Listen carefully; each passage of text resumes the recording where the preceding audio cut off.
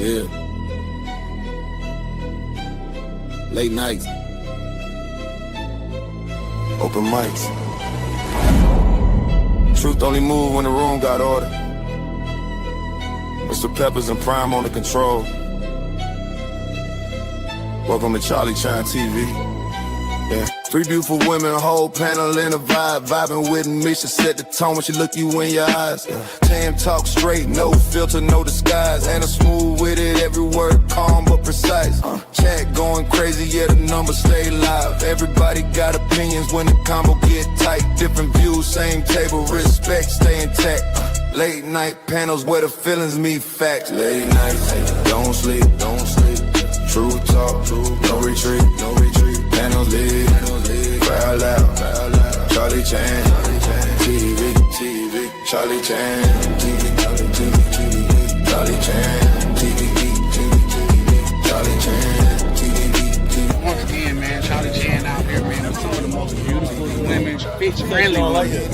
Yeah, sick of the lies. Same topics rotate every time they go live. Black man in Germany, Berlin, state of mind. Different culture, different lens, still speaking this side. Black cleaner, keep it solid, street calm, no flex. Miguel, keep it gangster, let the truth handle the rest. Ain't nobody running when the questions get steep. Nothing moves unless Peppers nod, Prime say speak. Two moderators. One room, one mic at a time. Now let it cook. Charlie Chan, TV, Louisiana, where it starts. Southern roots, but the vision way bigger than charts. Panel talking night, hotel reviews by day. From lobby to rooftop, he telling no fake. Grinding every wildin' in the comments tonight. Typing fast, cracking jokes, adding fuel to the light. Went against him on his top supporter in the chat. But he said cam up, Charlie, yeah, pressure like that. Hey, the travel POV, nodded off mid-live. Guess these late nights build different, everybody can't survive. Hey, late nights, don't sleep, don't sleep. Real talk, real raw speech, Peppers Prime, crowd loud, Charlie Chan, TV, Charlie Chan, TV, Charlie Chan, TV. Shout out to Live Chat. Shout out to Replay Gang. Shout out to supporters who keep the lights on. If you're here every night, we see you. Let's talk. Charlie Chan TV. Go ahead. What's good, y'all? It's your boy, DCPRT. I'm up with my boy, Charlie Chan TV. We out here at Ryan's Party, man. It's that number right now, man. I'm out lit.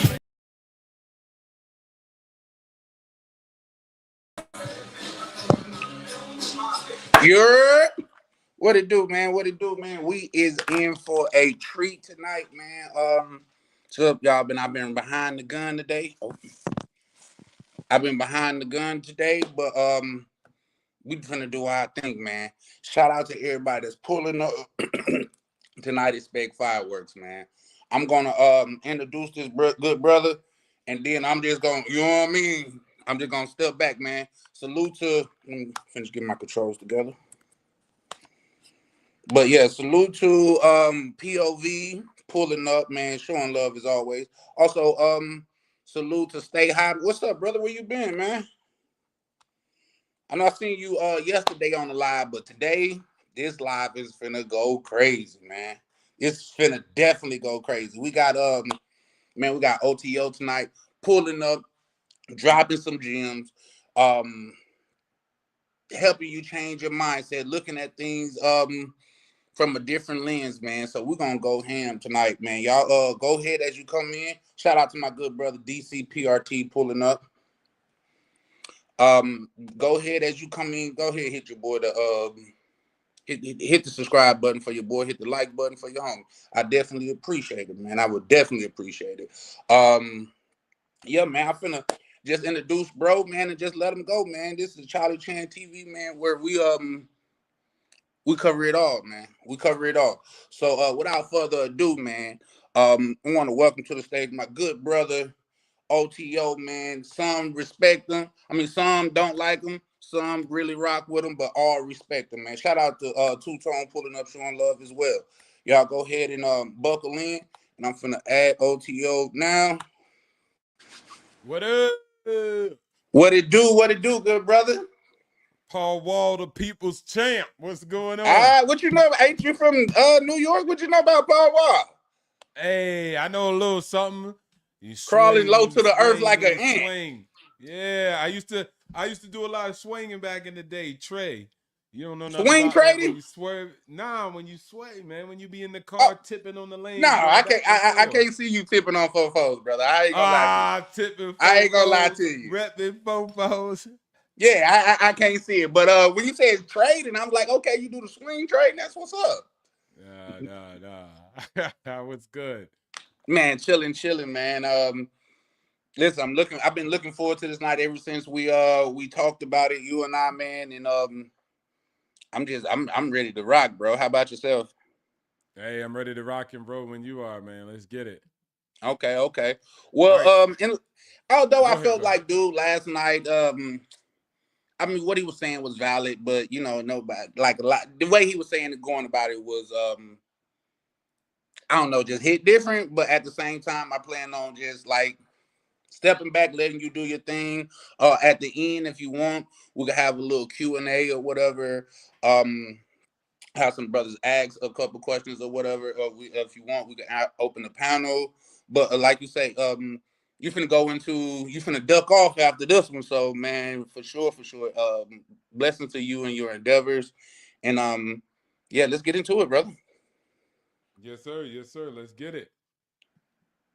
All right, shout outs to everybody on the Charlie Chain. So, hey, first of all, can you share my screen? I got a little something Absolutely. prepared. Yeah, thanks. Appreciate that. Mm-hmm. All I right, can give you the so summer jam joint too, so you could be the only one. This the and if you got any questions, you can ask as OTO we go show. through. Yeah, exactly. All right, so shout outs to everybody, man. I'm always trying to tell you guys what's the most important thing when I've been on the YouTube, at least my journey and how I got here. So actually, let me just start with that so people could just have that information just straight out the gate. Now, this whole thing, I'm going to be running through property, running through deals, simultaneously giving you guys an education. So here we go. Beyond the ticker, I kind of just have this, but it actually has a summary. So I'm Sean Bird, a retired United States combat veteran, but I'm full-time investing over here in Thailand and anywhere else where I want to be in the world. After my service, I stepped away from traditional employment to do something that most people considered reckless. I decided to study businesses the way that a Marine studies terrain and before in advance. I built Beyond Ticker as one of the applications that I have to actually see the company behind the stock. So we often hear people investing in the stock market, but we really just don't understand it. So we'll bridge the gap here on the stream today. So anyways, my time in the Marine Corps taught me how to operate in discipline and how to cut through the noise and how to hold conviction when the circumstances feel uncomfortable. A lot of times people just don't understand anything about investing. So we're going to clear up a lot of that today. I know you guys have heard many times, invest in the education, but I ask you this one question. How can you invest in the education if you know nothing about investing? You might invest in a terrible education. You might go to school to master in basket weaving or psychology or speech therapy. Economically speaking, that is terrible. Maybe that's what you like to do. That's a passion, but I'm going to show you what you need to do so you can do what you want to do eventually. And so when I transitioned out of the Marine Corps, I went full-time investing, and I didn't have a finance degree nor Wall Street background. But I came with the ability to work hard, sit through the 10Ks, and read everything and understand the business behind the ticker. And that's what got me to the actual performance of one of my portfolios. I ain't showing you all my information. So in the last decade, I've been able to maintain a 8x and a 48.5% annualized return. Of course, I hope that I retire as a champ with 30 years with the same score. Maybe it'll go down to a 40, who knows? But this is what happens when you have conviction. I'm only showing this to show that I've been there, done that, and I'm here to show you what you guys need to know and what you can learn. So one of the biggest things is financial education. And I want to start off with just showing you guys something, right? Because I don't want to just be up here presenting and talking. So as I talk to you, I want to show you something. Everybody knows Zillow, so you can go to Zillow and actually find a home. Because one of the most important things to building wealth is real estate. I do real estate and I also do stocks. But there's many other ways, business acquisitions, real estate investments. There's massive amounts of things and opportunities out there. But here, this is what we call, let me go ahead and get my price list right, is looking for a house hack. One of the biggest expenses that you have is accommodation and taxation. So we're going to deal with those two. And we're going to look through here and sort and try to find a fourplex. You got duplexes, triplexes, and all that good stuff, but I like me a good old fourplex. That's 4 units inside of one structure or on a parcel of land. So it could be 4 homes, single family homes, on 2 acres of land. That would be considered a multifamily unit. Right here, I believe this is a duplex. Got to wait for it to populate. This looks like a duplex. You see, 1 unit on the left, 1 unit on the right. You live in 1 unit, rent out the other. $220,000. We can do something more simple. So let's just run this case in this scenario right here. So this is why I love Zillow and many other applications. You got the rental calculator right here. How much the payments will be. Excuse me, your PITI, principal, interest, property tax, and homeowner insurance. Now, here they're going to show you what you need in order to do it. So we're going to go down here, and we're not looking to put down 20%. Let's say we're doing FHA finance, and we're going to do a 3.5. 3.5 requires a down payment of $7,700. Boom. That's step 1. All right. Then you got your mortgage insurance, property tax, homeowner insurance, and let's try to stay out of HOA. That's what I do. This ain't financial advice. This is how easy it is nowadays. You press this button right here to get pre-qualified. You click it, it will ask you follow-up questions, and then lenders will reach out to you, right? You want to check the flood zone to see where it's at. It has that information, so you can check that out. You can see the walk-in score. You can see the actual schools in that area and how good or bad they are. Where do they rank and rate? And then, where is it? Because it's supposed to be on here. It's supposed to be the down payment assistance program, because that's a big thing. They don't have it on this listing for some reason, but that's all right. I'll show you on another piece of property. So we got down payment assistance program. It's called, especially in Texas, everywhere got its own down payment assistance. So don't worry about it. Down payment assistance program. Boom. Let's say, where is it? TSHA. Texas. CHA something. Hold on. Let's just do Texas. It'll populate. Give me a second.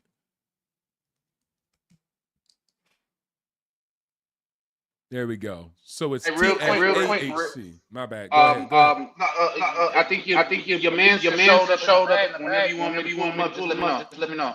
Got you. I'll bring you up in a second, Digital Nomad. Let me just land this plane real quick on here. So right here is the down payment assistance program. Every single state, city, they got their own grants, loans. See, as you can see, the grants right here. And they're going to help give you that 5% or whatever type of percentage that you get after you end up applying for it. The only thing you got to do is take an online course. It probably costs you about $60. Take the online course, and then that $7,000 that you need for that home right here, let's say for this duplex, right? They're going to give you the financing for it.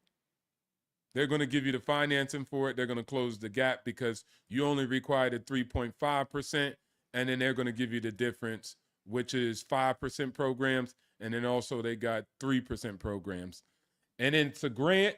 Watch out for the loans, because sometimes, you might have a loan there and you don't want that. And Digital Nomad, he actually utilized this program, not this specific program, but a program that was specific to where he did. You could be first-time home buyer or repeated home buyer, so it really doesn't matter, right?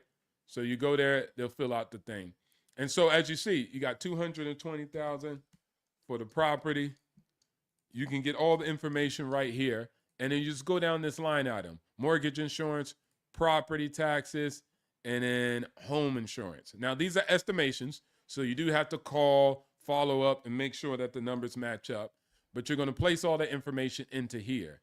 Then also, this is how easy it is. You go here, highlight that, go to Rent-O-Meter.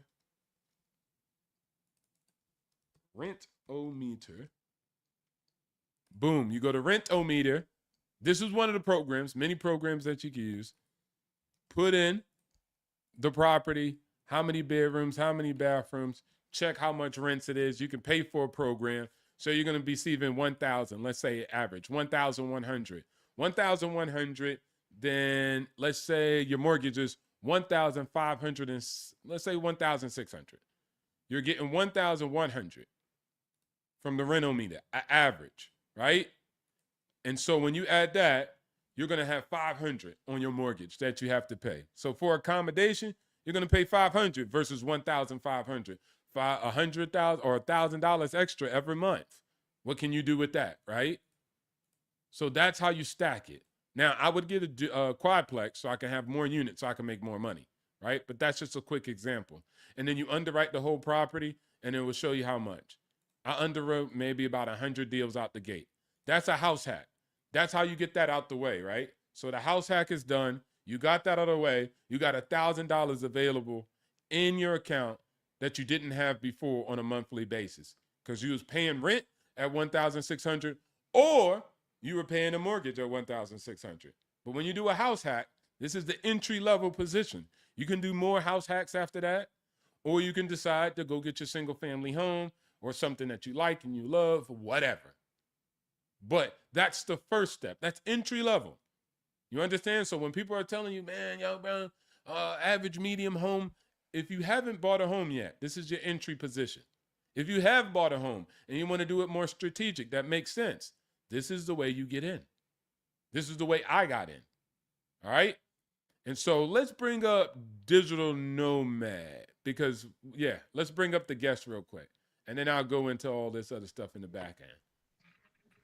Yo, what's up? Yo, what up? What up? What up? Thanks for having me. No, of course. So Can you hear obviously me? You hear me good? Yeah, I got you, Lima Charlie. Can you hear us? Yeah, I can definitely hear you guys, but I think somebody got a bad echo, and I think you OTO, you got two different windows open. Nope. No. I think it might be you. Well, I can mute up you guys talking. We'll just see how it goes. Oh, it's better now if you did that. Okay. Yeah. Yep, it's perfect now. Okay, cool. All right, and then I'll mute up too when I'm not talking too, just in case. So what's going on, man? Is it possible? Remember when we first met, right? Yeah. And this is all digital. So, but remember when we first met? What was one of the biggest things that I was telling you about house hacking back then, right? Biggest thing you were telling me that you think most people should do it. It's feasible for everybody to do. It makes the most financial sense for all of us to do, right? We'll be able to use the rental income to pay our mortgage or make a profit. Either way, it's a benefit. However way you look at it, whether you make a profit, cover your entire mortgage, or cover part of your mortgage, it's a win-win scenario. Either way you look at it. You don't need any money down. I got my house hack listening to OTO. I pay zero out of pocket, using down payment assistance programs like you showed earlier. And I was able to close on my house and actually get paid for it. I actually got a check in the mail.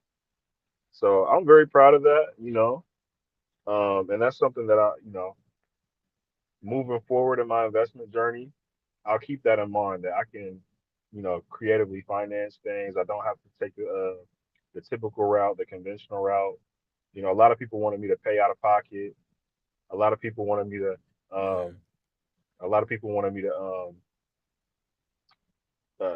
pay out of pocket my cash and everything. But I didn't do that. I took the, sorry. What number, right? Put it for both written down. Okay, appreciate it. And anyway, like I was saying, listen to OTO, taking OTO's advice, I was able to close on my house for zero out of pocket. So thank you very much for that advice. And moving forward, I want to continue to do so. I'm not going to just do one. We can keep doing it, Exactly. Right. And so I know you got to go because you're working, so I don't want to hold you up too long. But good for now. You got some. All right, cool. So for the whole thing, now let's be honest. First, when you heard me, it sounded crazy, right? Like it was like, nah, it ain't possible. X, Y, and Z, right? Mhm. Right.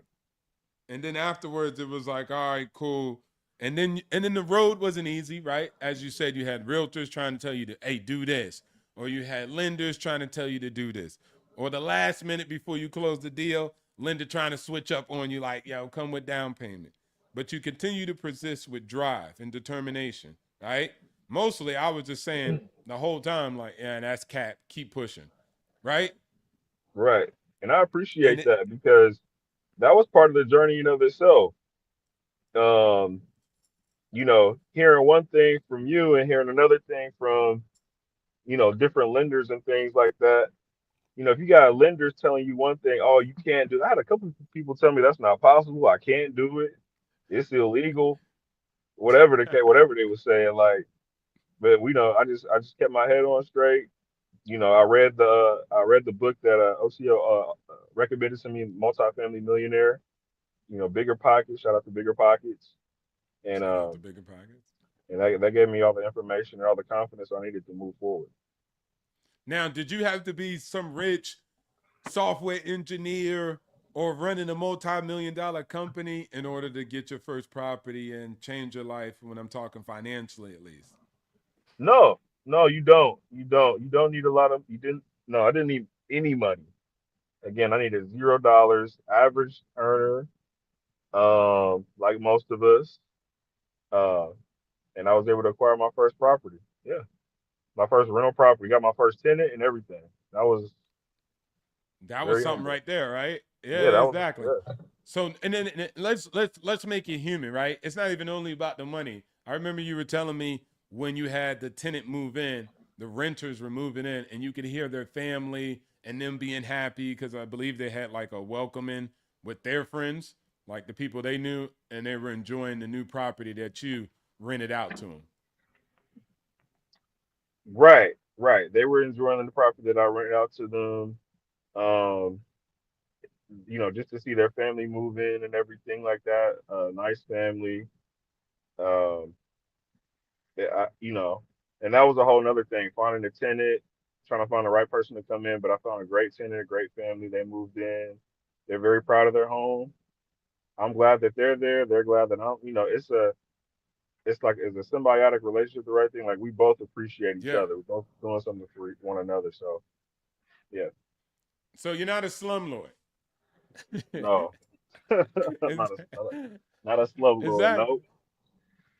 exactly. Now, again, like you said, if you decide to move on and when you decide to move on and you scale, that was something I had to realize when I had like units that were like 100 or I had 300 businesses in the units at the investment firm. Like it was a relationship between both of us. And so when I was doing it, not only was I making money, right? I was also providing a service for small businesses and medium-sized businesses that operated in our industrial properties or just residential families when I had multi-units, seeing the kids get good grades and them being like, oh man, I remember I actually gave like 30% discount to all my tenants during the COVID. I didn't need no politician or governor to do anything because I had control over assets, right? And had relationships with people where I could help them out in hard times if they were good to me. Yeah, yeah, exactly. I agree. And I'll say one of the biggest things I got from it, yeah, it's not the rent. I mean, of course, the house is great. Oh, yeah, not to mention, it's been appreciating in value. That's a whole nother thing since I've had it recently. Facts. Got a report from my lender recently. But anyway, aside from that, one of the biggest things I got from it that I appreciate is the mindset that I got from it. Now moving forward, I'm not as intimidated, or I'm not intimidated at all by the idea of completing a deal or a transaction with $0 out of pocket. Like right now, I'm considering a business acquisition. Let's It go. started from that, right? It started from Yep. once I accomplished that. Now I feel confident moving forward, and I feel confident, and I'm moving forward with the process of acquiring a business with $0 out of pocket. Using money from an investor, the seller themselves to cover the down payment. and then getting money, working capital for the business through an equity role. So all of that I learned from that, it it it it's not just for real estate. It transcends real estate. It is helping with other business ventures and investment ideas I may have in the future. So I appreciate it. Nah, for sure, for sure. I think that most people just don't see that once you accomplish that, then you can set out to do bigger things. And then, of course, you're going to have new obstacles that you need to overcome with the new asset class, trying to do it with acquisition of business. But hey, you remember what happened in the last story, right? You got that check in the mail and it said you made money. So when most people were telling you it wasn't affordable, all you had to do was learn the game and it became Right. profitable. You That was didn't the change your mantra. salary. You didn't have to change the senator. You didn't have to get no congressman to come through. You just changed Yeah. how you thought about it and how you basically built the terms, and it Yeah. became profitable. That was the mantra. I remember that. I'm sure everybody else remembers recently or a couple years ago. Like, well, I guess they're still saying it now. Like, housing isn't affordable, this and that. Well, you're not paying out of pocket. Like, you're not paying 100% of the house out of pocket. You're putting a down payment on it, and there's down payment assistance programs out here that'll help you pay for it. You know what I'm saying? So Everywhere, bro. I don't get it. I mean, and and there are affordable houses. You don't got to get $1 million house. Get a starter house. There you go. Get a starter house. Exactly. And I think that's one of the biggest things That's what I is did. getting a I got a starter. humble home for my first one, but it was worth it. I'm glad I did it.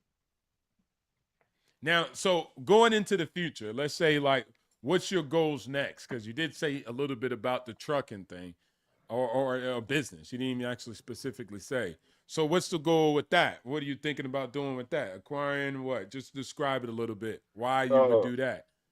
yeah. I think I'm motivated by. I follow someone named Cody Sanchez. Read her audiobook, Main Street Millionaire, and the idea or the concept is that there are a lot of small businesses out here that are for sale that older people don't want to run anymore because they're ready to retire. A lot of their children don't want the business; they want to live their own lives. It's a lot of small businesses in our local areas, whether they be laundromats, whatever, small stores, And so my idea now moving forward is two things. One, I want to get into the habit of doing business acquisition, um, acquiring businesses, putting a CEO in place, and then moving on to more businesses and just keep collecting them. And I also want to get into I kind of want to graduate from buying um, homes that are already there, buying turnkey properties, 'cause that's what I did with my first house. I want to graduate to doing construction, new constructions of homes. That's a whole nother game. Yeah. Constructing a home in a good area, let's say for example, in a decent area where all the comps are really good. Let's say the homes in the area are valued at about, let's say, $400,000, right? You look on Zillow, the houses are worth about $400,000. But let's say you come in there and you buy a lot of land and you do the construction for about $300,000. Well, since you built the house for less than it'll appraise for, you'll just get all that equity day one, or you know what I mean, after you built the home. So that's my Yeah. idea now. I want to get into that. That's my next goal, and I know I'll accomplish it. Yeah, yeah, for sure. And I know you will. Oh, what up, Charlie? What's up? I was just seeing if I could ask a couple questions in between. Now, if I'm keeping it a buck, a lot of you questions that I was having, you guys have already asking. But just for the people that's getting started, um, I just say to Nomad, just a question for you. Like, say, how did your thinking change, and what was your thinking like before you did what you did? I didn't think any of this stuff was possible. I heard OTO's lifestyle, I was just like, he was talking about moving overseas and living overseas, and You can retire early, fire, financially independent, retire early. I'm like, is any of this stuff feasible? What are you talking about? Like we all got to get a job and work and Mm. my mentality was I think like most people is just getting the highest paying job we can. And it's funny because that's where my name came from, digital nomad. I'm not a digital nomad. That was just my goal at the time. My goal at the time was to change careers, get into the tech space, coding or cybersecurity or something like that, and then get some digital nomad visa, live overseas, work from my computer, work remotely. That was the pinnacle goal. A lot of people live like that. They live overseas and they work from their computer. I thought that was the best thing possible until I met him. And then Mm. I found out there's more to achieve. But I Okay. like the name and I keep the name because there's a story behind it. And I don't think I'll ever get rid of it. That's what's up. So, just real quick, you don't, you like say, since you didn't make that mind switch, traveling is not like on your top of the list anymore. It is, but I think it's important, and me and him were talking about this. It's important to establish myself first because there's a lot of guys that are traveling that are broke or haven't accomplished Mm. anything or are struggling overseas. And they're overseas, but they're not living well, or whatever the case may be. So my goal is to be well off, or at least I don't even got to be rich. I just want to be financially free. Mm. You know what I Yeah, mean? for sure. Real quick, guys, so let me clear something for the chat because I know it's right behind Misha and I don't want it to look weird. I put love her after he was talking about Cody Sanchez. Cody Sanchez is a mastermind. I would recommend everybody go check her out. If I'm being honest, a lot if you ever read the book Watch the White Guys Have All the Fun, a lot of what they talk about in that book is what Cody Sanchez actually talk about on YouTube. But I'll end there. I just wanted to clear that up because I got Love Hurt right after Misha, so I just wanted to clear that. I was talking about Cody Right, Sanchez. right. But Hey, give me, yeah, no man, appreciate you coming up, bro. So let me yeah. ask you this about the process. How long was that process and how much like say it changed your perspective when you did it. So how was the process? The process. I'm not gonna lie. It tested my mental fortitude because there was a lot of times, being told by so many people, brokers and stuff like that I can't do it. And I'm thinking like, well, they're the professional. Who am I to tell them they're wrong? If Mm. I got a lender telling me I can't do something, then I probably can't do it. He's been in the industry for 10 to 20 years. You know what I'm saying? Mm. That I think that'd be what's the word I'm looking for? Is arrogant the right word? I don't know. Of me to try and correct somebody, but you know it. But what gave me the confidence was, and that was something the OTO was telling me.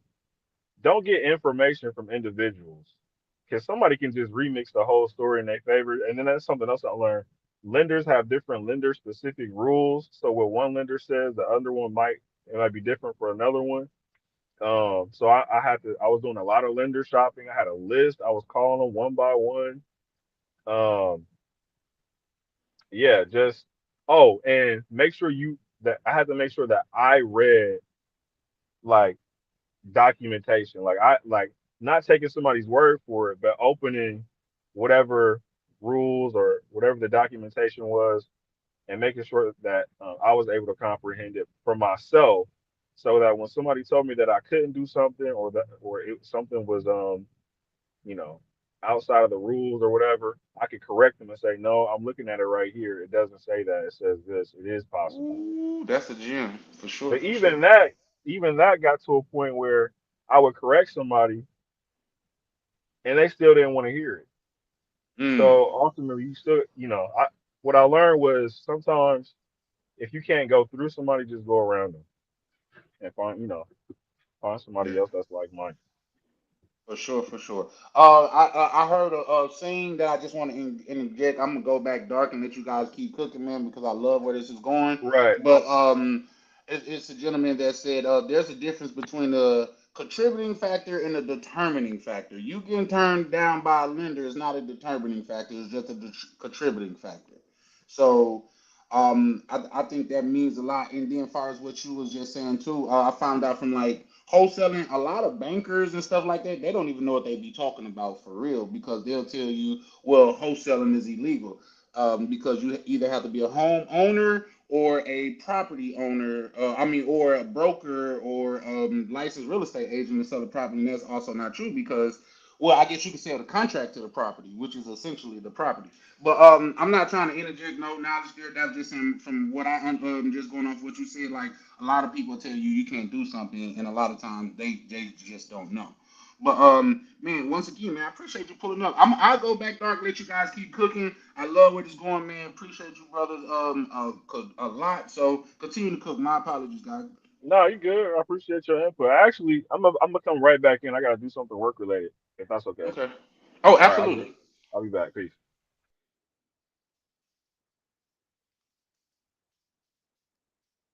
Can you hear me? Yes, sir. Loud and clear. Loud All right. and clear. So wait, hold on. Can you share my screen? I'm just gonna play some music, but share the screen for me, please. Absolutely. No problem at all, sir. And then you could put me on the summer jam. Yes, sir. Yes, sir. Put me on the summer jam. Put me up, coach. Beam me up. Okay. If I was to put you on the summer jam, I'm having that echo again. Wait, what? We're having an echo again. I don't know why. Okay, it's gone. It's gone now. It's gone now. It's gone now. Well, no, it's not. No, it's not. Is it me? I'm only me. I got my headset in. There should be no echo on my side. It's when I'm talking. For some reason. Yeah, all right. So when you mute yourself, we'd be good. Okay. So I go ahead and down, give you the summer jam. And then leave up that because I want the background music playing. Yeah? Okay. All right, cool. Now we back. Technical difficulties are over. Let's get it. All right, so one of the things that I was trying to say to Digital Nomad and anybody else that's listening, there we go. I'm back. Here we go. All right. So one of the things I gave was a presentation about hourly wealth versus hourly wage. Let me switch this up so I can see it better. All right. So I spent years watching people trade their lives just for a paycheck. Good people, like Digital Nomad, people who worked 40 to 60 hours a week, climbing some ladder, and still ended up with a modest net worth by their 50s if they were lucky. Most of us know check to check. Then I realized something. They were playing the wrong game. So was I. I started dedicating just 1 hour per day to financial literacy. This is why it's so important. Not get rich quick schemes, not gambling on some crypto, shout outs to that, but not that. Just discipline, learning about my 401k, index funds, tax strategies, and real estate leverage like the house hack he just spoke about. Tools already available to working Americans. There's no entry. I don't have to be a millionaire in order to do it. Anybody can do it. The results were staggering. In a single year, I was able to generate more wealth than I earned in a decade of wages. And I wasn't alone. People I knew, like truckers, shout outs to Digital Nomad, nurses, electricians, started doing the same thing. They shifted from laborism to capitalism. That's what he was talking about, labor, right? Trade your time for dollars and hope your employer gives you a raise and retire at 65 if you're lucky. Rest of the world don't get to do that. So you're lucky to be able to do that alone. But capitalism, own assets and let them work for you 24/7. Building wealth while you sleep, while you go on vacation, while you're on PTO, while you might be injured and you can't do what you love in your passion, or you just can't go to work. This deck isn't theory. It's what actually works when you stop working for capitalism and start making capitalism work for you. See, that's not the problem. Capitalism ain't an issue. It's that you're working for it instead of it working for you. See, so I'm going to frame this up. It's called the wealth wage framework. It's pretty simple. Wealth wage, just like hourly wage. This is different, okay? Measure your financial moves not by the hours you worked, but by the wealth you created per hour invested. That number, your personal wealth wage, is the most important metric you'll ever track. And we're going to use an example from Digital Nomad. This is all built on his example, right? Because we did the calculations one-on-one, and I showed him this. One focus of 1 hour per day, because that's what he did, it makes all the difference from your financial trajectory forever. You have the hourly wage, and then you have hourly wealth. And now, how one focuses an hour a day on financial literacy can generate a wealth wage that can survive your career or climb in a career. Shoot, signing a deal, blowing up. Most artists don't know anything about this. That's why they lose their money. The core insight: your time is your highest leverage asset at all. I can have $1 billion, I can't buy time. Invest it in the right knowledge and it pays dividend for life. It don't, and you'll have consequences for the rest of your life. The big question is this: what if the hours you spend learning wealth strategy outperform the hours you spend earning a wage? Imagine that. The traditional wage, I wouldn't even call it trap. Let's call it ladder. It's the first step. It's not bad to have a job. You don't need to quit and go work for yourself in order to get wealthy or be financially free. Most Americans trade time for dollars in jobs with structural limited upside. The math is sobering and it's fixed. It's simpler than you think. Now, an example, shout outs to Digital Nomad, right? Truck driver, average is around $27 an hour. The top earners can get around 40 to 43. Top earners, after a decade of experience, he's getting 40 to 43 per hour. Now, real wage growth has lagged, but asset appreciation for decades has not. You get me? So once you get the capital, reallocate it to buying assets would appreciate. It's not wealth stagnation, or let's say, what does it call it? Income stagnation, right? It's asset stagnation.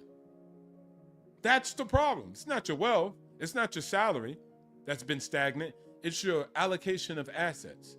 The hidden costs. Decades of 40 to 6 hours a week often yield modest net worth compared to a strategic investor who worked the same hours but allocated 1 extra hour towards financial literacy. And I had this whole chart up, right? But let's do a real world example. Shout outs to Digital Nomad, but I built it off of that since he came into the show today. Check me.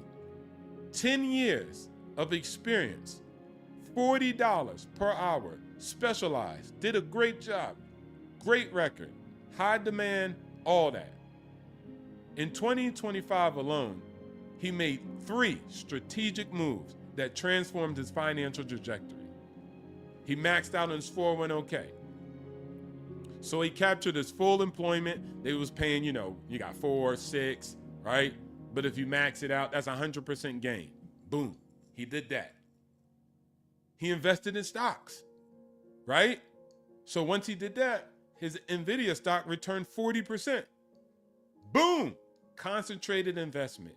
On top of having a portfolio that's managed across the S&P, something like a mutual fund or ETF.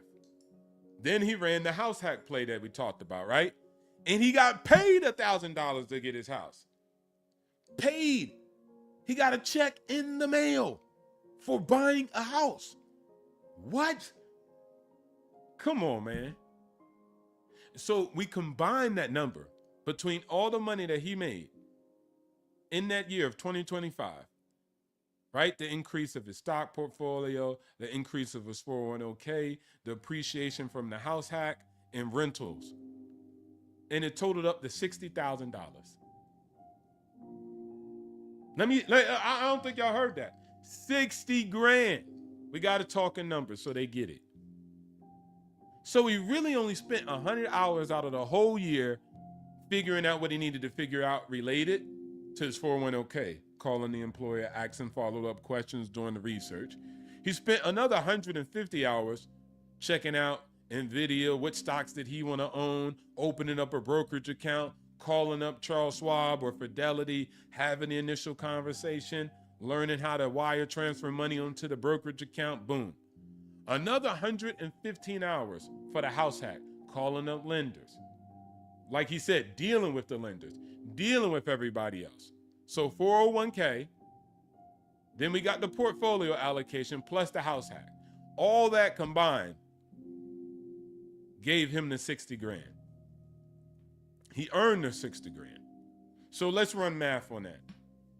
This is the wealth wage and the hourly wage. Let's match them up, right? Remember, $40 an hour after 10 years. But with his financial literacy, after 1 year, 1 hour a day, that's 365 hours, right? But he worked on the road only 40 hours. He did more than 40 hours, but let's just say he did 40 hours, right? A week. That's 2,080 hours. So 2,080 hours at $40 an hour, driving a truck on the road. But here, 365. Now divide 60 grand by 365. What do you get? $164. That's how much he got paid when he focused on financial literacy. Every hour, when he runs back the math, how much time did I spend calling realtors? How much time did I looking at the 401k? How much time did I spend looking at NVIDIA stocks and reading about the company? Okay, I spent 360 hours in this whole year, and I was able to generate 60 grand in this whole year with only 365 hours. Versus me being in that truck, away from my family and friends, working hard on the road. After 10 years, I get paid $40 an hour. That's a 4x return on the same time. We all got the same time. Some of us actually don't, depending on other things. So this is how financial literacy is important. Now, you could decide to go out on a campaign against the president, the senator, the Illuminati, a different group, a little group, a big group, rats, monkeys, whatever. I'm going to spend my time on financial literacy to change my life in a real way. The wealth wage concept doesn't just apply to working class earners. It applies to everybody.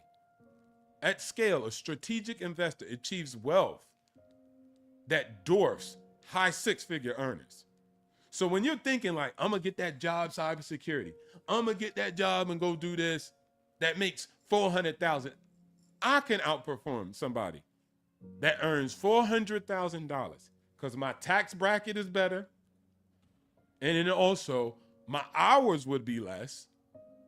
They're still going to have to work that 2,080 hours.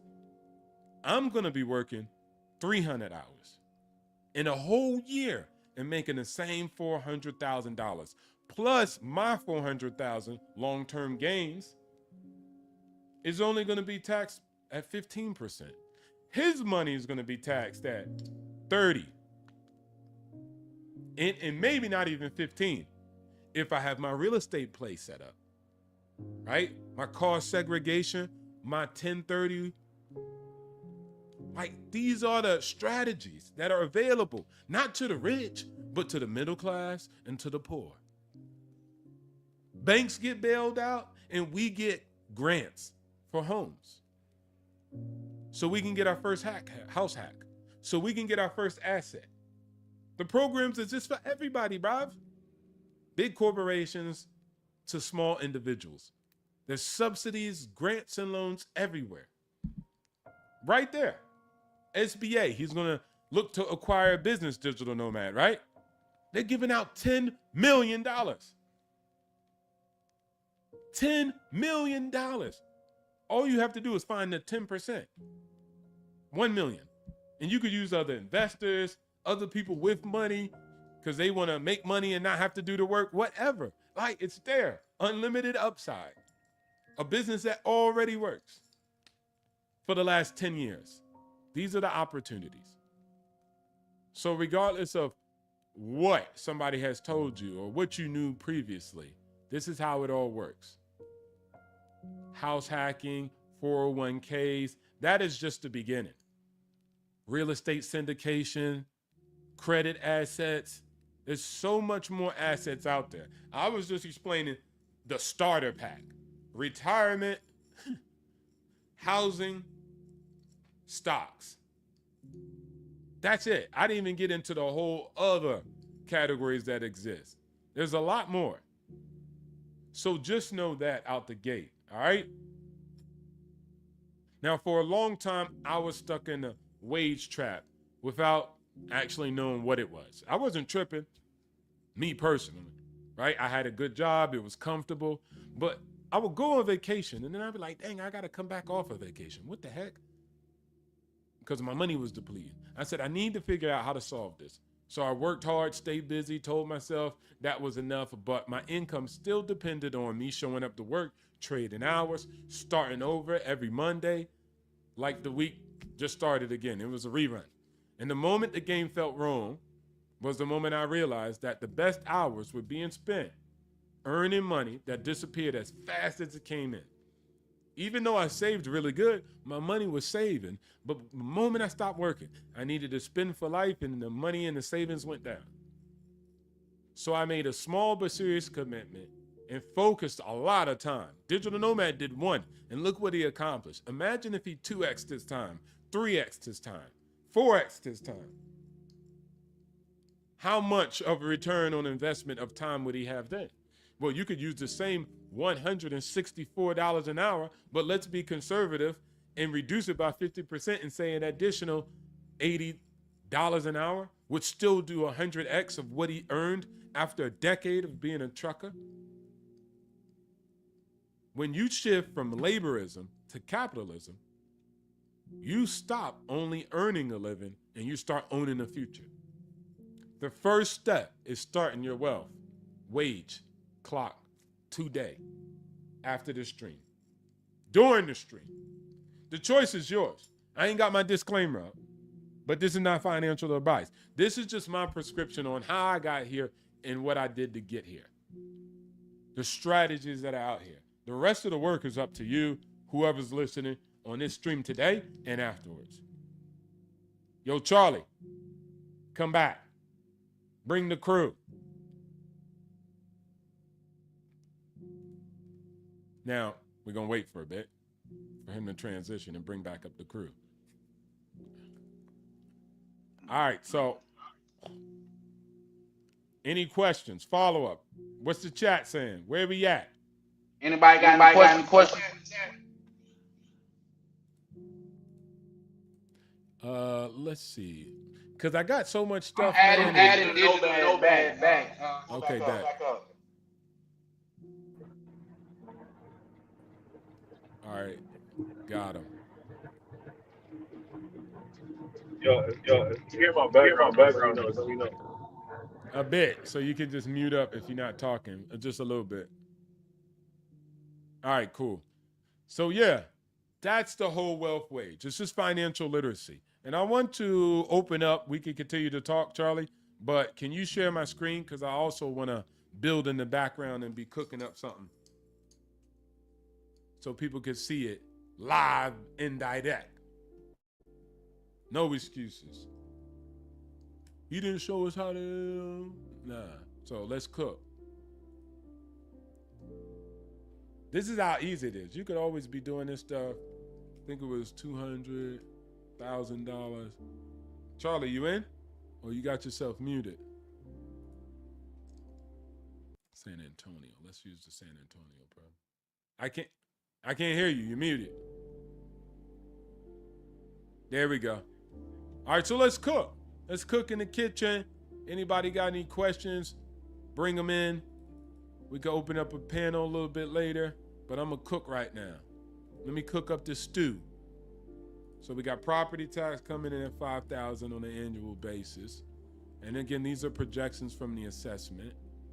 We got PI and TI, but that's gonna be calculated. What other rate? Let's say we can get a 6.5. We're gonna be bringing the rate to 6.5. We got a down payment of 3.5. 6.5, 30 years. Cost to close was $7,700. We're going to get a grant for that, but the calculator can't calculate grants.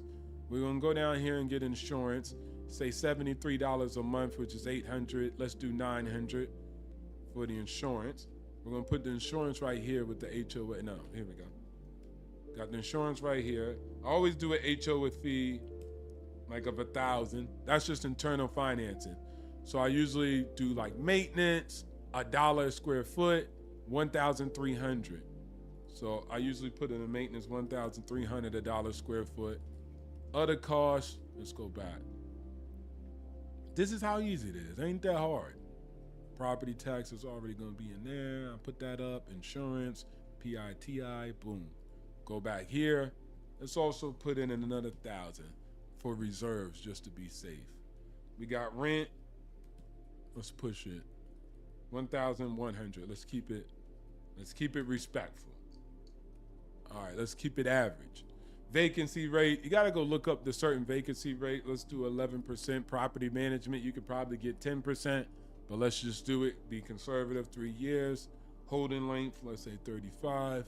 Cost to sell, 8%, 200,000. Loan, yes, boom.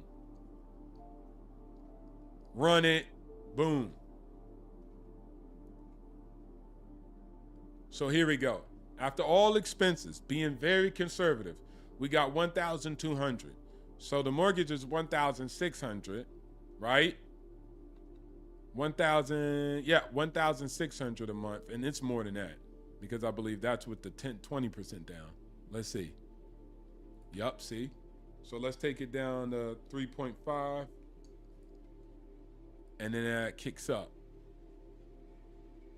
So now it's 1,400 just alone in that. 1,400. So yeah, 1,700, 600. So 1,700 and then 1,200. So you save up an extra $500 just like that. And that's with me with property management. You could take the property management out, manage it yourself. So that would be $100 extra every month.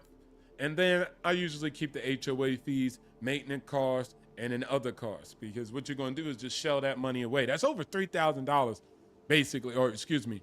Yep, $3,300 shelled away from just maintenance. So at that point, you're really putting money and investing back in your property. But you got $500 off because you're not paying in the mortgage. Somebody else is paying your debt. You get what I'm saying? This is very conservative. A lot of people don't do that, so I like to err on the side of caution and have that money on the side in case something goes out. You know, a water boiler, AC unit, these things should be prepared for, right? When you do the inspection, but still, you just want to actually make sure that it's not going to be an issue. And this is on a duplex, right? That's why we like to get a triplex. And then you just keep running this. You keep finding more property, look in different areas, try to find the fourplex or the threeplex, which is called tri and quad, and then you run the numbers. Just like we ran the numbers in that situation. Keep running it, keep underwriting it, and then that's how you work it. Yeah? Make sense? You're spending this. That's $400 to $500 extra a month. That's some people's car payment per month. You get me? So that's money that you can invest. Most people are not even investing $100 in their 401k or anything else, or their brokerage account. So if you got your 401k that you're still invested in at 2%, 3% of your salary, right? And that's 100% gain. Then you got an extra $500 now available when most people say, well, I don't got money. Well, first of all, you got a budget problem. Second, right? Now that we helped out by targeting one of the largest expenses, which is accommodation, now you also have taxation. You have tax strategies that you could do to reduce your obligation on your taxes because you have a rental property. Not just a home that you stay in, right? Because if you just stay in a home, you only get so much deductions. You can reduce the mortgage interest, right? You could do that. That's a deduction if you got a home that you live in. But once you have a rental property, then you have more deductibles. because it's a service, right? And then adding that service, you get that incentive. That's what the taxation there is for all out there for. Then like digital nomad said, he could buy the next place. He can do the next deal, move out this property, keep this property, refinance, and just keep building like that. Move to a different location and get a new crib. Keep this one, put it in rotation, still rent it out, building up equity, etc. You get my drift? That's how you do the house hack. The house hack is everywhere, bro.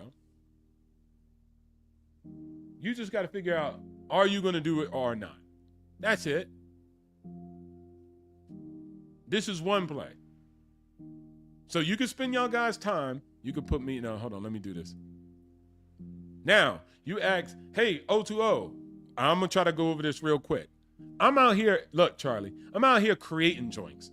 It's called the piece to profit ratio. That's just something I created. It doesn't exist in financial terms, right? But sitting back, I'm looking at all these investments, public equities, which is the stock market, right?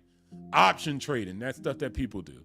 Real estate, syndications of real estate, private businesses, running your own business and company, running a business that does business with the government contracts. And after running in that, I call a thing called life tax, right? How much time, energy, attention, and risk does it bring? Time, investing in stock is low. Energy is low. Intention is low. Liquidity is instant. I can sell it just by going on the app and clicking a button. So the outcome efficiency is high. But if I'm running a business, I'm getting 20 to 50% possibly on my ROI, return on investment. It costs a lot of time, a lot of energy, a lot of attention, and it's illiquid. The outcome of actually selling it is 10 to 30%. You got a chance of selling your business of 10 to 30%. So after you build it up and it makes money and you want to retire, maybe you got a 70% failure rate on being able to sell your business. That's very fire. What'd you say, did you? I'm saying they have a low chance of selling it. Yeah. Less competition. Wait, I can't hear him. Makes you have a what? I'm muted. So if it's a feedback. No, I just couldn't hear him. He was saying something, but I couldn't hear him. I was saying they have a small chance of selling their business. 10 to 30%, like you said. Yep. So that means we have a higher chance of there's less competition. Oh, yeah. Exactly. Yeah. You're looking at, so it's a buyer's market in that type of equation, right? Because the buyer of your business is like, bro, all right, if you don't want to do the deal, don't sell the property, close down the business, and get no money, Like, it's a bad situation. Because you built up the business, it makes $1 million, let's say a year, after all expenses and everything, right? SDE, right? But if you don't sell it, and when you want to retire, it's done. Like, you got to fire everybody, sell everything. So shout out, all right, everybody's muted. So net, that's why it's very risky and very worried. But that doesn't mean that for buyers, that's good for you, okay?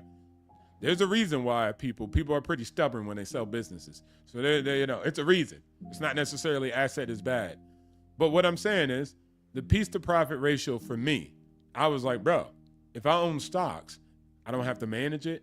I don't have risk. It's liquid. I can sell it at any point in time, right?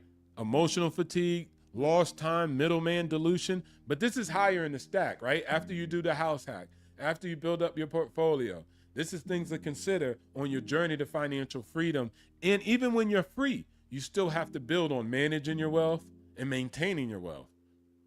So it's a journey. It's not done, right? Once you get the M, it ain't over. But it's way less hours than going to work. I tell you, it's less than 2,080 hours a week, right? Or a year. It's way lower than that. So anyways, I created this whole formula where it runs the number, and I call it the holistic rate of return. See, up here, they giving you, check this out, they giving you ROIs, return on investment, right? So, oh, man, you only making 8 to 15% on your public equities.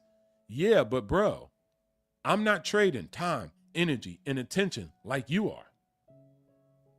It's different, bro. I'm in Thailand at the beach. You're at the company, working every day. You know, you're the one who got the relationship with all your clients as an entrepreneur. You're the one at corporate America waiting for your PTO. I'm on permanent PTO. So yes, you might be getting more return on investment. But for me, I'm over here. I'm time free. I'm liquid. I can sell immediately. You want to sell your home, you're going to have to wait at least average, let's say 45 days on the market. Want to sell your business, 90 days. And again, 30% chance in the best case scenario. That's what you're going against. And then you got all these middlemen. The realtor wants 2%. Then the buyer's realtor wants 2%. Then the title company wants 1%. Then the government wants their everybody want to eat. So you like, yeah, man, in real estate, I'm going to get me my, well, let's go back, 12%, what, let's say. I'm going to get my 12 to 20%. Well, again, remember I used that calculator? 8% is gone because the middleman. The realtor, they got a whole job. They got an Instagram. They like sold somebody's crib, made $1 million. That's $1 million from the property owner that he don't get. He made all the payments. No disrespect to the realtor, but come on, man. Really, bruv? Then the other realtor took some money. Then the broker split that money with the real. What I'm saying is, with the stocks, I sell it, nobody's there. Charles Schwab ain't like, well, I want 8% of your million. They don't do that. So that's why I said you don't got middleman drag and all that. So this is what I calculated in a long time of being in the game. And I'll end here. The largest market in the earth is the public equities. Trillions of dollars come from the global stock market. 3x of what real estate does. And it's just getting started. I asked this question mostly, and I want you guys to hear this. If you have a home, right? Let's say you did real estate and you had a bunch of homes or one home, right? And you lived in it. What happens when Apple says that they open up a headquarters around your house?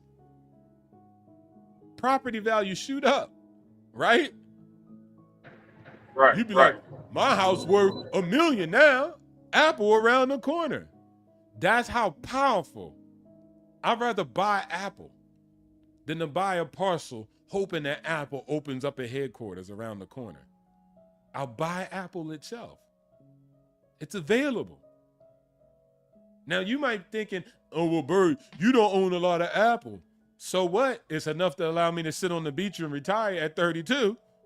I don't need to own the whole dang Apple. I just need a piece. Right? I need a piece, a fraction of a fraction will get me what I need. And that's what gets what everybody what's his need. So the big thing that I was trying to say is real estate, it's not about location either. Detroit, what happened to Detroit? Why isn't it valuable? Because they don't have industries. Imagine if Apple, Meta, NVIDIA open up headquarters in Detroit. I bet you that Detroit real estate will be valuable then. But since the auto industry left, right? Steel towns, coal towns, big companies left, and real estate was not as valuable as what everybody said it was. It's intrinsically valuable.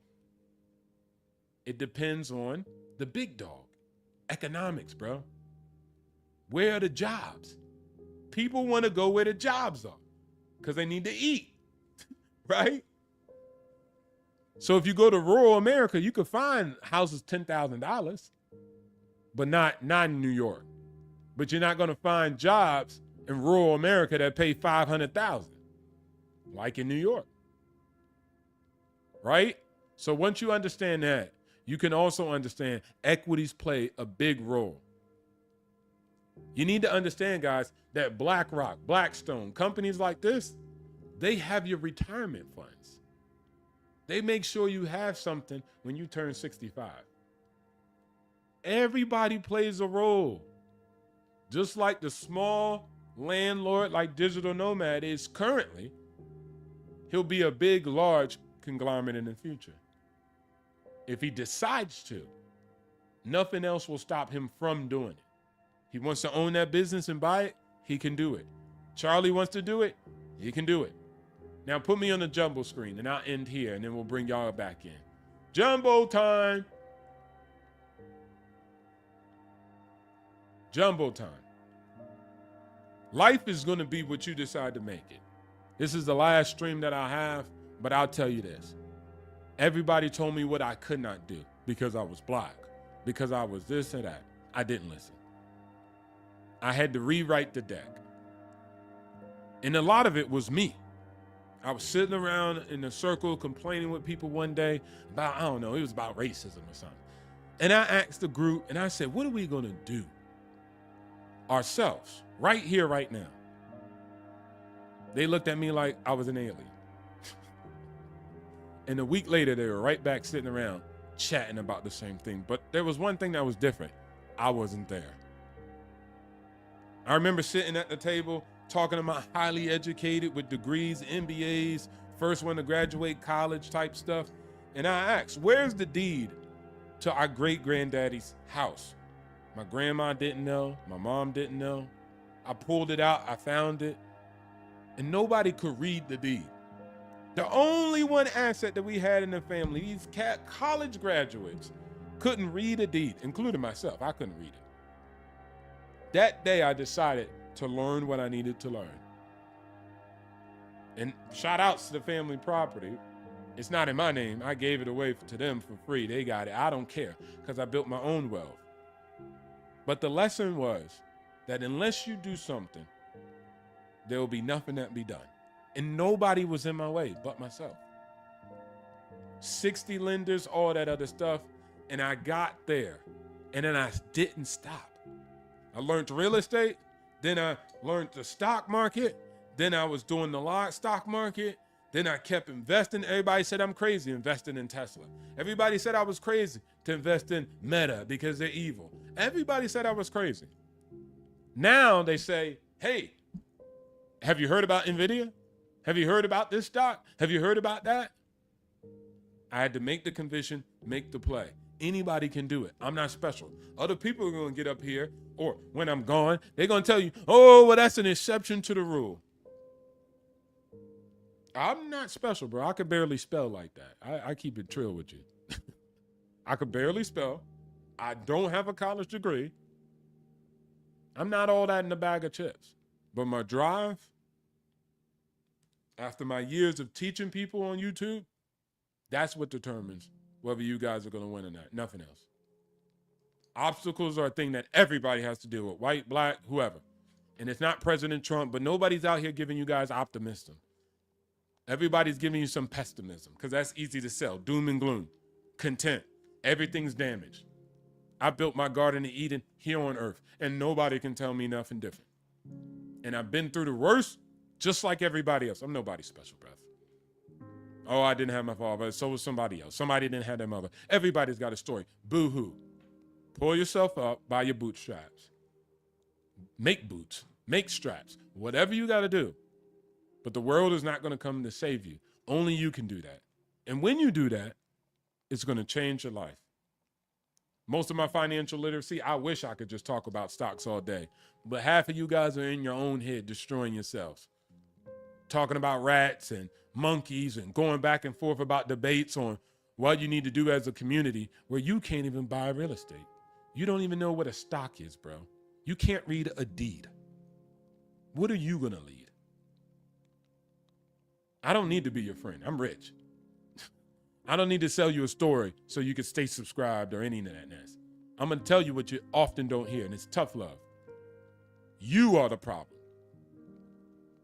That's it. Fix that. The upside is exponential. Trust me. Everybody has it. I'm not from Krypton. I'm just Sean. Nothing special about me but my determination and drive. And everybody can have it if they decide to. Bring back in the chat. Bring back in the crew. I'm off my pulpit. You could take down also the shared screen. Oh, I can do that too. My It's a bad. great, it's great. That wasn't no speech. That was real life. No, I'm just kidding. Wait, Charlie, is you talking? Go ahead. Yeah, you killed it with that, bro. Like, listen, I'm over here, goddamn it, pumping my fist, bro. Cause I don't know if you worked on that in the mirror, but that hit home, bro. I ain't gonna lie to you. Hey, And shout Charlie. out, yes, sir. Sorry, go ahead. I'm listening. No, I was just gonna say shout out to everybody that's pulling up and standing for this game, bro. Because I really felt like when it comes to conversations about bettering ourselves, it wasn't gonna be a good turnout, man. Like say, only reason why I seen you guys just come in and stuff in what's name. I didn't like while OTO was cooking. I didn't want to bring up any comments because I didn't want to distract or cover up what he had on the screen. But this is amazing, guys. I was thinking like, damn, maybe all these guys want to talk about is light skinned, big booty broads. You know what I mean? But the fact that y'all showed up and kicking in like you guys are, man, is super motivating. And it's just letting me know that we are more than just box chasers. You know what I mean? We are more than just men that wanna lay around and fornicate all day. You know what I mean? So shout out to y'all. What is Nomad? The floor is yours. I heard that. It sounded like you had a question or you want to Yeah, reply. I was gonna ask. I was gonna say like, okay, so you see what OTO doing. You heard my goals, right? How I'm getting into investing. I want to get into business acquisitions and developing real estate. What are your goals? What are you doing? What are you aspiring to?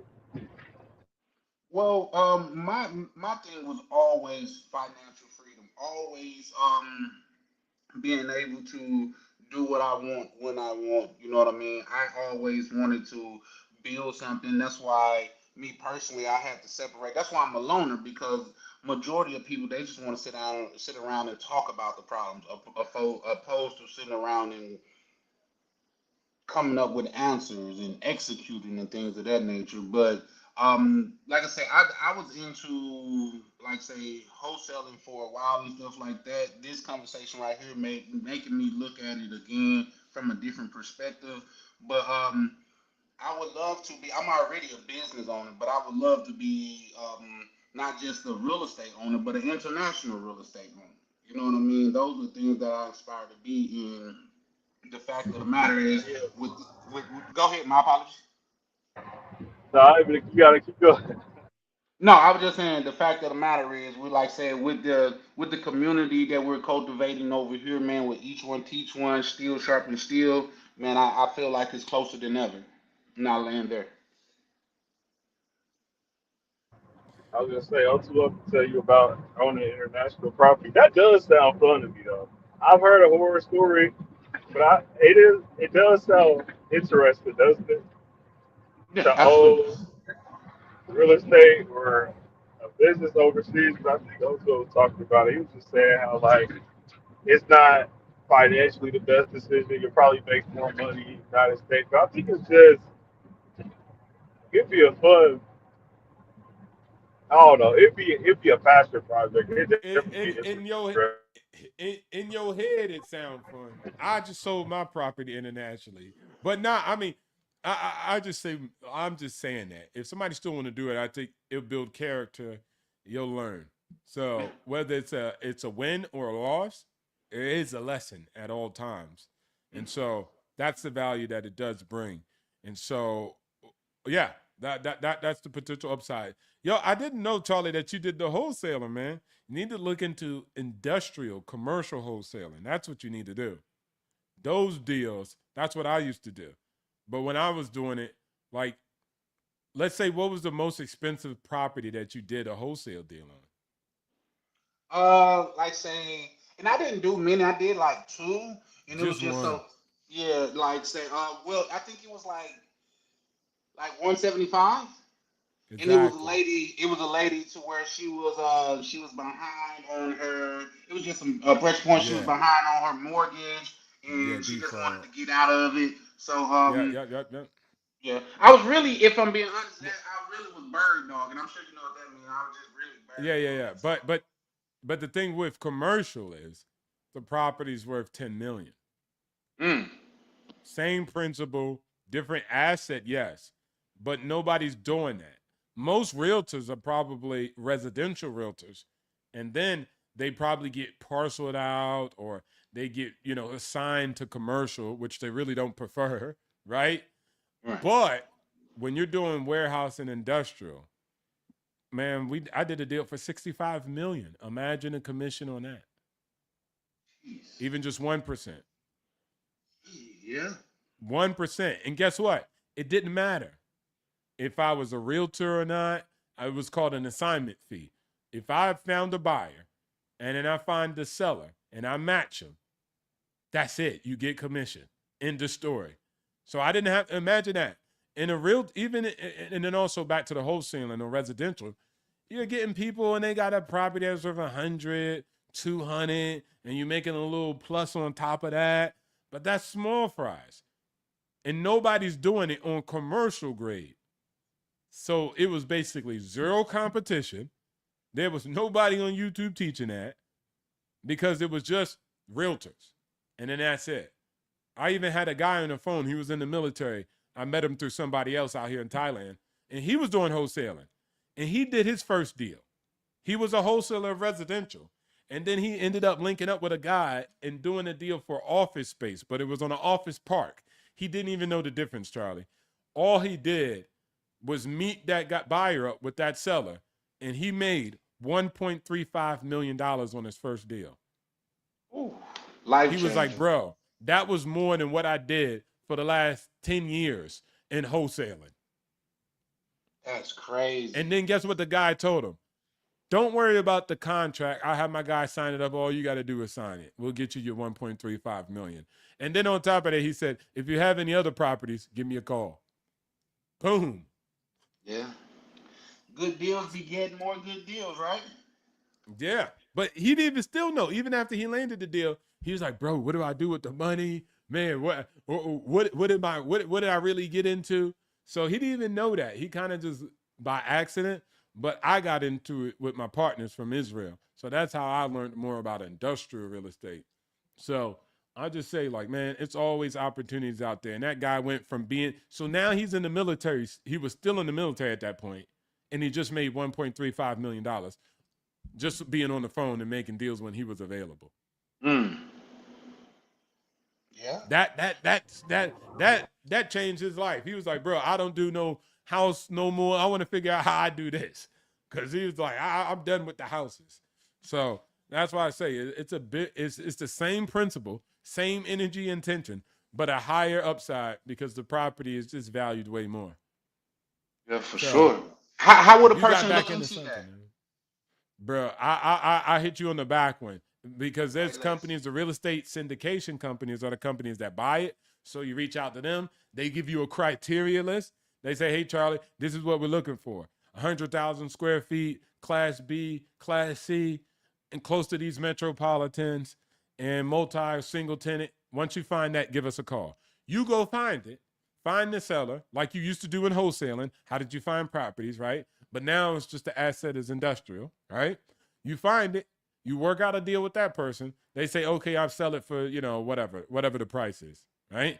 Then you go back to that buyer and say, hey, I found it. Here's what the guy wants. Here's all the information. They review it, go through their board. They say, okay, we want to acquire that. That's within our criteria. That's how you made the money. That's what's up. That's what's up. I know And a lot of guys. it get a little bit more crazy than that because let me just say this. I told the guy, hey, look, they're about to pay you 1.35, yeah? He was like, yeah. I was like, what you about to do with the money? He was like, I don't know. I was like, think about rolling it. So he roll in $1 million with him, right? So he'll say, hey, look, don't pay me out $350,000. He avoids tax too. So he pays taxes on the $350,000, right? Then he says, hey, keep the $1 million. Why? Because they kept $1 million, put it into the deal, and over the next 5 years, they gave him a 2.5 multiple on that money. So 5 years down the road, they were paying him 10% in dividends on a quarterly basis. So that's, let's say, $1,010,000 almost. So let's say $8,000 a month he was getting paid passively, right? And then at the end of the deal, they gave him $1.5 million on top of the million he gave. So he ended up walking away with about $3.5 million total. No, And he just rolled it in. And they give him extra bonuses on the return, because other investors were getting like 8 to 10, but he got 13 because he was stacked in the deck a certain way. So it gets complex, but it's not really that deep. If I understand it, anybody can understand it. Plus, you got LLMs. So what I'm just saying is, once you get creative, once you keep building, you can build out any type of deals. That's what's up. That's what's up. Let me ask you, you gentlemen, a question. Like, say, so when you guys do like the house hack, so you guys don't you do house hacking as in renting, like, say, the other units on the property, right? Yep. Say it again. Okay. Sorry. I say you guys do, like, say, in the threeplex, your house hacking is you staying in one and renting out the other two. Yeah, exactly. Okay. So what is that process like of getting a good tenant in there? Not somebody that you feel bad for, a single mom with 5 kids, and it's just like hard. Like, what is the process of like getting you a good quality tenant in there? Well, first, you post the property for rent, and then they come out, and then that's when you size them up, and you look them up and down and see if they look crazy or not. Hmm. And then if they like it, you show the property, and then they fill out an application, and it'll give it should have their credit history, it should have uh, their employment verification, where they work, the paycheck, you see how much money they're making, if they can afford the rent on a regular basis, how long they've been employed, that kind of stuff. And then from there, you just make a decision on whether or not you want to rent out to them or not. It's pretty straightforward. I use Zillow. Zillow has a platform, like a rental platform. Uh, it's real streamlined. It makes everything really easy. They draft the lease and everything for you. They have the whole application, everything for the tenant. It was really straightforward and easy. I wanted to ask you a question too, bro. How was wholesaling? Because I tried to wholesale and I failed at it. Like, I tried it and I was calling people and I had this like this sheet, right? And I had to. It was like a it was like a sheet. It was like a document. I had to read it all, and it sounded really pitchy, like I was trying to sell something. You know what I'm saying? I remember Yeah. one person I was reading it off to, like, "Hi, my name is so and so, so and so, and I'm interested in. Are you interested in selling your property?" Like, I kind of sounded like a robot. And I remember one person was just like, "Look, bro, you like the fifth person that called me. Just tell me you know what I'm saying? Just tell me what you're trying to do, because this whole sales pitch is taking too long. Well, You know what I'm saying? You just talk about that." did he go out? Can you hear Yeah, me, he went Arturo? out. Yeah, go ahead. Oh, Go ahead. Did you hear me? okay. Yeah. You had went out for a minute. You probably just in a bad spot, but continue. Oh, my bad. Can you No, hear we can me? hear you now. Go ahead. Yes, sir. Okay. Yeah, yeah. I was just saying, like, you talk about that because I don't know when I went out, but I was saying I tried wholesaling before, and I didn't do well at it. And when I did it, I remember the person I was trying to wholesale with, or two, wholesale their house. They cut me off mid speech, and they was like, "Look, you like the fifth person that called me. Can you just get to it? Can you just tell me what you willing to purchase the property for?" Like, I Yeah. remember being frustrated about that, like calling people, and I wasn't the only wholesaler that had called them. Like, everybody had got to them before I did.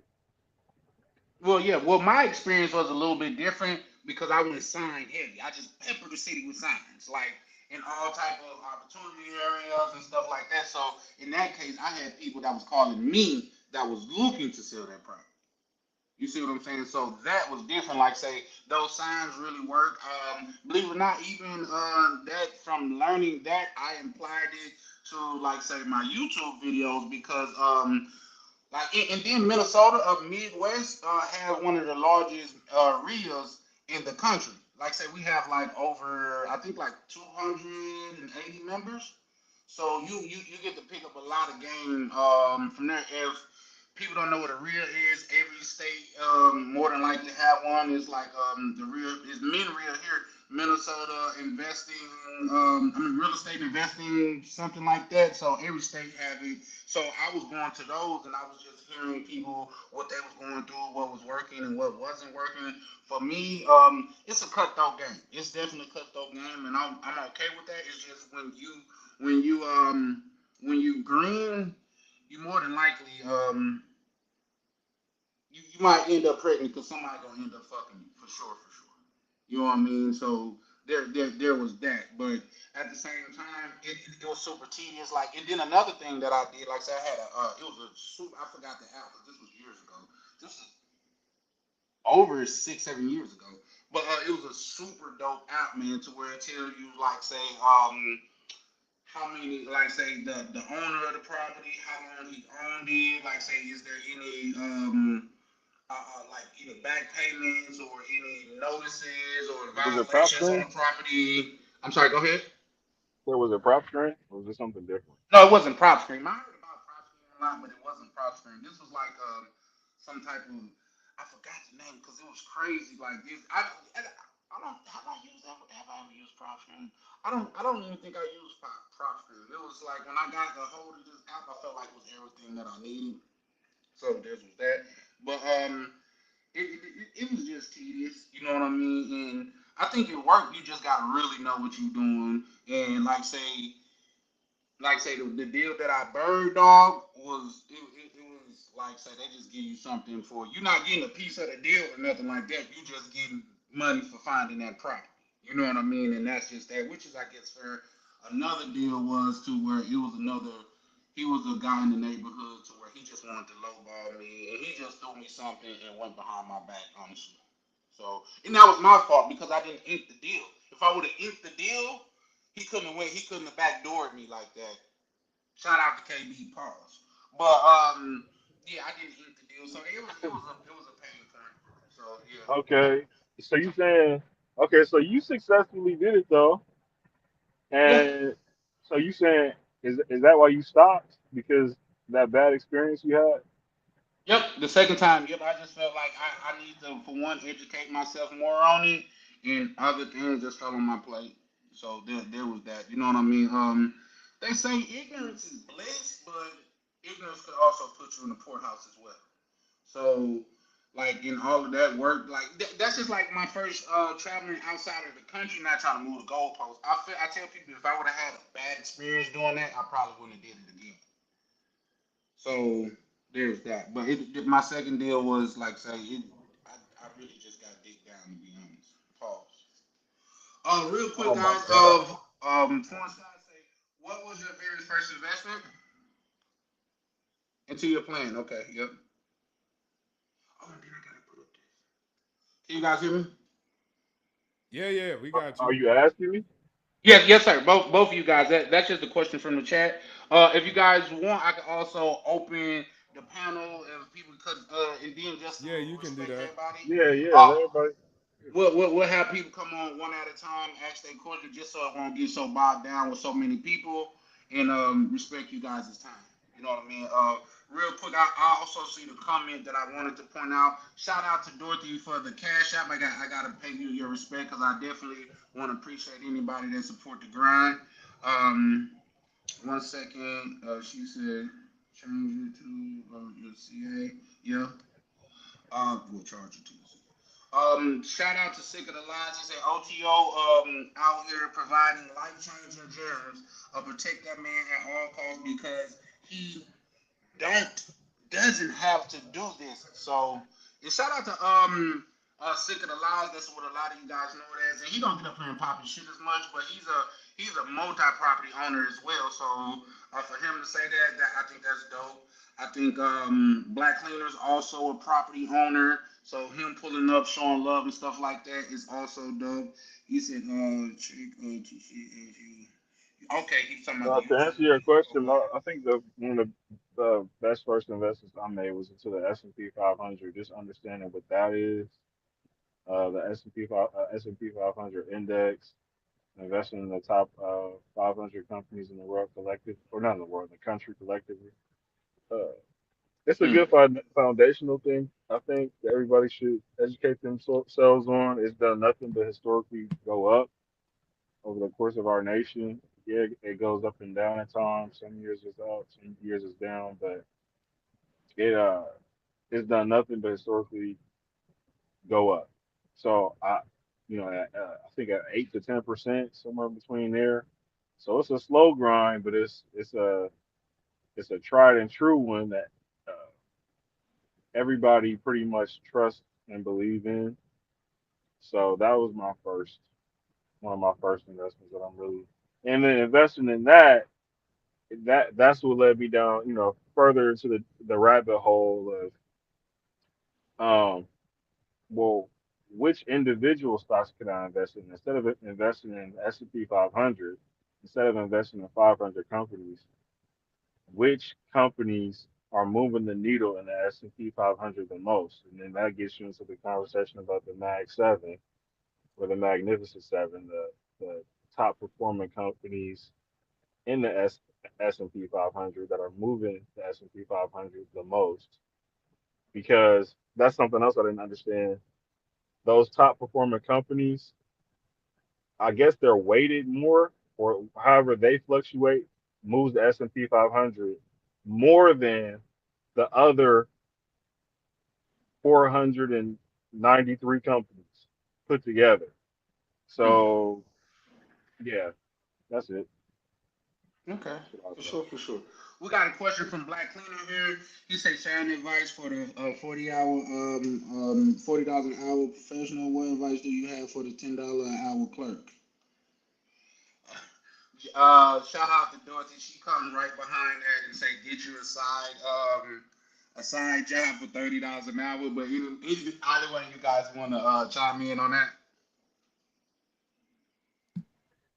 I would say for the person that makes $10 an hour, I would say get a skill, go to trade school. That's what I did to get my CDL. It only took like a couple weeks, 2 or 3 weeks. I would say get a skill. I wouldn't even tell you to go to college and get a bachelor's degree. I would just say get a skill and a trade that pays relatively well, um, and then go from there. Again, you don't need a lot of money to get started investing. I started house hacking. I was making average money, or I'm making average money. Um, it doesn't. You don't have to be rich to invest in to invest in the stock market. Whether you make a lot of money now or not, we can all invest in our 401ks. We can all open a brokerage account. You know, Mm. we can all house hack. We all can buy a quadruplex. Imagine buying a 4 unit property, right? And then you live in one of them, and then your tenant's paying all your mortgage for you and some. And that's something else I think. I don't know if we mentioned that or not. You may be saying, well, I don't make enough money to pay the mortgage for this house. I can't afford that mortgage on $10 or whatever it may be. Well, when you house hack, the lender looks at your projected income from those other units. So your lender will say, okay, you're going to live in one of the units, and we're going to say, based off the area, the average rent for the area, you're going to make, I don't know, let's just say uh, $1,000 per unit. They'll use that projected income to help you qualify for getting the house. So you don't even have to be making that money right then at that moment. You understand what I'm Mm. saying? Right. And that's a gem, guys. Let's kind of polish it off a little bit. So you saying, like, say, when you buy like, Hey, say, y'all can keep it running. Charlie, I gotta go do something. I might have to. I don't know. I'll be back. All right. If not, then keep running, digital nomad. Yeah. yeah, for sure, for sure. All right. If not, I then I'll have to recess. But I just gotta go check out something. All right. absolutely you appreciate it, even if you like, say, you get too busy, bro. I definitely appreciate you. Um, I, I, um, I lost my train of thought. I'm sorry. What was I saying, guys? I understand how unsure. You was talking about house hacking and Oh yeah, qualifying for The it, and jewel I that you was had talking about. dropped on that. So you don't have to qualify to pay the whole mortgage because they're gonna they're gonna assess the other properties and count that towards the payment. Was that what you was just saying? Yeah, the rent from the other units. Yeah, the projected rent from the other units. Yes, your lender will take that into account. They'll say, okay, this is, and that's important. That's an important distinguishment to make. Hold on, sorry, I know it's loud. That's an important distinguishment to make. Um, Somebody might be saying, "Oh, well, the unit's vacant right now. It's a house that has 4 units, but um, nobody's in them right now, right? So how could a lender's not going to take any of that into consideration? So whether somebody's renting it already or not, if somebody's already living in the other 3 units and one of them is available and you buy the house and you live into the one, that's easier for a lender to go off of. They can just look at the lease agreements with those other 3 tenants that are already there. They can look at how much they're paying for rent, right? They can do that, or they could just take into account the projected rental income based off the rent, the average rent in the area. Okay. They So let me. won't. So you Go can't ahead. make up a number. You can't be like, yeah, I'm about to make $10,000 per unit though. You can't just pull something out your behind. You know what I mean? It has to be. Right. They're going on the They gonna average look at the rent. right. Yeah, you can't just remix it like whatever you want the number to Yeah. be. And I myself has used Rent a Meter. That's a great tool. But so let me ask you, hypothetically speaking, if those 2 units, like say, let's just say you get let's just say a fourplex, because which one is it? Like I said, it's been a while. It's up to a fourplex that you could get still up under the FHA loan. Is that right? Yeah, that's right. It's a 1 to 4 unit property, and that's why we encourage people. Well, I encourage everybody to get as many units as you can. Why get Right. 1 or 2 units if you can get 4? You know what I'm saying? Why That's a get fact. one duplex if you can get 4 apartments? You know what I'm saying? Look at it like that. Right. Because you're So, paying the but same okay, down so payment. You're paying 3.5 either way. okay. We got one, two, three. One, two, three. I'm not sure if you've been here before. Can you come up for me? Bear with me. We have somebody in the waiting room. Just trying to get them to cam up. Right fast. But yeah, it's like you're paying 3.5% down with Oh, the okay, FHA okay. loan, That makes sense. regardless whether it's a 1 unit or a 4 unit. So you might as Okay. well pay 3.5% down for a 4 unit. For Right? sure, for sure. Real quick, let me welcome these two brothers to the panel. We got Black Cleaner, which is a fixture over here, man. He one of the brothers that get to come over and kick his feet up because this house is his house as well. We got a new brother to the panel. He got his one, two, three up. So how you brothers doing? I see Black Cleaner still muted, but then we'll go to one, two, three. How you doing, brother? I'm doing pretty good. Okay, okay. I'm usually just listening in the background, but tonight I like this conversation, so I wanted to come in and chip in a little bit if that's okay as well. Absolutely, absolutely. Please do. Thanks for coming. All right. Is there anything you had to Salute add to as the well? panel. What's going on? Charlie Chan. Salute to who's this? Digital Nomad. Yeah, salute, bro. What's up? How you doing? Yeah, I wanted to give you some a little bit of pushback on that triplex house hacking situation. Yeah, all of that sounds good because what you're really trying to do is get your foot in the door. But what happens when you do that? Because I real world scenario, when those units stay empty, if you don't have the income to be able to pay that mortgage at the end of the month, that's when you start to run into problems because now it's going to affect your credit. And if you don't have the money to be able to, because you're getting 30-day late, 60-day late, so it's going to start to affect your credit in a negative way. I will say this though, okay, because my brother, he actually did this. Um, and he's actually doing it right now as we speak. He's done it a couple of times where he buys a large single family house, okay, which is pretty much would be the size of a duplex or a triplex. And then what he does is he'll do what they call an ADU, which is becoming now popular up in these metropolitan areas like New York and Boston, where they're actually taking the single families and turning them into two families, or yeah, as we was just talking about. That way, the mortgage that you have, okay, you can afford the mortgage on your own, and then over time you add the two family and the three family into the same single family, and now you're making money. And it doesn't matter if your apartment is vacant, or I mean those other apartments is vacant or not, because you can afford the mortgage on your own, versus if you're trying to, as they say, go hard or go home, where you'll be able to qualify with the FHA loan and the different loan programs to be able to get in the door.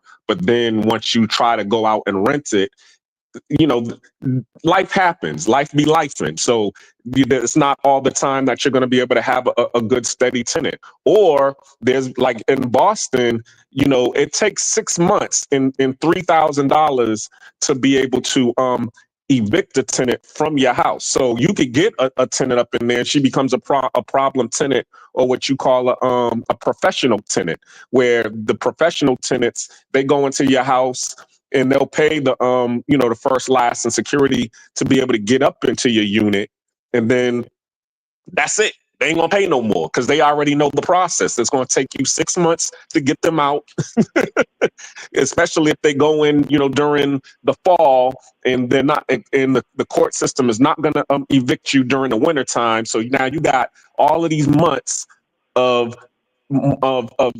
unpaid rent that you're getting. And now, as I just said, you by yourself don't have the money to be able to pay the mortgage. So there's a whole bunch of nuances that you got to definitely be prepared for when you do the duplex and the triplexes. But if you try to do it to where, you can definitely afford it on your own, you'll be fine. So that's all I wanted to say to you on that one. But yeah, I've been there, done that, and Can I add all those something to this? Yeah, Sure, go dude. ahead. Real quick, guys. Hold on. Let me welcome my good brother, Sick of the Lies, to the panel. How you doing, good brother? Hey, salam alaikum, my boy. Alaikum salam. But what I was going to say is, go ahead, 1, 2, 3, and then we'll let Sick of the Lies chime in. I know for a fact that Black Cleaner, as well as Sick of the Lies, are both property owners. So I'm very interested in to know to hear what they have to say. But 1, 2, 3, the floor is yours. Go ahead. Yes, sir. Black Cleaner, everything you said is all true, right? Because things happen, and you do face, at times, you can face some, whatever, how you say, professional tenants that will, in a way, find ways for them to stay at your place without paying you, and that can be a whole lot of problem. That happened to me specifically, during COVID. I'm in upstate New York, not New York City. I'm upstate New York. Somebody was in one of my duplexes. She was living downstairs, and she didn't pay the rent for, I would say, 15, maybe 16 months. But the government paid me on her behalf, and they paid me more than what she owed me. So I'm saying all this to say that real estate is very forgiving, right? Um, I always encourage people to start big, because if you have to pay the bill, you will find a way. Um, yes, there are professional tenants. It's a thing. But if you're just starting, now is your time to really take your time to qualify people, find good people, or you can always go Section 8, where the government pays you, right? And that check comes in on time every month, clockwork. It's better to get started and make mistakes, and over time learn the craft and master the craft than never really started, because it's easy to get scared off saying, hey, I'm not gonna do it. Yes, what can happen? Somebody don't pay you for 6 months. They don't pay you for 8 months, for a year. But this is a long term game, right? This is a long play. over 30 years, that three, four, $500,000 house will be paid off. You'll pass it down to somebody, and that's going to be the difference between generational wealth and zero.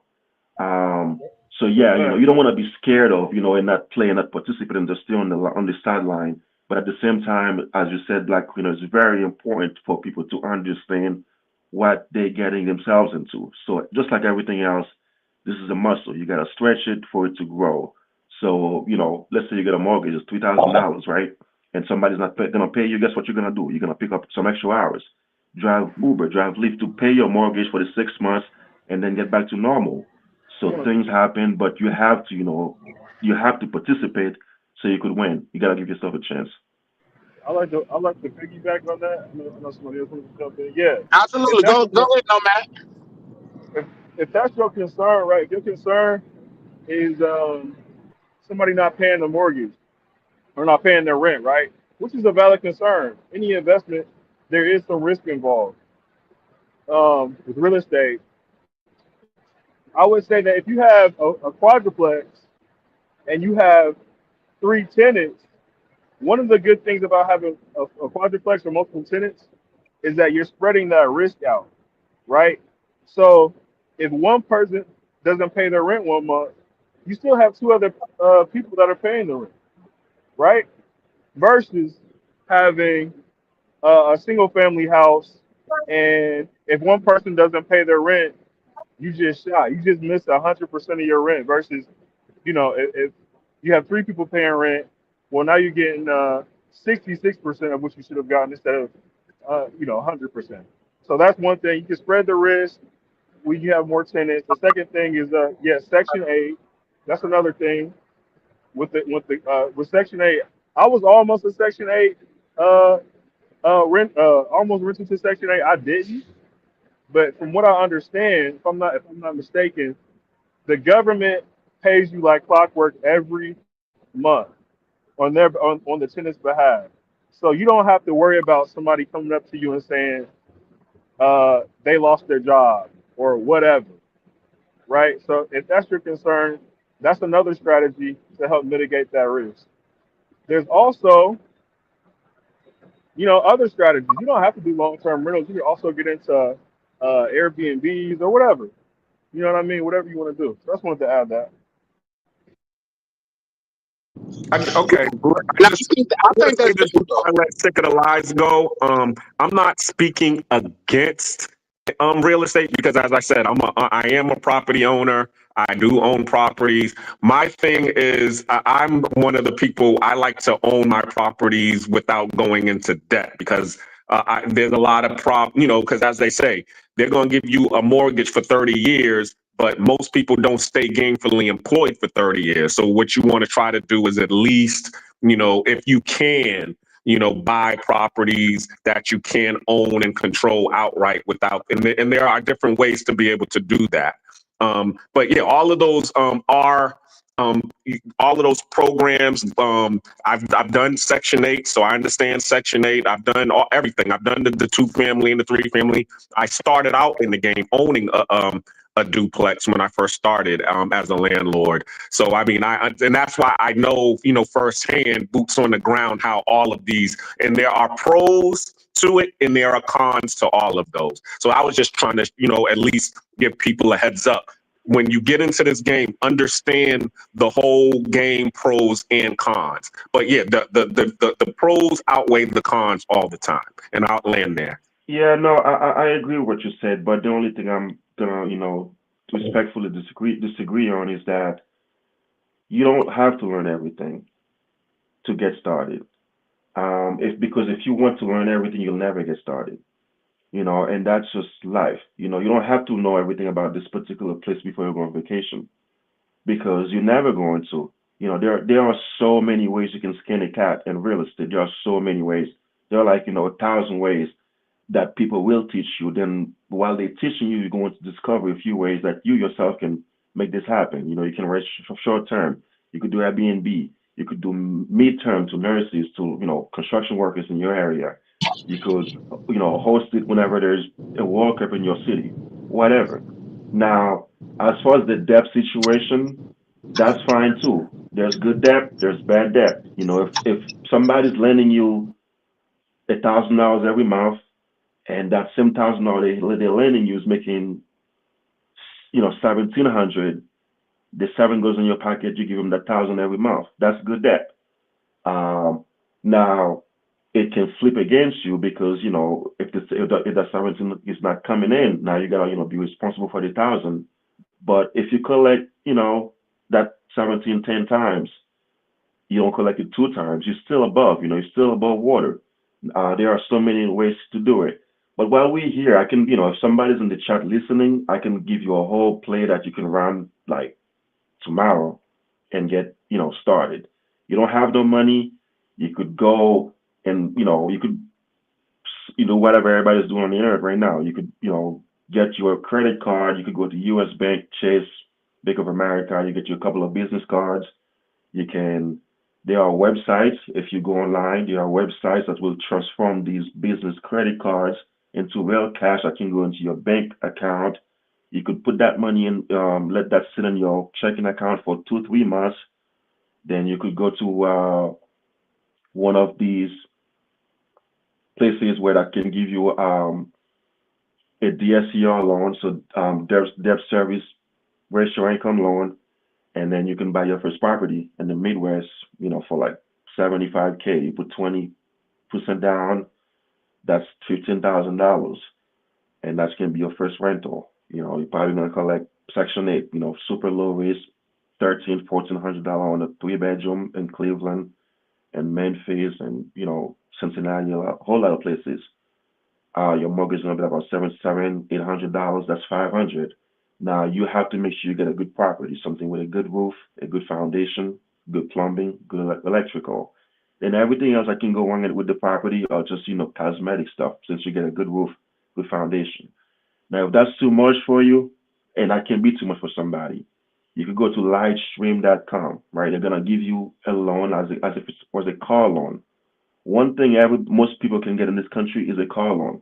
They can give you 20, 30, 40K right now. They'll give it if you apply tonight, you qualify. The money will be in your bank the next business day. Don't touch that money. It's not yours. It's a loan. Find you a good property. Same play. Now you get money. You can go to one of these internet companies that'll give you a DSCR loan, which means you need no job history, no nothing, just like a basic credit score, like 600.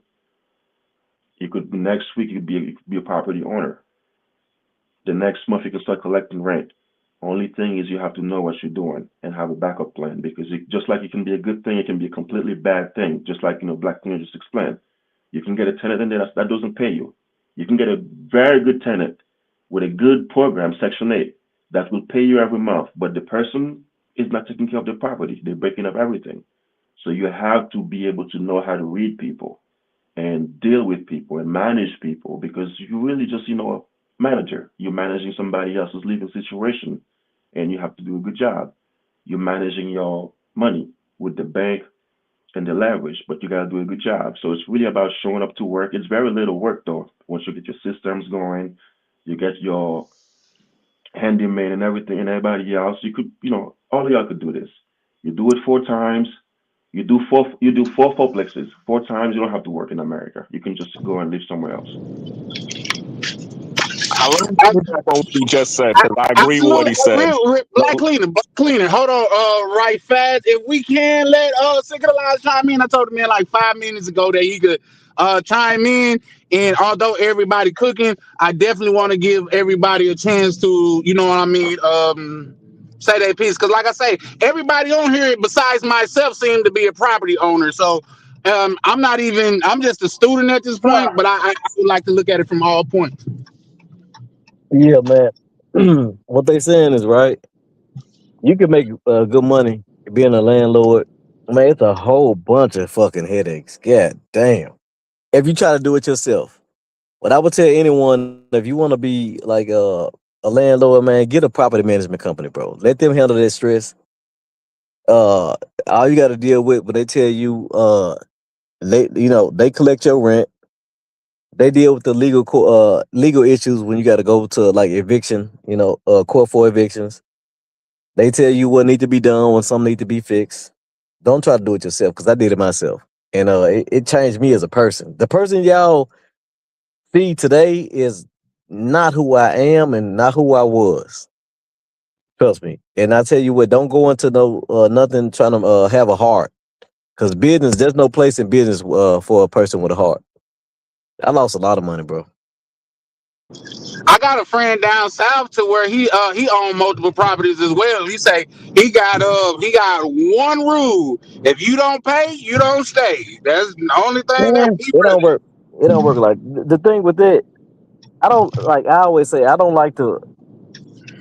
I try to have enough money where I don't have to be nice to people I want to be nice to. When you a landlord, you kind of sort of got to be nice to a person that's treating you like shit by not paying you, because they can destroy your shit, and they can't afford to pay for the shit anyway. So it's a loss. You got people who will pour like spoiled milk and goddamn rotten eggs down the goddamn AC vents and shit, and you can't get rid of that shit. You know what I'm saying? Like, have cats come piss in that motherfucker.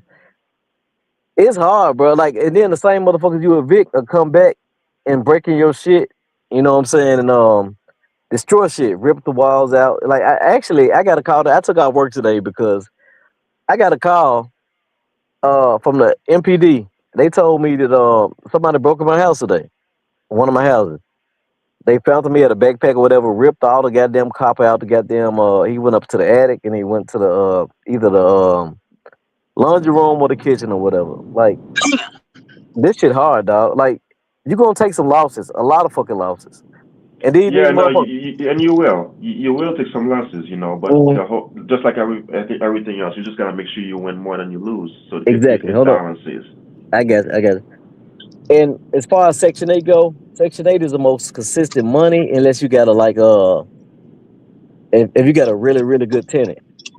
Cause the house that got broken in today, my tenant, she died like a few months ago. And they immediately went. It's a trap Damn. house like right across the street. You know what I'm saying? But she was a good tenant. Like she like, I got your money, kid folk. She was country and shit. But yeah, I'm definitely getting out this shit. I Because mean, that means you're Damn. selling. Where is the house located? What city? I'm in Memphis. What you Yeah, I selling it can't for? handle Memphis. You can look me up on the Shelby County Assessor website. My name Christopher Patterson. I'll I look thought you you up, don't. Chris. Receipts, Chris. Say I what now? thought we don't show secrets. I thought we don't show receipts no more. Nah, no, no. What I'm saying is that like if he's interested in purchasing, because I probably do a package deal. Because I don't want to own property anymore. I'm not desperate. I ain't no crackhead. Yeah, Because I get I'll get your info, man. yeah, I'll give you a call after this, but yeah. I As you can't know, really do no Yeah. Memphis. every property manager know you get called every day by people trying to buy your shit and try to come Yep. to you on some low ball shit. I've Yep. done shit where like they send their person out there, inspect the property, you agree on the price, and then they try to come back with some low ball shit. I tell them I'm not a crackhead. I'm not. It ain't that Mm. serious. I've been paying these goddamn bills, but my bills is $10,000 a month, and I live in Memphis. So if you understand geography and goddamn pay, goddamn, that's a lot of motherfucking money. So I Yep. pay one hundred Hmm. twenty thousand dollars a month in bills, and I was making really good A money. year. And yeah, all I had was my primary where I live in. My mortgage ain't number like $1,300. My car note it was crazy. My car note, my Corvette is 1,200. My truck is like 800. My daughter car like 600. So my bills were low. My bills were low. Like if I never even bought property, I'll be up like $500,000. Mm. But definitely do property Well, management, how and I much would tell you equity? this. Hold on. How much equity your house was having appreciated? No, especially during COVID. If I sold everything during COVID, I would have had $1 million. Mm. If I sold, it's all about timing. Yep. Time in the Because market. I was buying like 50,000. Like I bought $200,000 properties outside my primary property. I bought 200,000, and my other jumps were like around like 50. You know what I'm saying? So I'm thinking about just either bundling them jumps. To be honest with you, like I even thought about bankruptcy. Because if I file bankruptcy, because I'm very transparent, motherfuckers say I lie. I don't lie. If I file bankruptcy, I'm instantly on the next month because the next month is $10,000 in my pocket. I ain't got to pay shit. Hmm. As far as like my bills, like yeah, I'm on instantly the next month. Like in a year, because I don't spend a lot of money anyway. I could save $100,000 a year. I could work Hold on, I like don't understand. Hold on. I don't understand. You said you gonna file bankruptcy for what? Hold on. What does that accomplish? You trying to so when lose the house? What's Basically, the the? expenses. He doesn't have to pay the expenses. exactly because like and Grant Cardone said this. Let me tell you something. Because I'm a Pisces too, even though that shit ain't got nothing to do with that. I don't believe in that astronomy shit. But this me. You could get so turned off by the shit where I don't even want to discuss shit, right? Like I just pay the bill. I don't want to talk about shit. I said I didn't want no tenants. I ain't want to do this shit no more. You know what I'm saying? So like you could get money in this shit, but just the area that you are in can like man, it can dictate your success, your failure. It can change who you are as a person, which is more important than money. So I say just like move wisely, get a goddamn property management company. And if you can, all cause see, I went into this shit like being I'm a black man, I love my people, trying to help people. Nah, single mothers, fuck no. Try to target old elderly people. Because elderly people, they feel vested in the property. They think it's theirs. And a lot of them have stable income, right? Yep, retirement pension. Well, even that, like, the one that I had, she was like, getting what I can't say what she was getting, but it wasn't a lot of money, but she paid her shit. Older people have values. These young folks, because it ain't even them that fuck it up. It's the dudes they fuck with to come over there and get mad at them and destroy the goddamn property. Mm. So y'all hold up. It sound like I'm gonna ask you something. Was your house is like in the hood part of Memphis? Yeah, nah, yeah, I had some property. Yeah, I had properties all around Memphis. I had two of these Memphis. I got three like in Fraser. I got shit one in North Memphis, one or two in North Memphis. And where I live at. I live in the suburbs. But other than that, because I ain't got no issues at my house, but it's the other motherfuckers. Like it's not for me. Business ain't even for me. I'm good on it because I make enough money where I don't have to do business. So, Chris, let me ask you this: are you advising other people to not to get in real estate? Nah, I'm not. What I'm advising them is to have a property management. Don't be greedy. Okay. Don't be greedy Well, because short term greed leads to long term goddamn debt. Get a property management off the top. Off the top. I don't care if you got one property, 10 properties, get a property management. Let them deal with that shit. Pay them they 3%, 3, 5 to 7, maybe 10. I know OTO it's said 10%. 10% at the most. Yeah, 10 to Yeah, 12% at the most. OTO said 10%. I heard it's like 3 to 7%. Nah, I pay mine's 8%. Yeah. I got two properties. He manages both of them at Mhm. 8% each. Get with a reputable company because they gonna have all the goddamn handyman and all the HVAC people and all that shit. Because I was piecing my people together. It's just too much work. Mm. Because I But say, yeah, I did want to say this. I was just about to say when it's like IT work. The job, your job is easy when they're paying, but I mean, because you're just going to be sitting there just like in IT, playing solitaire and doing whatever. But your job really starts when the money stops coming in. That's when you go to work. yeah. And as he When said, it's a stressful job when the money stops. I was telling people I was making like I was good, but like it really wasn't as far as the risk because I was making like 140 anyway. I think with the properties I was making like 180 something.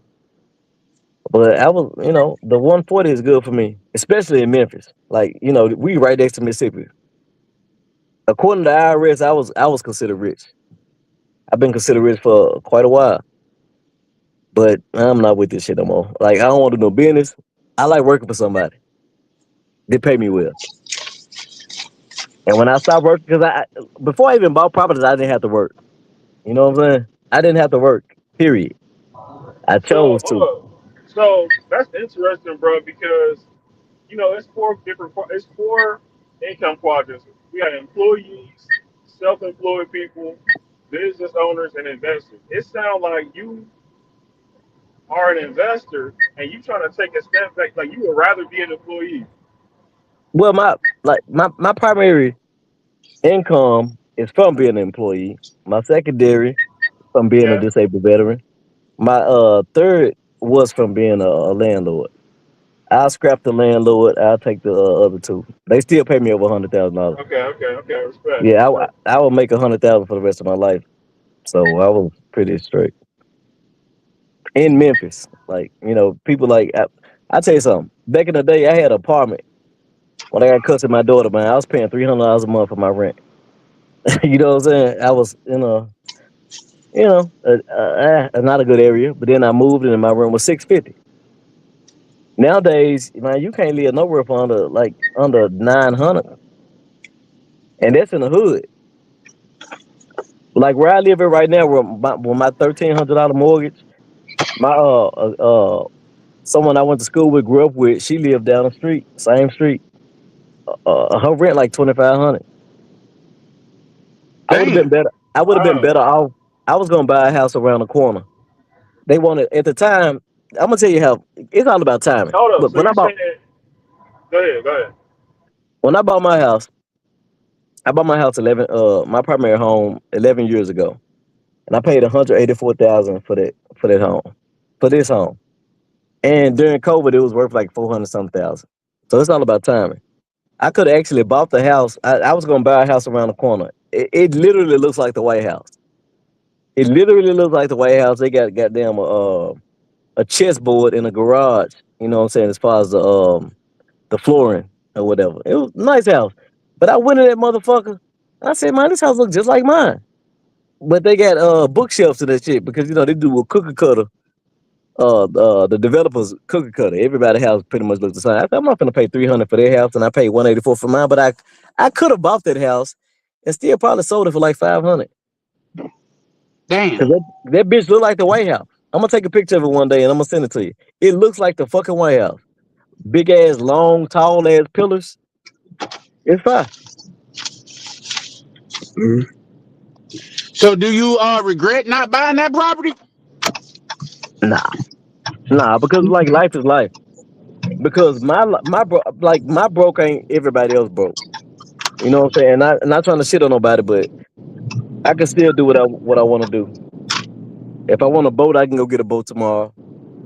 If I want another house, I can get another house. Okay. So let me ask the rest of the panels, because like I say, all you guys are property owners. What are you guys' thoughts on what Sick of the Lies just said? Hey, before they respond, let me say something right quick. All right. The model that's out there that you should do fourplex, threeplex, duplex, single family home. That's the formula that you should do because you get the best rates early on when you start off. If you start off, get you a fourplex, it'll be less expensive than when you get it if you get it down the line. If you get single family home, duplex, triplex, quad, it's gonna be more expensive when you get that quad. You might as well start off with the 4-3-2-1 formula Mm, and get a property management company, please. Because these like if you got a heart, don't get into it. If you ain't cutthroat, do not get into this shit. mm. Because I All feel like right. what I lost, what I lost was who I am, and it wasn't worth no amount of money. 'Cause this cynical person that you hear on live right now is not who I am. Damn. Who are you? Stop. Nah, so, a really kind, cool ass dude, a really kind hearted guy. so you I think ain't got no you love for think nobody real no more. estate has soured you? Man, people, dog. I'm gonna tell you something. You gonna hear every excuse in the like. If you want to hear all kind of bullshit, become a landlord. Become a landlord and do it yourself. Because this is the thing. Once people realize like black people don't respect black people. When they know a black man own it, it's gonna be a different result. I never let them know you own the property. Say Facts. you going on there on behalf of Mr. John Paul. Because if they know you own it, like no, it's fucked up, but that's the way it is. Never let Nah, them I know can that believe you are the owner. it. You Yeah. are a worker. You are an employee because they don't respect black. I'll Mm. say a couple of things like he said a couple of things I disagree with. First of all, I don't understand this 4-3-2-1 thing. Hold Mm. on, why wouldn't I just keep buying quadruplexes? If I I do want you to do four what three now? two one, hold on. If I do He's four three go two ahead. one, Yeah. no, yeah, I don't understand that. What is that? What's the point of that? Like, why wouldn't I just keep buying quadruplexes? Well, you You could see what I'm probably do saying? that Why wouldn't too. I get as many? No, I'm saying like Yeah, that's if yeah, what I'm saying is like uh, the thing like the money is in the amount of doors you have. If you could do a quad every time, do a quad every time. yeah, okay, cool. Yeah, Quad, I didn't understand. I'm like, yeah, I yeah, thought yeah. it was No, some you good. method to that. I No, thought no, it no, was some no, no, rationale to that no. that I You didn't good. understand. Okay, so There's a that there, okay. there's a All right, limited go ahead. there's a limited amount of quads, triplexes. Like you will get duplexes. There's way more single family homes than anything. You know what I'm saying? So like if you can find them, get Yeah, them. Like yeah, a lot of people right. don't let them go because you can actually live next door to the tenant. I still wouldn't let them know that I'm the one that own the motherfucker. Yeah, yeah, I get it. Okay, something else he said with that I didn't understand. He said he bought a house for 180, but it appraised for about 400 184. something. Yeah. So my question is, so I don't know, did it drop? Did it drop in value since then? And what have you done? And you don't gotta answer this. I know it's No, personal, I will. but I will. what have you done? Have you leveraged that equity into any other investments, or is that just you sitting in the house, like you just waiting to sell the house? Nah, Like, are you gonna cash out, refinance, or anything nah, interesting? No. nah. This my. This is actually the first house I ever bought in my life, so I have there's nostalgia attached to it. Even though some people don't be like they're not nostalgic, or whatever. I am. So this is the house that I raised my daughter in. I'll never sell this house. You know, and yeah, has it dropped? Yeah, I'm sure it's still high threes. I wouldn't sell it because it is like it's too good a deal. When I was buying houses, right? When I was looking for my first house, crazy part about the reason why I bought this first house is because I was staying in an apartment. I think the rent was 1,200. It may have been 1,200, or I don't remember. Maybe like nine something. I don't remember. And when I think when I was it was time to re-sign the lease. I think they wanted to go like either 12 or 13 or something like that. So I started looking for a house. So it was in my best All interest right. to go ahead and buy a house. Yeah. Okay. Yeah. Yeah, So I never sell this house. yeah, I want everybody just to keep note of that. Like, and that's another play right there. You don't gotta sell the house. He got, I think he got over 100,000 in equity, so he can keep Couple the hundred. house and leverage it. Yeah, I can do Like a he can HELOC. keep it. He can stay in the house, do a HELOC, a home Yeah, equity line of credit, a home equity loan, take that money and invest in something else or whatever. Like you don't yeah, gotta sell the house to get the money out of it. You can keep it and then yeah. cash out, refinance, whatever. That's a whole other strategy right there. You can do that too. If you're And the same moving, thing with his other rental properties. I don't know what the equity. I don't know what he purchased his other rental properties for that he say nah, doing I was million getting with. them. I was And I getting don't know them for what they like, appraise that now, but they probably just as good, I'd imagine. nah, I can get some money out of all of them. I just don't want to do the shit no more.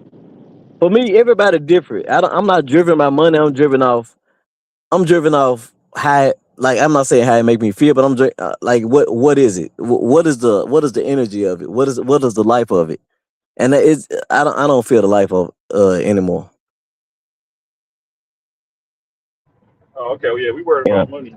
Nah, That's I what we ain't worried trying to about no get out money. of here. I mean, money come and go, bro.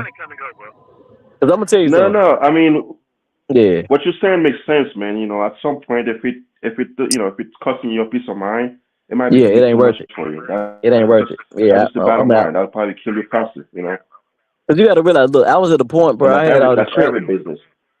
I had all this credit and shit, right? Like I was getting, credit cards and shit. And I actually didn't even have enough bills to even use my credit cards. You know what I'm saying? I didn't have enough shit to even use my credit card. So I just like I get one credit card, I put Hulu on that motherfucker. Like little shit. Like cause like I say everybody should live below their means, and you will be great at the end. Because what a lot of people don't realize when it can y'all hear me? Loud and clear. Okay. Yeah, What people don't realize is that when it's time to retire, most people haven't done the research, and when you realize what you're gonna get, you realize, bro, you poor as fuck, and you really can't survive. So that's why you find 70, 80 year olds checking your goddamn receipt at Walmart. Like everybody need to really look into what they're gonna get. Go on to the app, see what you're gonna get for your retirement. Hopefully you have a pension as well. A lot of people don't have a pension. All they getting is their, you know what I'm talking about. I'm not gonna say it, but they just getting it. You know what I'm saying? Yeah, So like you should look into see what you're gonna get when you are no longer able to work.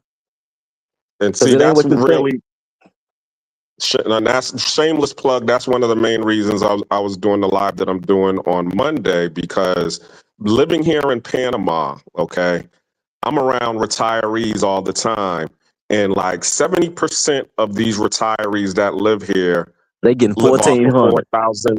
Yep, four 1,400. $4,000 a month on average. That's average. So That's think damn about that. good, They Cleaner. work 40 years. They worked 40 years of their life only to get $4,000 a month. And like you said, what you just said, okay, some of them is getting $1,500 a month Yeah. in 4,000 high. in retirement, and then they're Yeah. getting the other 2,000-3,000 from their Yeah. 401k. Okay. Well, actually, 401k don't pay out like that. Mm-hmm. No, the 401k you probably looking at maybe $600 a month. So So what you saying? What you saying? Like 401. See, that's the thing. People, we not educated on what really we finna get. You probably look at like, damn, okay, I got 700,000 in my 401k. Now realizing they gonna cut you a check every month. You ain't finna get what you think you finna get. Even when you know go to wherever you go to, to say I'm retirement age. I want to draw this check. You ain't finna get what you think you finna get. You know what I'm saying? So 4,000 on average, I disagree with that, Cleaner. That's high as fuck. Cause most people ain't getting it. Most people getting from where they, that primary thing, they getting maybe $1,400-$1,600. And that's how come you should have a pension. Like I tell the young folks, like don't jump around employment. Get you somewhere where you can get a pension. If you can get a military retirement, a military disability, a pension from somewhere, and whatever else you do, you good. But if you just like work one job, no pension, you fucked. That's mhm. like I say, bro. I already see it's gonna be a pandemic of elderly homelessness. Yep. It's coming. It's coming because all these people that's rent their whole damn life. If you rent your whole life, you can't afford your life. You better get you some and have you a fixed rate.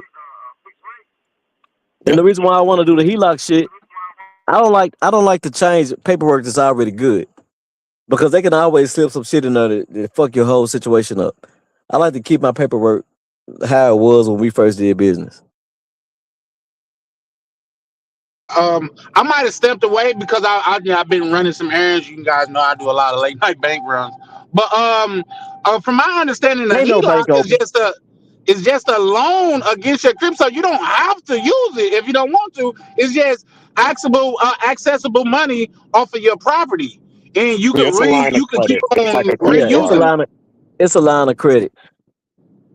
You Right, don't have to you don't have just, to use it, just but like a C-lock or a B-lock. no, what I'm saying, Charlie, is that I mean a like P-lock. My bad. no, Go what ahead. people think what you really shouldn't like I used to have people calling me every day trying to get me to borrow some money. I said, I don't want no money. Please stop calling me. If you don't need no money, don't take it. Yeah. Because you gotta realize, like, look at your life. Hopefully you got a budget, you set up everything, and you looking at the future. Anytime you get some money from somebody, you're gonna have to pay them more. I don't want no money. I don't want no money from nobody. I only want what I deserve, what I earn. Everybody different. I don't like I was in some stock. I sold my shit. Like I had I used to buy when I would buy stock, I buy 100 shares at a time. Like I bought 100 shares of Walmart, I bought 100 shares of Apple, I bought 100 shares of fuck, all kind of shit. But everything, I took some losses on some, I got some wins on some. You know what I'm saying? But every time I bought stock, I buy 100 at a time. So what you saying? You sold everything? Nah, I ain't so I sold I sold my Walmart and I sold my Apple. Both You of them sold all I your I shares. gained money on both of those. I gained Okay, money on okay, both of okay. those. Yeah. Like I probably could have held on to it, but I think eventually it's gonna get to the point, especially with this AI shit. Just say if you got some stock in FedEx, right? And or you got stock in Google. I think all this shit eventually gonna go down because So AI you is so sold everything. prevalent. Yeah, I think everything gonna Okay. go down. You So probably be hold on, hold winning on, hold right on. now. So right. So hold on. Let me make sure I'm understanding you correctly. You saying you sold all your shares and everything because you think No, not AI. everything. Not everything. Okay, but you think AI gonna make the value of like most stock company stocks go down? That's what you're saying. No, what I think is AI. It ain't gonna be no jobs. Ain't nobody gonna be able to pay for shit.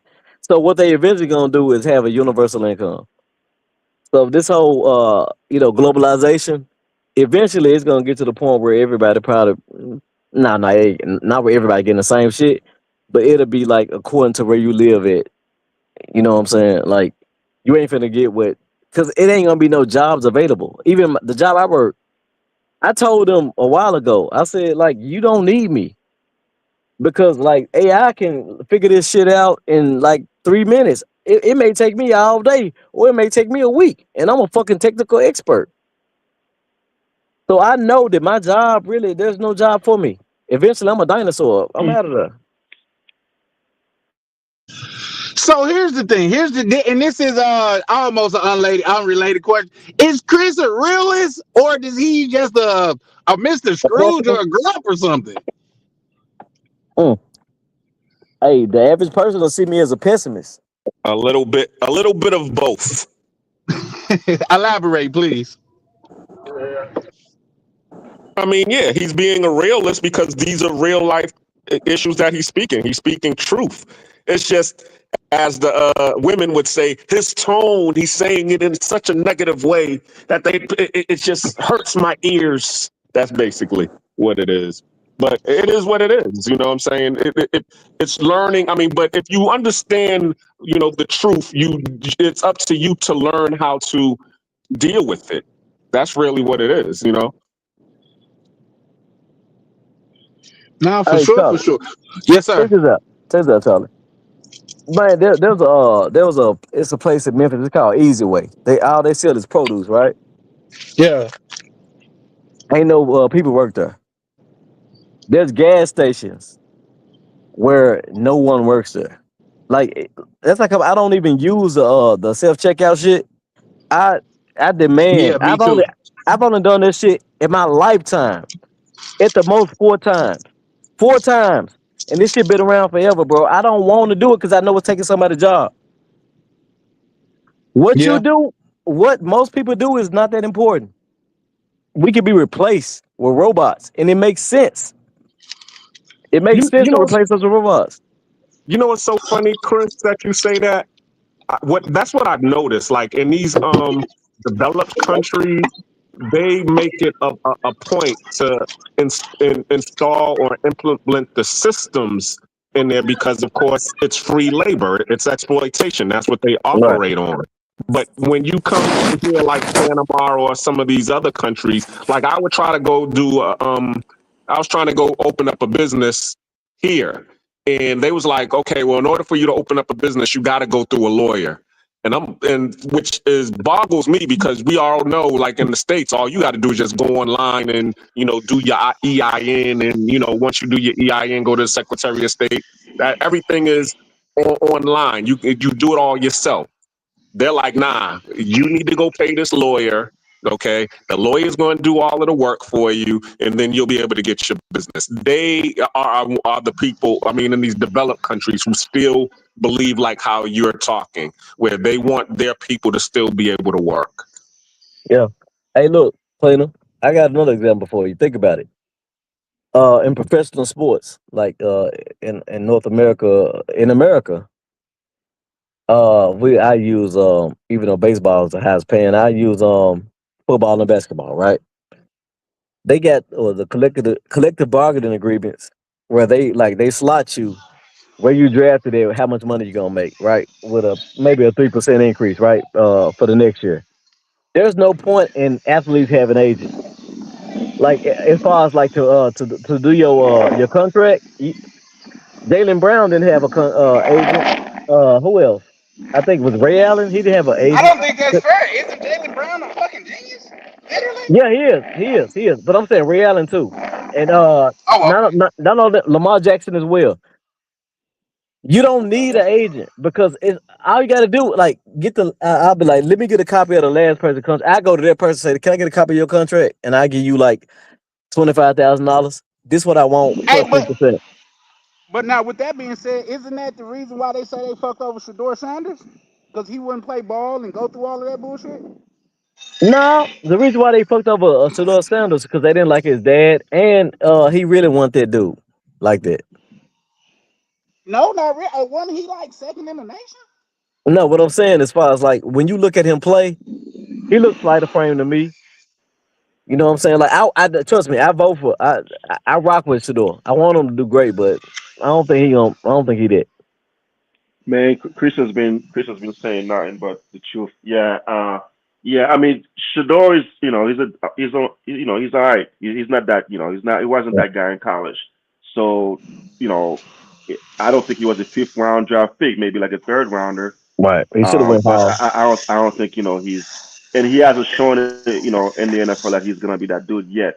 Hopefully, he turns out to be a very good quarterback. But so far, he's just like another guy. And that's my thing. Like I always try to move like this. I always really want to be the nigga that's doing the worst. Because if I'm doing worse than everybody else, then everybody doing good. So I want to be that dude that's like fucked out. Like, cause I know I'm gonna do okay. I know I'm gonna do well. So if everybody else doing better than me, we good. We great. I ain't no greed. I ain't got no ego or no shit like that. I want all us to do great. I just want all us to have the proper information and know what you get into. Yeah. Real quick, guys, let me read this. Let me read this from Misha. Shout out to Misha. Y'all can see I'm out here in my little courtyard.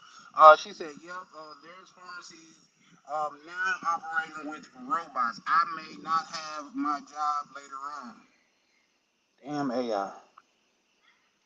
So yeah, no, I feel that. But there's always going to be opportunities, even with AI. Don't you guys think? Charlie, you don't see the future. You know what? This is the thing. There's too many Yes. people. There's too many people on Earth because of the greedy countries. There's not really too many people, but the greedy countries, America, European countries. You know what I'm saying? They have to make sure. To be honest with you, if all we had to do was not acknowledge the dollar, not if everybody just didn't acknowledge the currency, then the rich people would have no power. But we won't do that because guess what? Everybody could be making 850. I'm gonna pay this one dude $8.75 an hour, and I'm gonna give him a whistle and a vest. And now he think that like he gonna handle you better than the motherfucker that run the company because he gonna make sure he don't lose his position. You know what I'm saying? It's still a plantation. Now you can make good money on this plantation. You can make damn good money on this plantation. You need to get in the field where you need a human. Cause like they got robots doing surgery and shit, but you really need that human touch. If I put it like this, if all you have is a GED or a high school diploma, then you already wrote your own. You wrote your own fate. You are worthless. Wow, now that's a stretch because for No, one, you're worthless damn, because I it's just think manual that's so labor, much. bro. Let me let me Okay, land, go please. ahead. Just give me a second. Um, there are things that AI is not going to be able to, at least for the foreseeable future. You're going to actually need a real plumber to come in your house and do some plumbing. You're going to actually need, goddamn it, a real goddamn roofer to come put on your roof. Even with them 3D printed houses, roofers still got to go through a roof there. So You those must didn't hear what I repairs that said. you said, even if you got a GED, these are people with trades, with GEDs. I know. Did I say trade? No, you say if you got a GED, you're worthless, or a high school I diploma. I said can get my. Basically, if Go ahead. you're an unskilled laborer, you're worthless. yes. That's what You're he's saying. worthless. You're Okay. replaceable, bro. That's what I'm saying. I'm not talking about people with trades, but guess what? It's gonna get Okay. to the point really where you just need a foreman. You just need like 1 to 3 people in a whole warehouse. This warehouse is like 8,500 square feet. All you need is 3 people to make sure that those machines work. That's it. You don't need humans to do this shit. Mm. And You don't need humans.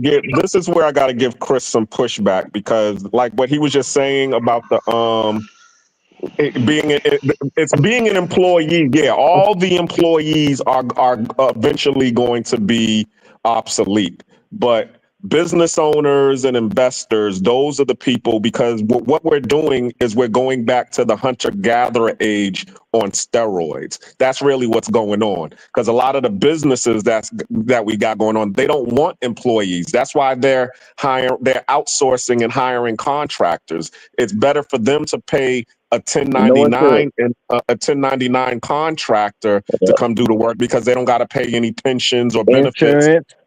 You and don't have all to of that bet stuff. 401k. Yeah. Exactly. So they want the people who's going to come in and take on all of that risk on their own, and all they do is just pay a flat rate for what the job is, and then you got to deal with the insurances and your pension and all of that on your own. So if you're willing to be able to take on the responsibilities of being a business owner, then you'll be all right. Because once the wages go up, the inflation goes up, your rate goes up with inflation. Yeah. Just like every time they give a raise and whatever, insurance go up. Look. But as what Chris was saying, people who are business owners and investors, they don't want to deal with the stress of management. That's what he was just saying. He was like, yo, I'm a landlord, but I hate being a landlord. I'd rather just be an employee and get my pension because being a manager or a boss is stressful. What people don't realize, Clint, because everybody shit on being an employee nowadays. Like during COVID, I think they had different. They had objectives that they wanted to, accomplish or implement or whatever, and they achieved their goal. People shit on being an employee nowadays, but people don't understand. Most people can't be a boss, bro. The Yeah, absolutely. most people I can't be a agree with you boss. wholeheartedly. Most people can't be a Real boss. quick, shout Go out to ahead. my good brother, Mr. Pepper's pulling up in the building. Train gang in full effect. Continue, Chris. Yeah, because if you think about it, like you got like there's certain genres that African Americans tend to go into. And on my Facebook, I always tell people, man, why are you going to paying this person to do your taxes? You can do it yourself because goddamn, what's the name of that shit? I ain't filed my taxes. TurboTax. Yeah, TurboTax, Yeah. because I ain't filed my taxes in 5 years. I'm being investigated right now. Oh, you going to Uh, jail? no, I'm not going to jail. You know why? You know why I'm not going to jail, Charlie? Why? 'Cause there's a 6 year window. I'm good. Oh, okay. And Okay. then he owns all that rental property. He can write a whole bunch of shit off. Yeah, That's a fact. but because I didn't file my taxes, they notify my employer, and I pay a higher tax rate than I should. Like, I don't look at my like when I get paid, I don't even look at my check. All my shit auto bill pay. Like I'm paying taxes. I'm paying taxes, but with my properties, I can't because you can have a depreciation every year for like at least the first 5 years. So I'm good. Okay. I'm gonna Re- file all my taxes within this year, within the next couple months, because the FBI looking at me right now. Are you doing your taxes yourself? No, sir. I have a CPA, and they're not charging me. Even though I can do my taxes myself, Right. I don't know the intricacies of the laws for their particular year. So I'm gonna pay him. Like he ain't charging shit. Like he said, if it's simple, $125. But you got these black companies charging people like $800-900. Yep. And I, and they I dicking you remember, on the back end. yeah, I remember I had my cousin. My cousin probably is retarded. She filed my taxes 1 year before when I ain't know no better. You know what I'm A saying? And couple and I things I stopped doing. I stopped getting my hair cut in people's basements or houses, and I stopped doing my taxes in people's houses and basements. mm, well, that was my cousin. But the thing is, she's like probably a little off. She's delusional. Yeah, And I'm not gonna give my social security number to nobody. I feel that. Yeah. Real quick, guys. Let me welcome OTO back to the panel. What's up, good sir? Yeah, what's good? What's good, man? Oh, Okay. back in the Hey, building. hold up. Hey, before you say Yo, welcome OTO, you should have said God did, yeah, so OTO whatever. did. Hey, so going back to the point. Hey, Charlie, can you hear me? Yes, sir. Yes, sir. Loud and clear. Yeah, let me I want to add something because I heard, I don't know what was said, so let me just say I'm just going to go in a direction with the opportunity that's coming up. Look, whoever's listening, y'all guys got massive amounts of opportunity. With AI, robotics, I mean, there's nothing but more upside for everybody. The barrier to entry as far as skill set that was required to create digital products, which is software or excuse me services, is majority of, let's just say, a GDP. That gives you the ability to create digital products without actually knowing the technical skills. And so the barrier to entry has lowered, decreased, like the access of information and the networking with social networking and programs. So it's always an upside. People point at a downside a lot. Those exist. But when we first got GPS as a technology, or when we first got computers, first time we got cars, everybody thought it was doom and gloom. Humans have never thought optimistic about any of the previous technologies that have changed the world and the way we interact and the way we're able to make something for ourselves. So I think even with AI and robotics, it's the same thing. At the end of the day, people have massive amounts of upside. They have to change skill sets, but that's nothing.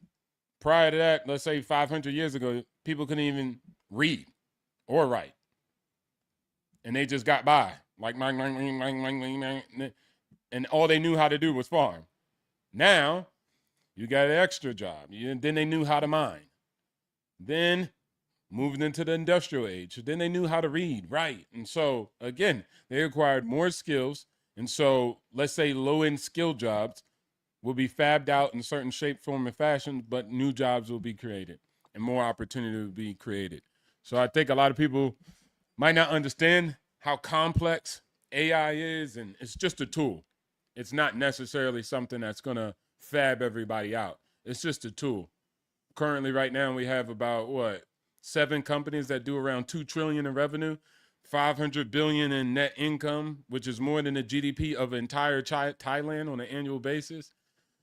And those companies have billions of lines of code, and that has to be maintenance and managed by engineers. AI helps a lot because you guys don't even know what it took for them to actually create those billions of lines of code. But even Microsoft Office alone has 350 million lines of code that needs to be edited, redesigned, tweaked, debugged. So it's a lot. It's nothing but upside. But if you don't see the upside and if you don't adapt, I mean, that's just a human story. If you never adapt, you'll get rolled over. So I think there's massive upside in the future. You get? OTO. Go ahead. Whoever's Yeah, speaking. I think that's sick of the lies. yeah. This is me Yeah, because go ahead. I'm not tech savvy, so I don't know how to change my name. But as I come, I got my real name on this shit, and I wish I didn't. But yeah, You on anyway, stream, y'all. I know. Uh, There you go. you right. Like I really, man, like 90. I'll say actually, I agree with 100% of the shit you say. I ain't gonna even lie. I ain't gonna even lie. Is there a This the but? thing. No, ain't no but. All Well, right, go ahead. actually, there is a but. But All it, right, it go don't ahead. it, it don't like it's not about you. No, The no, thing no. is, our people, meaning Africans in America or African Americans or however you want to label it, FBA or whatever, FD, whatever. We don't really do the most. Like you got roses to grow from concrete. You always have that. But for the most part, I'm looking at like the whole of the situation. So when I said what I said is that if you only have a GED or a high school diploma, you really worthless. Like you told them, you just spoke about the industries they should be, to be educate themselves in. We ain't finna do that like that. So we gonna suffer. Because honestly, what people don't realize is if you do just manual labor, that manual labor can be replaced by robots. So you really have no value. No, None. no, yeah. You're not going to hear me say X, Y, and Z. But I think a lot of people mess up with why do I care? That's their choice. They free will. You ain't got Right. to listen to me neither. So, Right. as much as I talk about the upside in what I say, there could be upside in what they say. What do they say? Hey, sick of the lies. I don't care. I like my That's fine. manual work. You know what? And that's fine. They have the free will. So I'm not Right. even gonna argue with you, right? And that's everybody's decision. That is black, white, and etc. So I really don't go into the nuance because you're like, let's say our people are not gonna do it. It's not because they've been enslaved and they got chains on their neck. It's because they made a decision. They're free human beings, and so that's their choice. That's their right. Okay, gotcha. But I'm not going to You know say it's a possibility for black people to do whatever they want. It's the exactly for everyone. exploitation. It's Because the you know what? exploitation that they could take. Because watch this. The white boys are also saying, well, I don't care. I like my oil jobs. I like to deal with the oil rig. I like to deal with this, right? They're protecting their old ass jobs instead of evolving with technology. So that's Exactly. their weakness for the But most part. and this Anything is that you anything you do with your hands can be replaced. Well, I take that back. If you have a skill, like if you're a plumber, if you're an electrician, you're good. Cause they ain't finna hook no AI up to make sure your house good. You Not got a yet, plumber? Not yet. Not yet. So it's gonna get to but the point. I tell go people all ahead, the go ahead. time, bro, save as much money as you can because the winter is coming. Invest. Eventually, the Because winter is once you coming. invest, you own equity in the company that's doing the multiple. Hmm. If you buy your equity in your stake, you own a share. You don't need Elon Musk share. You don't need 80% of SpaceX or any other company. You don't need Right. 90% of NVIDIA. Jensen don't even have a major share anymore in his own company. And he's the Right. CEO. He been sold it off. He said he sold it off some shares for a Benz for his dad. That money today would have been $10 billion. It's the most expensive car he said he bought in his life. So the owners don't even have it anymore because they sold it out to the people. And most people don't realize, as much as Mark Zuckerberg or Bill Gates or anybody you can name, let's say Jeff Bezos, he got about 300 billion, but he's created 2.5 trillion for other people. So other Right. people have 2.5 trillion dollars in their retirement account or individual brokerage account, right? And they ain't never work a day for Amazon. They don't know nothing about no dang Amazon. That's a So what cheat I'm code. saying is that's the cheat code right That's there. yeah, because like you know what, even these like the heads of these companies can be replaced. They try to replace them often. I Facts. don't think I think they try to get rid of Tim Cook. Elon Musk. They got They try to they get rid got of rid of Elon. Tim Cook. So Yeah. let's talk about what did happen. Excuse me, Steve Jobs. They got rid of Steve Jobs. Mm. They kicked him out Yeah, of the company. they were trying to get rid of Elon Musk. I believe, like at one point. You know what I'm saying? Like, so the thing is, I say everybody want to create their own business, right? I say let somebody else do all the work and you reap the benefits. Like the stock Boom. market is where it's at, bro. I think the stock market is actually better than real estate because you have less, you know what I'm saying, liability. Headache. Yeah, and that shit. This shit not Less easy. It could time, be great. energy, and attention, and it's Yeah, illiquid. But that's just again, I'm not against real estate. I it's think a they way of complement doing. each other great. It's a way of doing business, like to diversify your portfolio. You know what I'm saying? But just, I would tell anybody like, just get a like I said, get a management company to do that shit. A reputable management company, That works too. because where you Go lose call your money, financial advisor. yeah. And to see, people don't want to fuck with a financial advisor. Like you need to. There's certain money you have to understand it. I'm gonna spend this shit just to make sure that I'm good, right? You like even when you own property, you need to put like 10% back for repairs and or whatever happens type shit. And It that ain't just a unlimited flow of income. You gonna have, bro. You gonna deal with some niggas that's like just crazy, and they gonna fuck your shit up. But you want if you just rent a property and you doing right by yourself, or you buying your house, you have no idea what people would do to a property that's not theirs. You have no idea. And you know what I find funny? Like, let's say I come up and I say what I say. I hear people often tell other people, "Well, you're the exception to the rule," and I'm like, "So what are you calling everybody else retarded?" They're not going to say that though. They're going to act like, "Well, no, I care for them." And what I'm saying is, you got to call everybody else retarded then. and they're not willing to do that. I could say it if that's what I thought. But what Yeah. I'm saying is, I'm nobody special. Y'all keep trying to map me out as special or exception to the rule. I just followed the rules. That's it. I'm not an exception. I'm literally the standard of the rules. The Yeah. rules say do this in the game called capitalism / socialism, because we got both going. But what I'm saying is, it says this is the rules. I just played by the rules. That's it. I didn't get mad at the rules. I didn't just throw my hands up and quit. I didn't go my own way. I just engaged with it and then benefited from it. That's it, literally. And Sure. I'm not And Hey, special. hold on. I got something I from what still you don't just got it. I said. only got a high school degree. Still. Damn, you ain't been to college? Damn. No. No need. Hey, check I've this out. been to it, but I was Yeah. just like, what the hell? I'm going to spend all this time fixing out this degree, and everybody who teaching me is broke. That don't make sense to me. No, How are you broke? No, most professors are no. check to check. Most That's a professors are fact. not Well, no. multimillionaire. That's a Well, A that's fact. lot of that that's ba- money goes to the institutions in the head of the institution. no, no. I Most mean, you got people that's Wait, hold on. vested. So wait, you're saying They most of making the six figures. professors that doesn't mean shit. I If they know. ain't got no net worth, I if know. they live in check to check, 50% of six-figure earners that But live in check to check. the thing is, if you live in check to check and you making a certain amount of money, bro, that's on you. That's on your habits. But That's what on I'm your showing is practices. I get it. You're right. But what I'm saying is that person's teaching me.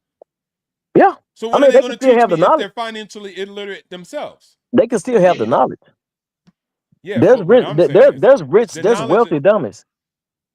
Well, here's the thing. Here's the I wouldn't thing. call them dummies if they're You because wealthy. they gonna hire the people to know what they're doing, but they're That's not smart. That's not particular. dumb. That's genius, but they're there's not three kinds of education. individually. As we said, there's academic, there's professional, and there's financial. But what's the purpose of it? So Mm, my purpose is I to think be it's more than academic that. for the sake of academics, or is my purpose to get educated so I can live a better quality of life? That's what I decided to do with education. Every other education is useless if it can't improve the quality of my life.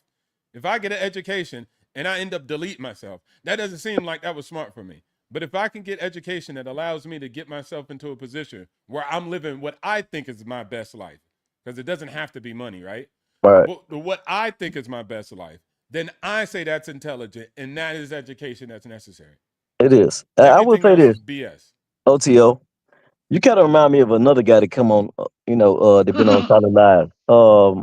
Broken Berlin, very bright individual. Both of y'all, very bright individuals Shout or out to whatever. Broken Berlin. He was Yeah, Broken Berlin.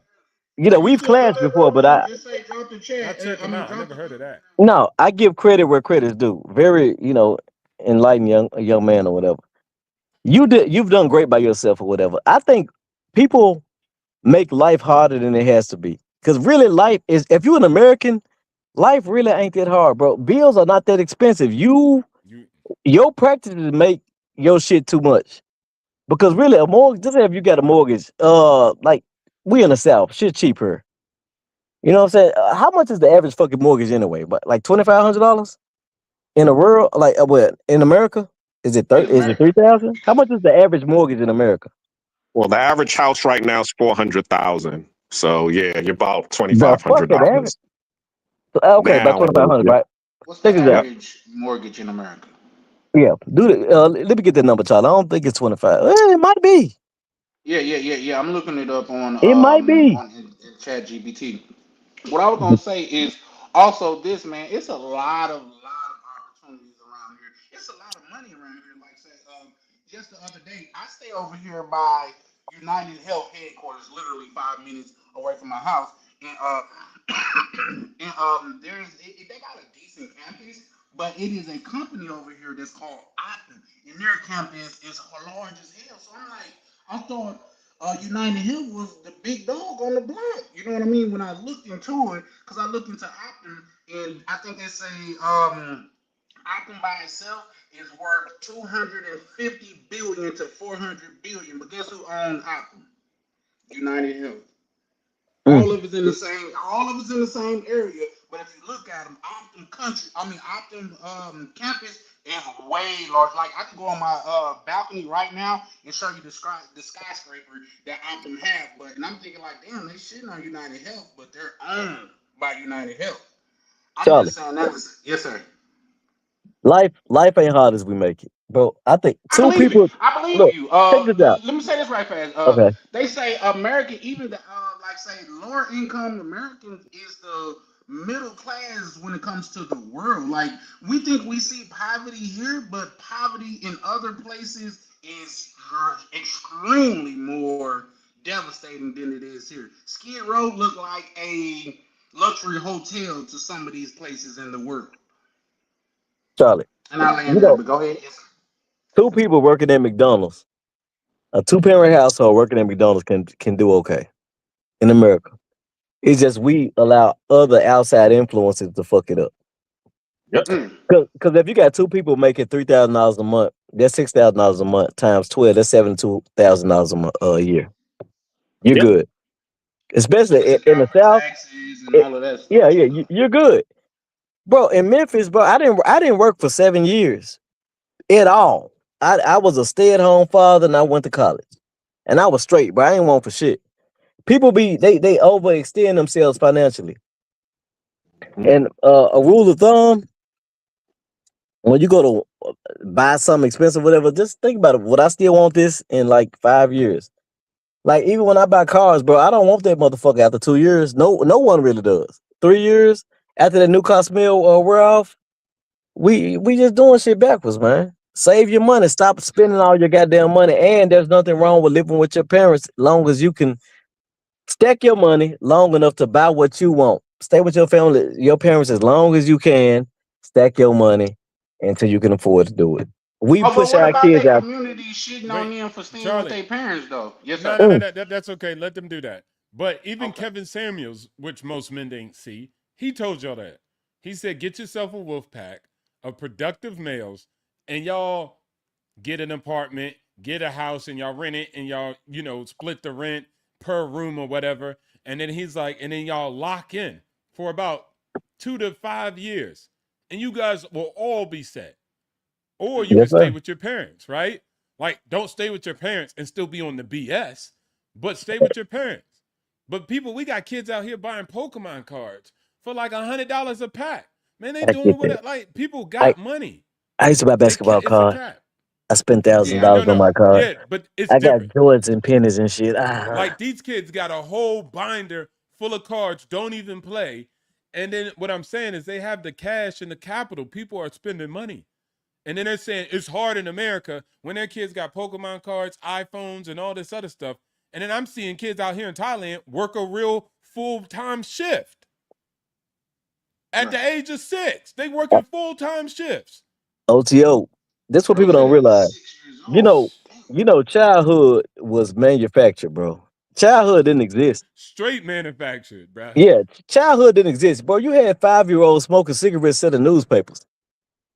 You know what I'm saying? I guess during what was it, like World War One or whatever, whatever. That's when they start. Well, after that, they created childhood.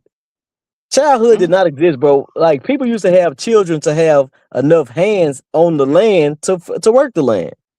Yeah, These for sure. motherfuckers was 5 years old. They had whole responsibilities. This shit is relatively new. You know what I'm saying? Mm. So, like, I think what I don't like is, well, I ain't gonna say I don't like. What I have an issue with, because I'm learning, like, fuck my opinion. Hey, Charlie. Oh no, go ahead. Keep talking, Yeah, Cigar. fuck Let my me opinion. bring up a picture. Fuck my opinion. But, like, people, poor people saying that my kid gonna have a Christmas is ridiculous to me. Your kids should understand it. Like, we don't have it. And if you want it, you gotta make it. Like I had to look, bro, I had a tenant, right? Actually, it was on Facebook. I posted it. I'm not Hey, even that Charlie, type of bring up guy. the thing while he talks. I got the I'm not Yes, even screenshot. that. sir. I'm not even that type of guy to like record kicking people out and shit, right? So I went to her house because she's supposed to, my house. 'Cause she's supposed to be out of the property.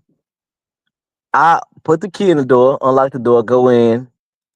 I damn near tripped up because it's a whole bunch of Christmas presents on the ground. She like, "What are you doing in my house?" Da, da, da, da, da, da, da. I'm like, "You ain't paid your rent. I told you, you gotta get the fuck out of here." Which I was actually wrong. I should have went to the proper channels. But I'm like, "Bitch, why would you buy your kids gifts when you ain't paid your rent? Mm. You gotta hold people accountable, bro." I have no sympathy for these motherfuckers. Like, honestly, the government should make it where if you got Okay, we'll give you 2 kids. After that, you get no assistance, and if you want to continue on assistance, you have to be sterilized. Cause we got That's the wrong crazy. motherfuckers making kids, man. Now I And agree with that 100%. Well, so what I actually, got the on the rule go ahead, go is Black Cleaner. 5. If you have more than one kid within 5 years, they all got to live off of that same benefit that you're That's getting not true. from the government. That's not true. That is That's not true. because each kid has to be with. Yeah, That's because not they true. only giving it to you for 5 years. But if you have more than one, they're only going to give it to you for that 5 years. That's I that's know not because true. that's what. Okay. That's not true. Well, That's not I no, true. look, think what? OTO got an interesting clip up though. If you guys look at it, Yeah, yeah, all of those are exactly. white kids. Those are white kids. It's not one black kid in that Yeah, motherfucker. yeah, Well, that's yeah. Little homie got a full paper route. These guys out here was working hard. These guys in here, full blown suits, tailored suits. Bro worked These in the guys coal working in the mine, in the coal mine. mine, bro. Like this joints is real. And the funny part is, we don't have to go back to the 1900s. Yo, guys, come overseas. Come yeah, overseas, and I'll show you this. It's still alive today. Like Mr. Beast is the reason why he's trying to get kids out of picking cocoa leaves in Africa for all the chocolate conglomerates. Like and it's not the conglomerates that's forcing them, it's their parents and stuff like that. And I'm Yeah. saying because that's their real life. They don't have a real economy like we got one. all right. Like it's very different. But y'all too busy at the go-go bars in Thailand, right? And because you got some cootie cat finally, you like, man, over here in Thailand, people ain't worried about money. On your MTR, nobody care about money. It's little kids working in the street till 4 o'clock in the morning selling bubble gum. Yeah. Mm.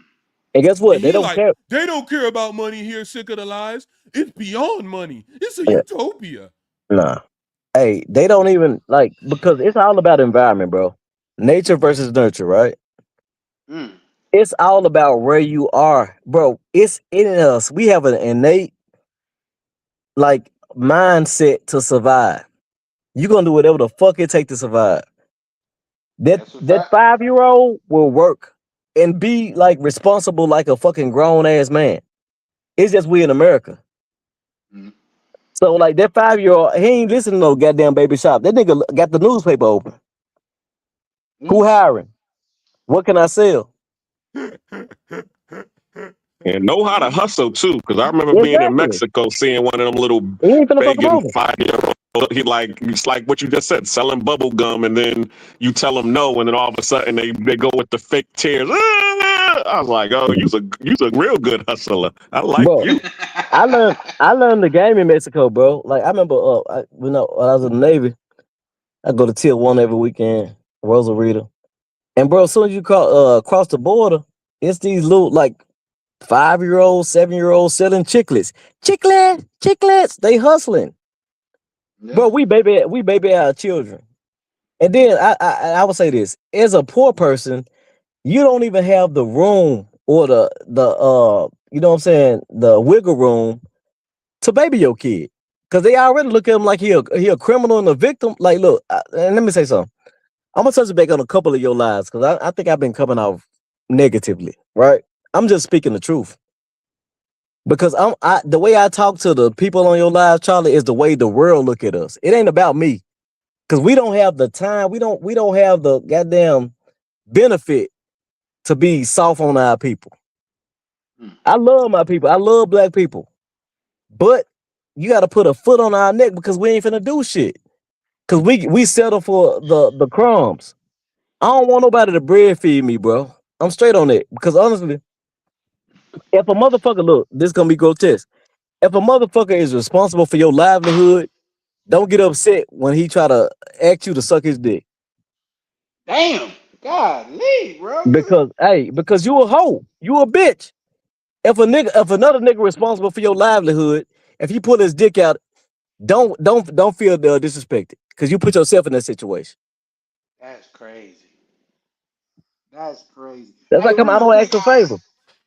No, I feel you, but real quick, guys, let me welcome my good brother, Mr. Peppers, to the channel. How you doing, Mr. Peppers?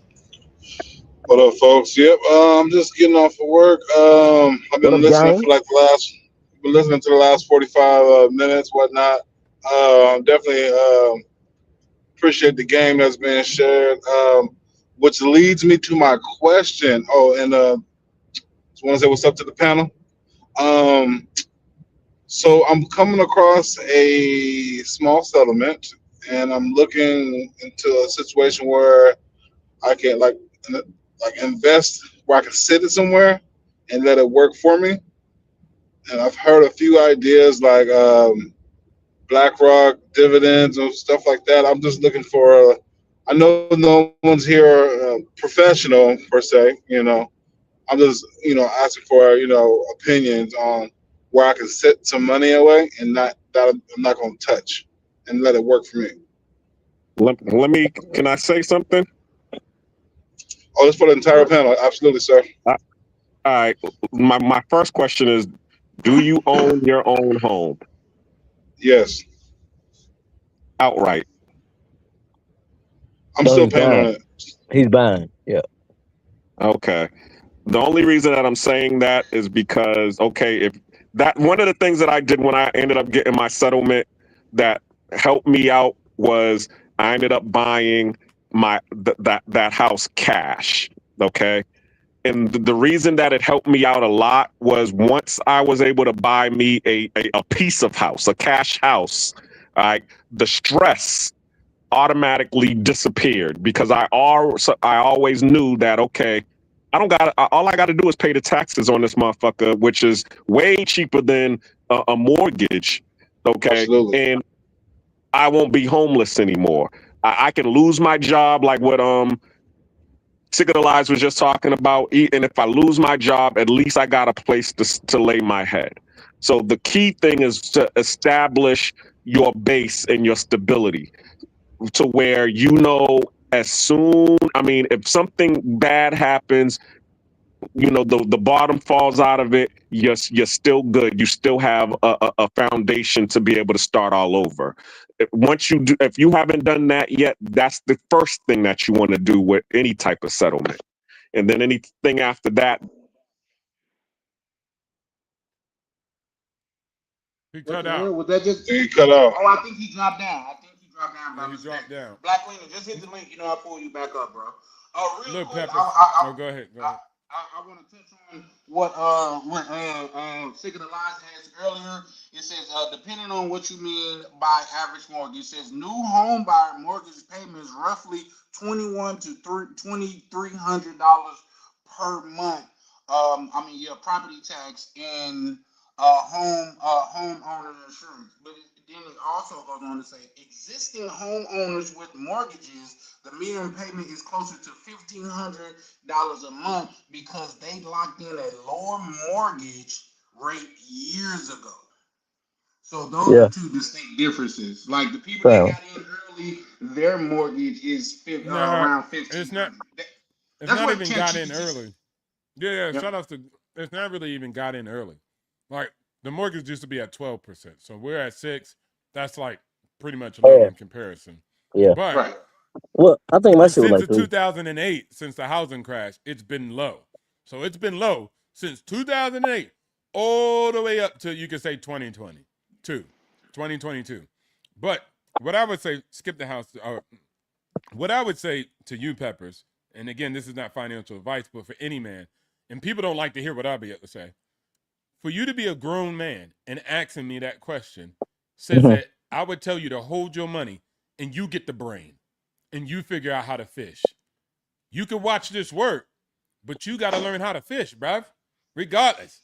So I can't say mutual funds, ETFs, and plus it's usually a deep dive. That's why financial advisors have to actually counsel you one-on-one. They have to be licensed and they have to hear your entire background. What are you doing?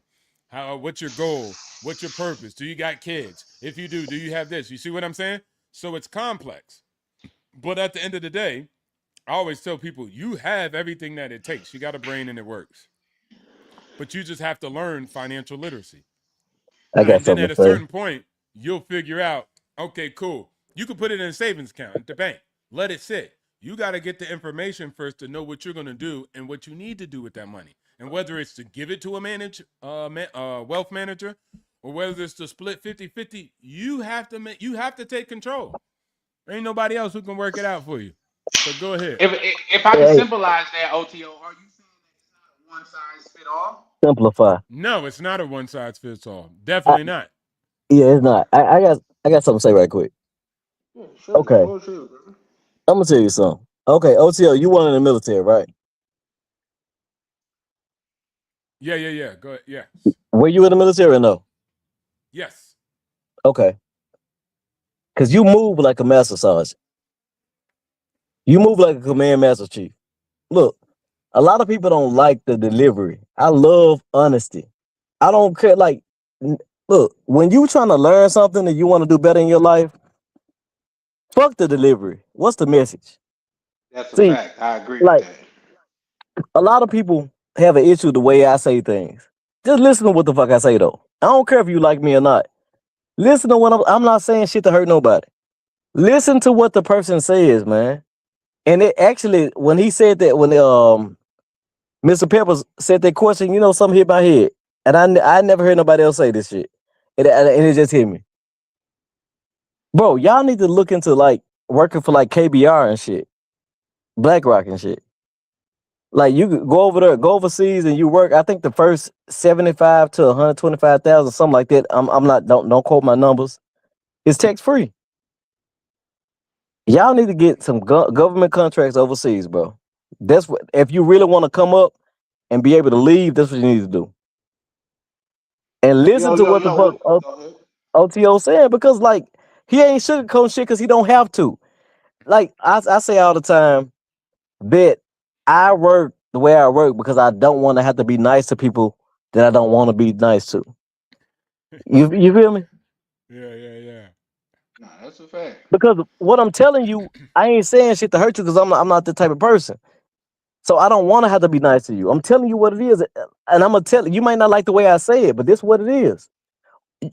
Either you can continue doing what you've been doing, or listen to what the fuck I'm saying. And And that's the way. here's Yeah, one of Well, the things, like, let's say the delivery, like the way I say it or whatever. fuck that. The I ain't thing got I time to be say, nice to you. I say if you do, look, there's a money guy show, there's bigger pockets. There's a lot of people out here that say, Peppers, you did nothing wrong. You know what's really, there's a lot of people that will do that. So if this is not the message for you, completely fine. But I'm telling you, I know their numbers in their analytics. They'll have 2-3 million subscribers. They'll have 100 million views, but their throughput rate, meaning somebody who say, okay, let me buy this financial product, let me get into the group, is like 1%. So out of all the people that watch those guys with the nice, gentle message, only 1% to 2% actually convert and say, all right, Mhm. cool, let me take up the task. And then on my Yeah, side, it's the same thing. So it's not the message. Somebody just making up some damn excuse. Like, we just saying this, whether it's soft or hard yeah. power, soft power, we're both saying the same thing. But what I'm saying is, I don't have to be nice to you in order for you to like and subscribe. I don't care about it. Already Why rich. should So I? I'm not Why playing a should I? YouTube game where I'm like, hey, I got to retain my audience and I got to be nice. You know, I'm not the politician who got to tell you the world is earth is flat and it's a little bit round. I could just say, I think it's round. You get it? It's a little And bit round. I've been in space and I've seen it with my eyes. So that's what I think. That's it. I'm not gonna be Yeah. like, well, Peppers, it's a little bit round and it's a little bit flat. And get my likes up and hit the like on the button. Like, I'm not saying that's bad or anything. I'm just saying I don't have that same that interest, that conflict of Efficacy. interest. And then so I'm just gonna say, hey, look, bro, it's you the problem. You know why politicians can't stand up and say, Americans, you need to make yourself great? It's because Nobody will nobody will vote vote for for him. that politician. Yeah. But I tell that people, I say, damn what Trump say talking about to make America great. What we got to do? Make the land great? What do we got to do? Make the roads great? No, we got to make the people great because the people build the roads. The people do what they have to do. It's the people. So the people got to be financially literate. You think if everybody's financially illiterate in America, right? And let's say 20% of them go into the government to work. They were financially illiterate. So they're going to go inside the government and be financially illiterate. It only makes sense. You get what I'm saying, Charlie? If I got no Absolutely. legs and no arms and I go into the NBA, how am I score? I'm probably not going to be scoring that much. So it's the same Nah, thing. If you don't they got gonna the fire funds, the coach that put you on the court. Hey, look, OTO, Yeah. OTO. Yeah, go ahead, second line. You right, bro. They don't understand, bro. Like anybody that really care about you, I ain't saying care about you, because really, when you get people at a certain point, if they ain't trying to like get nothing from you, they don't have the time to like babysit you or like handle you with kid Nope. gloves. We gonna give you the information. I'm not even saying we. They're gonna give you the information, and you take from there what you want.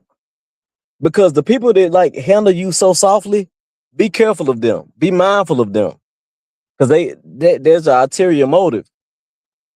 Like when he did this live tonight, he ain't have to tell nobody shit. Like I went to goddamn InvestFest like a couple years ago with what's the name of this shit? I can't even remember. EYL, yeah. It was cool. They had Fabulous. I left before Fabulous because I got anxiety and shit. But and I paid 5,000 for the goddamn shit or whatever. But most people only want the initial information. Most people not willing to pay for, the exclusive information. So take the free shit and do what you will with it. You know what I'm Yeah, saying? Like I think I know if you Pepper's coming up gonna on a say settlement, something. Yeah. if you coming up on a settlement, do your research and make the best decision for you. Don't listen to what Facts. OTO say, what I say, what Charlie say, nobody. Because at the end of the day, you gotta live with your decision, bro. At the end of the day, you gotta live with your decision. Because honestly, bro, I wasn't supposed to be shit. My aunties and uncles told me every day I wasn't shit. You know what I'm saying? So you gotta make what you like. My life ain't been, as easy as some people, and it ain't been as hard as some people. But at the end of the day, it don't matter. As a man, you gotta make it happen. So what you want to do? So What do you think you should do? so the reason I brought it up was because I And let thought me hold some. I figured because just going from the information I received yesterday about today, about making sure you bring your pen and paper.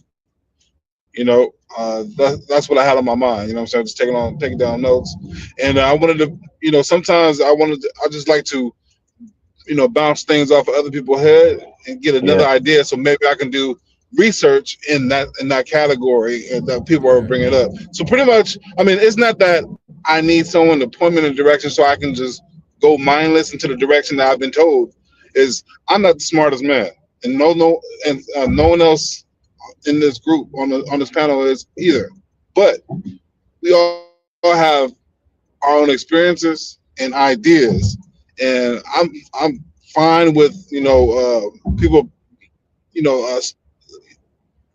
bouncing ideas off of each other. right. So pretty much what I'm getting is do my own research, which I have. This is Hmm. also part of my research by Yeah, you got it. Got it. speaking to you Yeah. guys about it. That that Hey, that's Pepper. why I hit it with So three different assets, right? That's why I said 100%. real estate or 401k and then also individual brokerage account. These are the three instruments that majority of people use to establish wealth for themselves. And unless you're that one guy who say, I want to build a private company and take it public, that's a different stratosphere. But for the most part, most people are one of these three. You could use all of them. I say don't often, become a real estate bro. Like, man, I don't do Yeah, stock. Fuck nah. really Do stock. all of Like, it. don't do that. Do all of it, but also build it out according to you. And once you start doing the research, you'll start mapping out what fits you and what you can Right. do and what moves you can make. Just like Digital Nomad Absolutely. came up here, right? He was talking about Hmm. his first play was the one he ran with the house hack. Then when he ran the house hack, he came back to me and he was like, bro, I looked at that joint that you were talking about, Cody Sanchez. I think I'm gonna get a business and buy one instead of build one. And then I was like, okay, well, tell me more. And then he started to move in that direction. And so he started to create that. I told him, hey, look, I'm investing in stocks. I go to the hill for this. He's like, okay, I hear that. I'll run that about 20%. But this other 80%, I'm going to run with buying this business Mm, that's existing. So he started creating his own financial plan. But that's because he started to keep working on his financial literacy, hitting the books and reading and etc. Right? So I'm just one of those guys. If you come and ask me, I'll tell you, what do you think? You get what yeah. I'm saying? I'm not Actually, necessarily the guy who's like, do this, A, B, C, D. No, I know that whatever I do, it's because I am me. it's not going to apply to you. So I'll say, hey, what is it that you're looking into? And then we'll Hey, have a discussion about it. what you said kind of touched on what I was thinking. What do you want to do, Peppers? What's your goal? What's your end game? So pretty much with this money I'm going to be receiving, I want to put it away. My goal is I want to make it work for me instead of me working for it. You know what I'm saying? So this is an opportunity. You know what I mean? You only get so many of these kind of opportunities where a point it can change your life. And this is, I'm at this point where Well, somebody I hit can you go in the into the car, direction. you laid on the ground. My neck, my back, and my back. No, Oh, no, no. And I'm not trying to get you. Hey, give me you know what I'm saying, estimate, like how much money you working with? That's only if you feel comfortable. Right. yeah. I'm gonna say 80, anywhere between you can say in between 80,000. 80 and six Yeah, I digits. figured it. I figured it was 80. That's what they gonna come. That's what they gonna come at you with. Okay. So what do you want to do? Yeah, he said it before. He said he want to stack it away, want the money to work for it. So literally, Someone. go I ahead. can tell you the safest thing to do, but Okay. if you don't tell me what you want to do, I won't know what you're talking about. I just say go research. Um. I'd say Peppers, go do more research. When you come Yes, back, sir. you're saying, hey, look, I looked at a house hack. Hey, I looked at a rental property. This is what I'm moving towards. Okay, now let's have a discussion about rental property. Or it's, Uh, hey, I'm looking at a dividend. I'm going to invest in this stock that pays dividends. Okay, cool. Let's have a conversation about that, right? REITs, a real estate syndication. Perfect. yeah. So all these are things, right, that you'll come back with, and then we'll just have a big old discussion about that asset, right? But we're really trying to draw in, and I get you said, hey, look, passive, we got REITs, we got dividends, we got real estate syndications. These are, and then we got like low yield saving account, right? CDs to get really He's extremely safe. bullshit. Yeah. So yeah, but still, it's passive, right? Like Yeah. You 3%, get what, whatever, leave it 3%? alone. Yeah. Bonds, That's bullshit. whatever. Yeah, but yeah, see, bullshit though, in Yeah. comparison to what your goal But it's is safe. and what It's kind of safe. return is good in the risk you want. So you get like everything has context. So once you figure that out, which you will, right? Because once you keep reading, you'll be like, oh, joints, all right, cool. And then you'll start formulating the plan, and then we could just build on that plan. Does that make sense? I didn't tell Digital Absolutely. Nomad he had to get a duplex. I said do a quad. He did a duplex. He I should do didn't the argue quad with first. him. Quad is the I best didn't argue with option. him because that's his choice. He didn't Right. want to take the risk. He was scared of managing 3 tenants of first. You get, so I understand that. It's you specifically. Me, I said bump that, give me a quad. Actually, a But that's quad is, just me. I think, probably less liability. I think.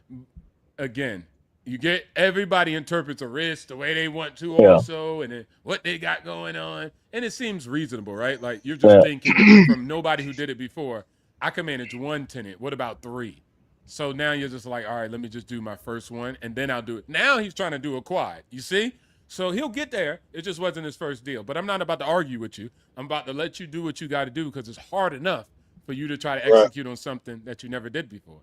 Hey yo, OCO. Well, You know what? I had an opportunity. My first opportunity was acquired for like 125,000. Whoa. Yeah. Yeah. Whoa. I passed on it. Like, whoa. I That's a low passed on it. price. I passed on it. Well, you got to Where was realize it where I at? live. It was in Memphis. It was in a drug. Oh, yeah, drug. yeah, We yeah. got Yeah. real quick, the brother. But you know that's where the cash flow come from, though. Yeah, Yeah, but real man, quick, it's so many headaches. hold on, So guys. many headaches. Hold on, Raphael. Yeah, Real yeah. quick, if you can cam up for a second, I would truly appreciate it, sir. Cause I can't see. before he get in, I guess I did have 2 ideas that I've been looking into. One of the things I've been looking at, and the last time I went to DR was doing an Airbnb type situation out there. I wouldn't do And it. I wouldn't do it. okay, okay. Let him land the plan, sick of the lies. Hold on. Okay. I wouldn't So do it, yeah, bro. Go ahead, Peppers. I mean, I am aware like how difficult it can be You being changing overseas or whatnot. being overseas and trying to manage Airbnb. So I do understand that. And then the second thing that I also looked into was, it's funny that Singular Lines brought it up, was BlackRock dividends. Yeah, but I So think dividends probably be your best route, bro. I can't like I don't know what your plan is, but I like long money. I don't like instant money. I like long term money. right, yeah, I hear you on that one. But yeah, I'm gonna continue to like. Thanks for the advice. It's not on The deaf talk, ears. I'm definitely the listening. talk, the talk, not advice. The talk. Yeah, for that. Yeah, Oh, thanks for the absolutely. talk. Good talk. Thanks for the Because over talk. here we're not giving any financial advice. Everything over Exactly, here because is I'm not that guy. individual opinion, and you have to move like we. This is not for you, Mr. Peppers, but just for like everybody. We are not responsible for your financial decisions because we Right. No, are not that's giving you specifically for financial him because he advice. called it advice. So I want the transcript of Oh his yeah, that Okay. was on me. Hey, That was on we me. That's on me. That's on me. nah, it's hey, all Mr. good, Peppers, Peppers. Mr. Yes, sir. Peppers. What I would do with the primaries coming up, I would just like wait for the Here chaos. we go. Hmm. I wait for the chaos, man, and Oh like boy. let the stocks drop 18%, and then I buy in. Hey, real quick, let me ask you, OTO and Chris, a question. Oh, even Black Clinton, they said, like, say when the administration is finna change, look into what they're running on and what businesses are going to profit off of them running off of that, and then invest in that. This is not advice. This is actually a question. What you guys think about that? I think I also, I think I also wait for the government shutdown, bro. Because we have them all the time. Wait for a government shutdown. Wait for shit to go down and buy that shit to stop. Mm-hmm. Because I was actually I don't want any physical assets anymore. Well, I ain't gonna say physical, but like as far as like yeah, a property where they can go Yeah. into. I'd rather have the digital assets. So Shout out to wait, you. Well, 'cause it's gonna happen. But we get shut down all the time. People act like every time it happens, they're like it's a new thing. We get shut down every. But when I first started working where I work at, we had a shutdown like 3 weeks after I started working there, and I was like, damn. And I'm still there. Mm. Let the here, stock market fuck up, and then just capitalize. here's the part that I do, Charlie. I just invest, and what do I know? Only got 50% for the last decade. But Damn. I just I wanted invest. to dive into that, OTO, but Hey, we continue. need to no, I definitely got some no, questions Charlie. about that. Wrong Yes, question. sir. Wrong question, Charlie. I didn't ask a question, bro. No, no, no. Well, wrong statement. We need to know what their portfolio is so we can do that. Okay, look, yeah. look, shout out to, and this is something I just found as like an exploit in the market. There's a guy called, and people often reference him, but they really don't listen to him. Warren Buffett and Peter Lynch. Yes, These sir. guys are legends. These are guys are Thank legends. But guess what? People still don't listen to legends. People don't know that his wealth, at least Warren Buffett, also Peter Lynch, but it wasn't diversification. It was concentration. He concentrated on a very few select companies, bought in big, it paid off. Then he got diversified when he had wealth, right? Because that was his way of preserving his capital and growing it at his level. Oh, you cooking with So for that one. me, I made it simple. I call it, and I posted and I wrote an article. I call my method follow the billionaires. Yep. Pretty simple. Why the hell would I listen to a financial analyst, a guy riding the school bus, or somebody who work at Subway who also trade on the side, and I not listen to Jensen, or I won't listen to Jeff Bezos, or I won't listen to the guys that are multi-billionaires and trillionaires. The only thing that they own is digital assets, their stock. That's what makes them billionaires. Mm. Real estate makes millionaires. Roll with me. Stocks makes billionaires and trillionaires. Shout out to Elon now, right? So stock makes billionaires and trillionaires. So you're asking yourself, the multiple remains the same. There is no real estate in America that increased 50,000% in the last 15 years. Nah, But there that's are unheard of. stocks that did that, That's right? crazy. Hey, my fact. And to Hey, add to All question. I that, needed to do, Hey, bills question. go make ahead, go ahead. thousandaires. How much is Bitcoin at right now? And does I anyone don't even know, maybe understand 60, Bitcoin? 70, 60, Yeah, it's 70,000 like apiece. 68,000 last time I checked, and I Does forgot anyone what I my like? understand what the it, but city here was the Okay, thing. Shout outs to that's Bitcoin. rare. It's That's one of rare. the highest digital assets that got one of the best returns. But the one thing that I just didn't do, because at the time the exchange is still being Do you built own out, any? no. Because the Yeah, exchange was still getting built out. The medium, right? Like right. how you own the asset. It wasn't built out. I had Bitcoin. I did have it a long time ago. Somebody just broke into the Coinbase and ordered pizzas with the damn thing. But that was all the way at the beginning. They didn't have the good security measurements. You get me? They weren't registered. It was all like, these are the early days. And if you know anything about crypto, people say not your key, not your coin. So you probably own some derivative that represents this. So it's very nuanced. It's not like an easy interface like, let's say, stocks are, because it's been around for so long, right? So the infrastructure's around. So net, also too, there's no way I could take my brain and project how the prices are going to increase. I can only say it's going to be more, it's going to be 1 million. And if other people believe it's going to be 1 million and they buy in, then I win, right? But with the game, you'll say, well, that's the same for stocks. Well, that's different because the company also makes money, Shout right? out to you, bro. So every year, every quarter, they're showing you their performance. They're showing you how much revenue they're making in profit. What's that? Oh, Oh, 64,000. price. Okay, yep. 64,000. Okay. So then I could track shit. But anyways, it's mostly about just following a company that has high conviction. So my early investments, even like recently, I'll tell you something within like 18 months, right? Google. Everybody was like, yo, Google's dead because of ChatGPT coming out. I thought that was the stupidest thing alive. Right. Like, really? A They could have been chatbot is right. going to do away with Google and YouTube? They were not right. They were They could. far I from said they right. could have been right. No, they couldn't have. Because Yeah, it's just, they you could just have. miss out. No, you Google can't. too big. Google too big, if you ask Not me. only Google Like, Google too is dead. big, bro. they No, watch own this. shit that we Watch don't this. even know. Go ahead. Watch this. They weren't right. It don't matter. Woulda, coulda, shoulda. I could have been a trillionaire too, Yep. right? But I'm not. I could have got So shot, you ain't but about to I listen did. to me if I was wrong and I never became a trillionaire. And then when the trillionaire come in and tell you something, you be like, well, the other guys could have been right and you could have been wrong. Like, And really, bro? Nah, for real. Now, ChatGPT got a 2.2% adoption. So 2.2% of American households has paid for the subscription. I'm one Anthropic of was them. more right than ChatGPT. Yeah, you're one of them, one of the minorities, right? But net, across the distribution of Google in itself, I mean, come on, we're on YouTube. They have Alphabet. They have ad revenue. As we They have so speak. many products. They have the majority of smartphones through Android. They have so much that their distribution layer, meaning they're already connected. And guess what? Most people don't know Google gave away the LLM in the first place. OpenAI didn't create it. It was Google. They gave it away for free. They didn't close source it and keep it for themselves. They were like, hey, let's put out this white paper, teach everybody about this discovery. DeepMind found it. They wrote the architecture paper and they put it out. And then OpenAI ran with it and did the chatbot. Google said, hey, let's sit back and watch. Because we own the distribution. I have a question for you, OTO. Go ahead. And then How wait, hold much? on. Before you say that, Yeah. don't forget too, Google has a 30 plus, let's say 30+% return on their invested capital for the last 25 years straight.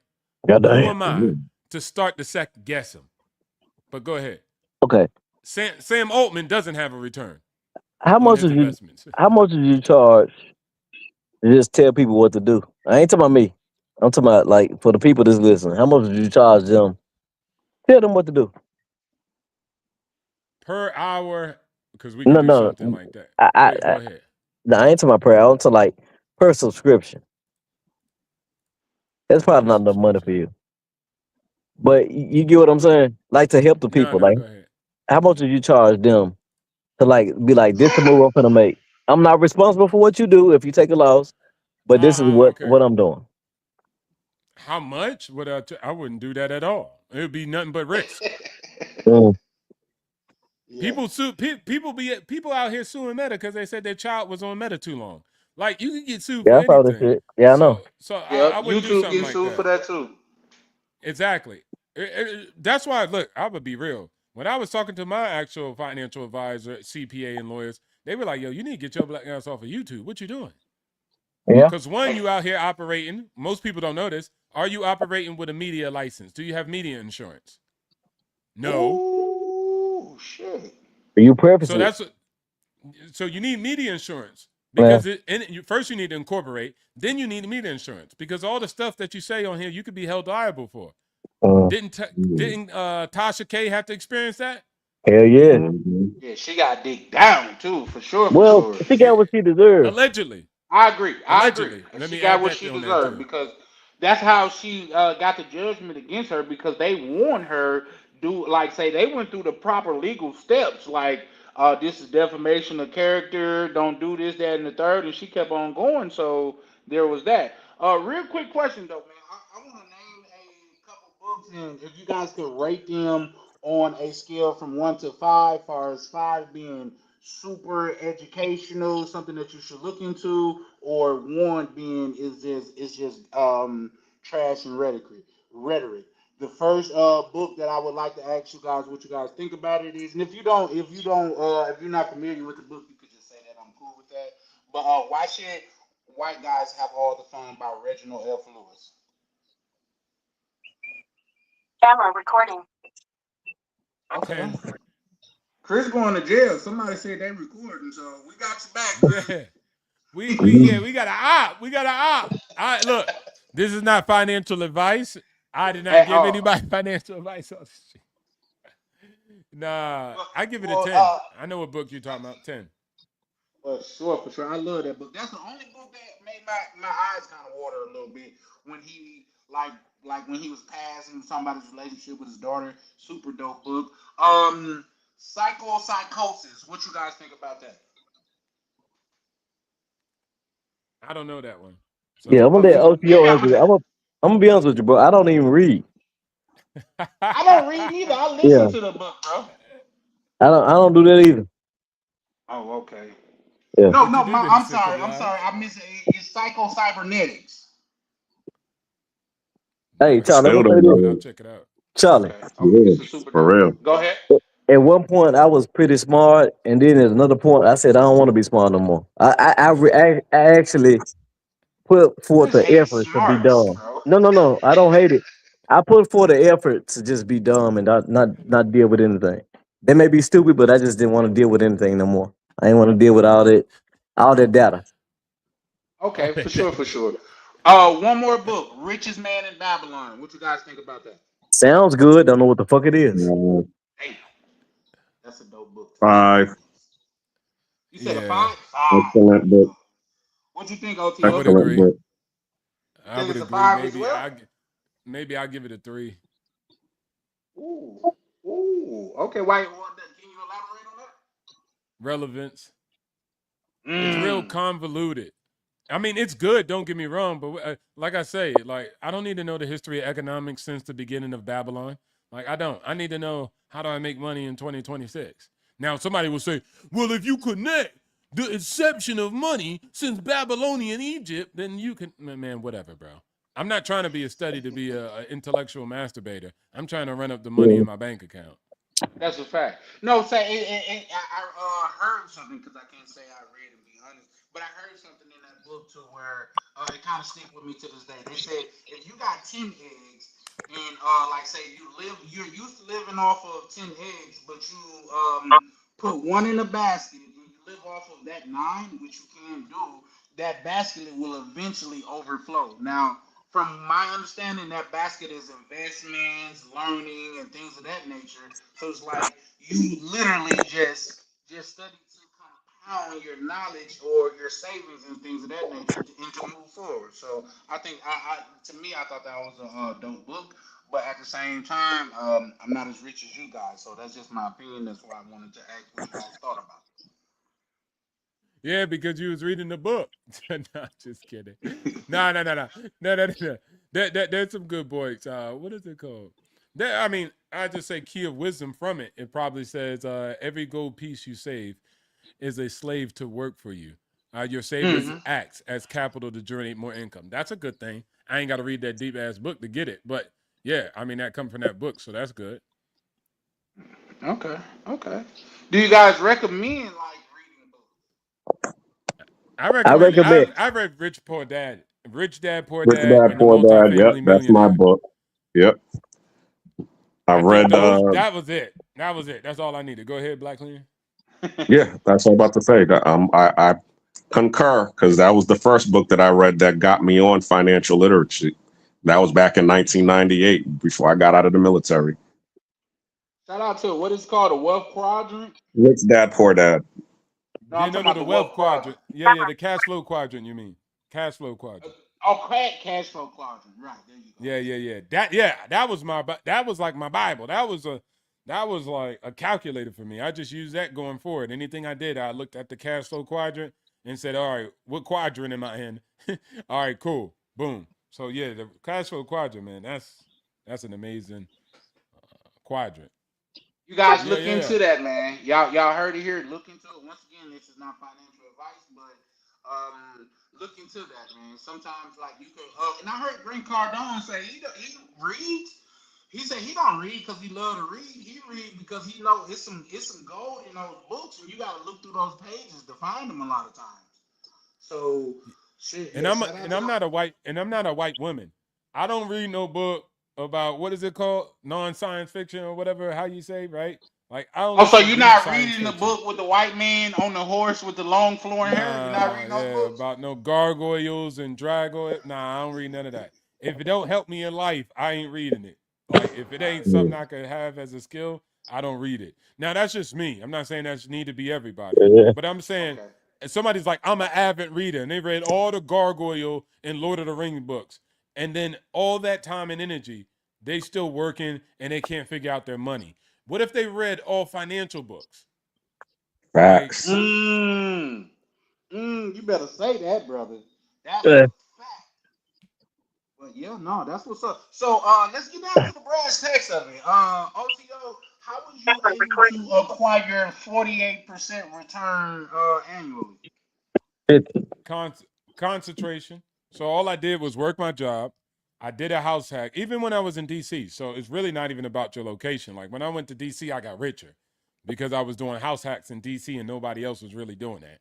Like most Mm. people were just trying to get their little single family home or pay rent. For me, I'm like, oh, I'm about to do a house hack. So I got the what is it, the townhouse in one of the best areas. But again, it wasn't even my income that could underwrite it because I didn't make that much money, right?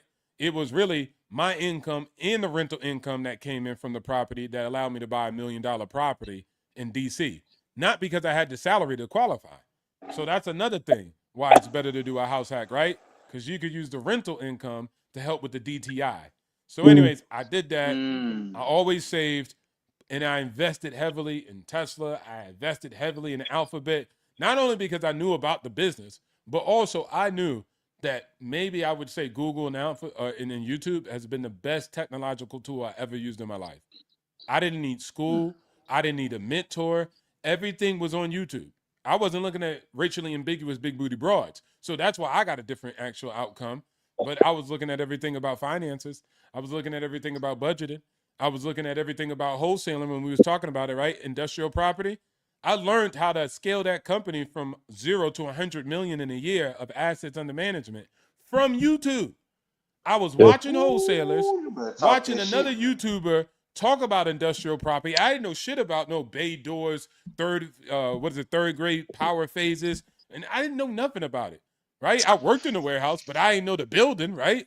But I was watching a realtor talk about it because he was trying to sell the property, and then I learned piece the pieces together, and then I ran the company for those guys. And they're like, "Yo, Bird, how did you learn all this?" I said, "YouTube and Google. That's it." So Mm. you went to YouTube University, is what we saying? What you saying? That's what I Hey, call it. YouTube free college, University, bro. That's what's free up. Yes, education, man. sir. Free Free education. education. Free So that's education. why I invested. That's why I invested so much because I really felt like this application, these mediums, bro, they can change people's life if they decide to. Now they can damage your life if you decide to, but that's a choice on the user, not necessarily the platform. And so Yep. I invested heavy in those companies. Financial advisors. I forgot to tell you. This is the biggest story where I knew I needed to take control of my financial destiny. I called up. I remember I came back from Iraq, so I had a little money in my pocket, right? So I was Boy, like, all right, 16K. I got some little change in my pocket. I'm gonna spend half of it on a grill and bullshit, but I'm gonna take half of it and I'm gonna invest it. I called up my Navy Fed, because that's the bank I had at that time. And I said, hey, man, I want to invest in Facebook. And they was like, first of all, sir, we'll get you to the actual, like, wealth department. Broker. We're just a regular bank. So I was like, all right, cool. When did they work? She like, well, they only work from like 8 a.m. to like 1 p.m. I said, what kind of damn hours is that? Like, you know what I'm saying? And so, like, damn, the motherfuckers ain't even working. So she put me in, patched me in. I was like, hey, man, how's it going? He's like, hey, what's going on? What can I do for you, young man? And I was like, I want to invest in Facebook. He was like, slow down. That's the dumbest thing I ever heard. I was like, what? Why? He was like, well, you need to invest in Pepsi, Coca-Cola, Johnson & Johnson. And I was like, all right, I hear that, but I'm like, no, I want to buy Facebook. And he's like, why? I'm like, bro, they have this whole platform with billions of people, or millions at the time, right? And they don't have to create the content. All the users do the work for them. Like, they create all the value by uploading their picture, telling their story, right? Telling sitcom stories. They have to go out and buy their own cameras to film content to put it on Facebook. Facebook just sit there and do nothing. They the marketplace. So I'm like, it's a duh. And then they're going to do advertisement. He was like, that sounds cute, but they don't create products, boy. I was like, damn, this dude's sonning me. And I was like, well, you know what? Different, bro. Maybe I'm wrong. Maybe this guy's right. You know, he is the financial advisor, blank, blank, blank. So I was like, all right, can we do half and half? He was like, no, son. We're going to do this. This is conservative. This is blah, blah, blah, blah, blah, blah, blah. So I went with that play. And then I learned from that after that. I said, I ain't never listening because the stock ran up. It did great. I was like, bro, I'm never listening to these guys again, bro. I should have asked him, what was your rate of return in the market? And he probably, guess what? Here's the surprising news, guys. They probably don't even have money in the stock market themselves. Nope. Nope, right? Man, so once I learned that lesson, I was like, all right, man, I need to take control of my own money, because he's just getting, and I'm not hating on him, but he's got his job. It's a low risk thing. I want crazy returns. I want to be right. I believe in these companies. And so at the end of the day, I focused on doing that. Though I had 80% of all the money I saved and had for investment went into my conviction, and I still had a 20% play where it was just like mutual funds and ETFs, right? Just to save me, right? After 30 years, if I messed up all my money and invested in the dumbest companies, I still had the retirement plan running in the background, right? As my B plan. So once I did that, those companies took off because of what I knew, right? I invested in them prior to what you guys know of them today, right? When Jensen was running around saying that, you know, these chips are going to be AI computing, and people thought he was stupid and called him crazy. Back when Jeff Bezos did AWS, people called him crazy. Guess what they told Jeff Bezos? They told him, shut up and sell retail. That's your lane, boy. You don't know nothing about no IT and selling cloud computing. And it's the most profitable venture of Amazon he today. makes more off of But guess what? Experts, Wall Street, hedge fund, BlackRock, all these guys were trying to overthrow him, get him kicked out as CEO, and saying he was wrong. And who ended up being wrong? They did, because they were trying to backseat drive a company that they do nothing about, or the guy who built it in the first place. So for me, I was just like, look, bro, these guys obviously are going to become trillionaires and billionaires. Why would I bet against them? It sounds stupid. Yeah. And so I was just quick, like, guys, I just need to own what they own. Go ahead. No, real quick, I wanted to say ARC today is at 72.86, and I only know that because on my Echo show, I got it programmed to where it shows the tickers. But they say, 24 months ago, it was around $45 to $35, which is damn near double your money. ARC, if you guys don't know what ARC is, that investment fund is ran by Kathy Wood, which is proving her, well, in my opinion, like she a woman that really knows what she's talking about. But I'm just saying, yeah, shout out to Kathy Woods. Man, like that white lady go crazy. But but I hit them up and I was like, y'all ain't got good returns. Y'all need O2O. They didn't reply. I really did send them that though. Hey, O2O, how you feel about Berkshire Hathaway? You getting stock in that? Berkshire. Yeah, no, I don't own it. A, but B, it's a or great C, company. though. And then and you know what's crazy about Breakshire Hathaway, I do want to run a Breakshire Hathaway plan. Like, let's say with my cybersecurity company, and at one point we got that type of cash flow coming in. We're buying other company stocks. Like Breakshire Hathaway took insurance payments and premiums and invested in the stock market, and they became an amazingly powerful company off of that. So most people, they got a business and then they got cash flow. They might pour it back in their business or spend it. But most people, especially business owners, they don't know nothing about stocks. Like, I don't know. Have you seen the School of Hard Knocks, right, Charlie? Yes, sir. So this is right. Like School of Hard Knocks, bro. He done sat with billionaires and millionaires, right? Yeah. And so he was like, I think he had a lady, a female. I can't remember the name, but she was an excellent investor too. But she used to be a businesswoman, and she crossed the actual plane. But anyways, he was talking to her, and he was like, "See, you can't get rich working for everybody." Da da da da. And she said, "Yeah, right now I'm actually in the public equities." And he was like, "What's that?" I'm like, damn, the School of Hard Knocks don't even know what public equity is. He knows nothing about investing because entrepreneurship is different from investing, right? And so there goes that gap in his financial literacy. Like his journey needs to expand beyond entrepreneurship because there's investors, which is a different quadrant, right? Remember the cash flow quadrant, right? Business owners, investors, employees, and specialists or small businesses. Ooh. So it's a quadrant. But he didn't understand that. So he was like, wait, what's that? And then she's like telling him like, bro, I invest in the best companies. And she's like, I basically was playing pickleball, looked at my account, and, it increased by, $20 million. And he's like, damn. You get what I'm saying? So even though people see like, oh, the market went down, Charlie, pull up Alphabet, pull up Google right now. And what you're going to see? Up and to the right. Yeah. I don't really care about the downfalls. People are scared of the volatility, but for me, I love it because it's the only asset in the world, right? Check this, Charlie. If I sell real estate and somebody figured out I made more money this year, they're going to charge me more money for the property, right?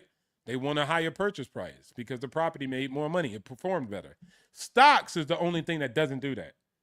So when the actual Alphabet came out and had a record-breaking quarter, the stock went down 10%. I bought up like $100,000 worth of shares. You just showed me the business make more money, makes more revenue, more profit, right? And you've been investing in CapEx, which is equipment, chips, and stuff. But your record for investing has been 30% for 25 years. And I'm going to stand up and say, y'all going stupid and you don't know what you're doing? But people do that in the stock market. They're like, man, I don't know, man. I'm worried about them spending so much money on compute. The computing company spending money on compute. You think that's stupid? And they generate $120 billion on an annual basis. No other company ever did that in life. That one company makes more money, net income, than the top 10 companies before the dot-com bubble. Like, so it makes 100% more. So the numbers are there, guys. Like, if you just look back on the numbers and follow the billionaires, that's what I did. Let me rephrase that. That's what I did. And that's how I got the 50% or, 48% return over the last decade. I just followed the people who were winning. And then also I figured out, I'm like, oh my gosh, these guys own assets. Elon don't own no damn real estate. Jeff Bezos don't own real estate like that. He ain't doing real estate deals and fixing and flipping. Like, what the hell? If I may, let me add something to that. When they look at the numbers and just depending on what you was just saying too, like because I was just looking up some metrics on that, but they say depending on if you're looking at the numbers, they said like 70 to 80% of millionaires are have real estate in their portfolio, but 90% of billionaires have private equity in their portfolio. Boom. I'm like, what's the difference? And when you look into it, it is a dramatic difference. It's a big difference. Yeah, for sure. So yeah, no, you. Hey, Charlie, Kanye. If Kanye West or Ye, if you ever watch this, give me a call, bro. Because I was saying like when Kanye had Yeezy, it's a private company, right? But with Yeezy, shout out to Ye, he didn't know about the game is he should have took that company public. Because remember, when he was signing deals with Adidas and Gap, he increased their stocks by 10%, 80% for Adidas, Like he was 60% of their profits. But if he was a public company, it would have been in a point that Berkshire Hathaway, State Street, BlackRock, Blackstone would have invested in Yeezy. Yeah? And he could have acted crazy as much as he wanted. They can't fire him when he's the equity owner. But they could cancel a contract with a private company. But they can't untangle money, hedge fund money, pension money, that's entangled in Yeezy if they would have invested it when it went public. That's how people become trillionaires or billionaires. It's taking a private company and going public. Just like SpaceX, right? No, I was just gonna touch on SpaceX. Believe it or not, and I think that's a lot of the thing is not only just doing the research but pulling the trigger, because I really, really, really wanted to buy a put when SpaceX went public, because I know, like I said, when companies go public, their value is inflated and they're gonna go back down to their original value within a couple months and things of that nature. So yeah, no, that I definitely wanted to buy a put on them, but there's that. What's your thoughts on that, OTO? And Black Cleaner, feel free to chime in if you want to. I let Black Cleaner go because I was rambling for a minute. Go, Black Cleaner.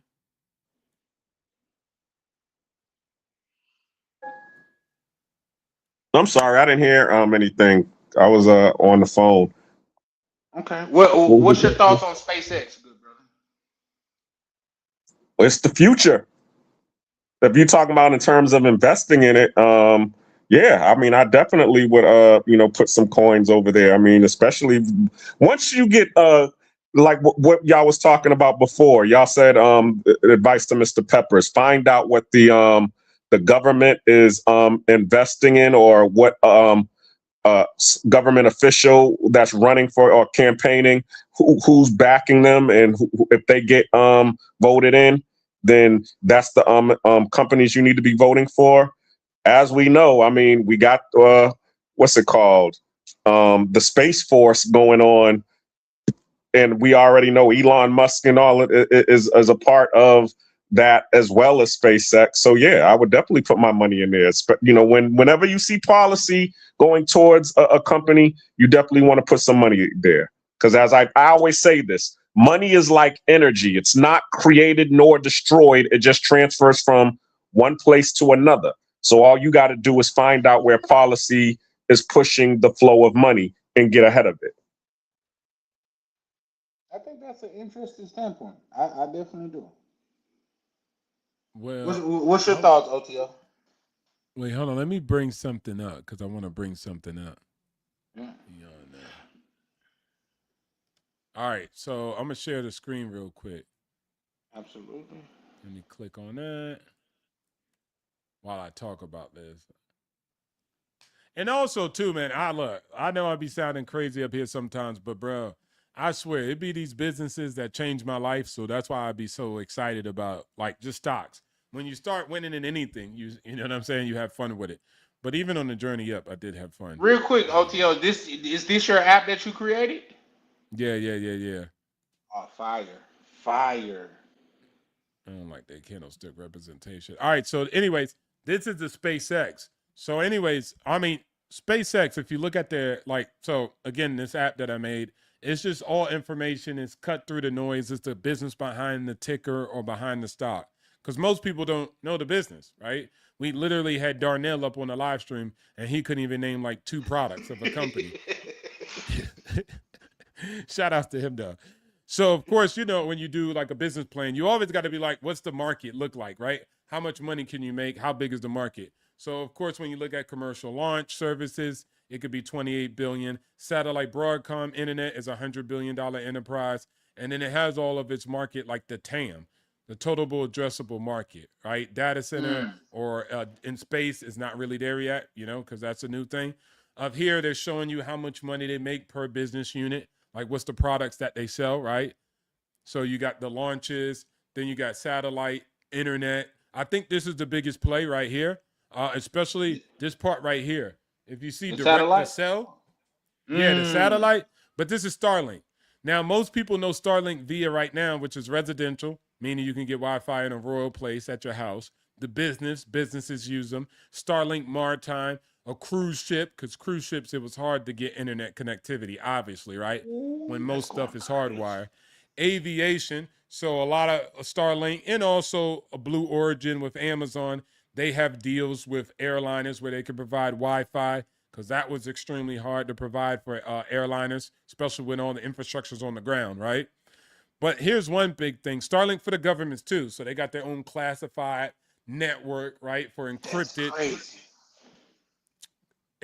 communication. And then you have Starlink direct to cell. This is beta, but this is the biggest one right here. Because this is one, it'll be on your cell phone. There'll be no much thing as dead zones anymore. You know how when you riding and your phone cut out because you don't have a good signal? That would be you done drove over Warner. Yep. Because there's no antennas, there's no infrastructure. So there's a little gap in between, right? Or it might be down or whatever. But imagine too, the telecom company got to maintenance all those antennas. But with this direct to cell, it will come from LEO, low Earth orbit, and then you don't need it anymore. So you get remember, and this is, I want to show something cool, right? This is how important internet connectivity is. If I go to Google here, right? And I go to, where's the wins and losses? So I got wins and losses, right? Right here, there should be, where is it? Google in itself, back in 2010 to 2016, spent $1 billion attempting to do Google Fiber. You remember that? Mm-hmm. Fiber internet by Google, they had it. They attempted to do it. They spent $1 billion, and they failed to launch in only 18 cities. They went to 18 cities, and that's all they could do. And they were trying to be what we call ISP, Internet Service Provider, right? Like a Comcast, Verizon, etc., right? They failed. Starlink decided, why go underneath the ground? SpaceX AI is what it's called today. They said, why go underneath the ground when we can go to low Earth orbit and establish a constellation across the entire planet to give internet to anybody, anywhere on the planet. So that's what they're doing now. So that's just one of their biggest business modules. Of course, we can go into their, what is it called? We can go into their renting compute deals. They did a deal with Anthropic at $1.25 billion per month. And then one with also Google for $920 a month, which would be an annual run rate of around $20 to $25 billion annually. So they just 100x their revenue just by leasing out the compute, which, of course, Elon built back when he was building out XAI as a company before it got acquired by SpaceX. So all this stuff, my guy, is the added value that's coming in to, of course, SpaceX. So I think it has a bright future, but in the short term, it's got a bumpy road because a lot of its, let's say, its softwares and products have a long time horizon. But that's best when you get into them. As you can see right here, right, this is a map of everywhere in the planet Starlink is available. And if you know anything about Meta and Google, they spent billions of dollars trying to establish underwater sea cable. If you don't know how the actual infrastructure works, the infrastructure from the United States connects Africa and Europe, and it's all underwater. That's why when you heard with the war with Iran, they had talks about the Iranian insurgents going in and cutting the undersea cables and destroying the connectivity of the world. That was going to be a big problem. So people had to ease up on that conflict because of that. That'd be trillions of dollars hanging in the balance. So because of that, right, Elon, he has the satellite SpaceX AI, so they can provide internet anywhere in the world.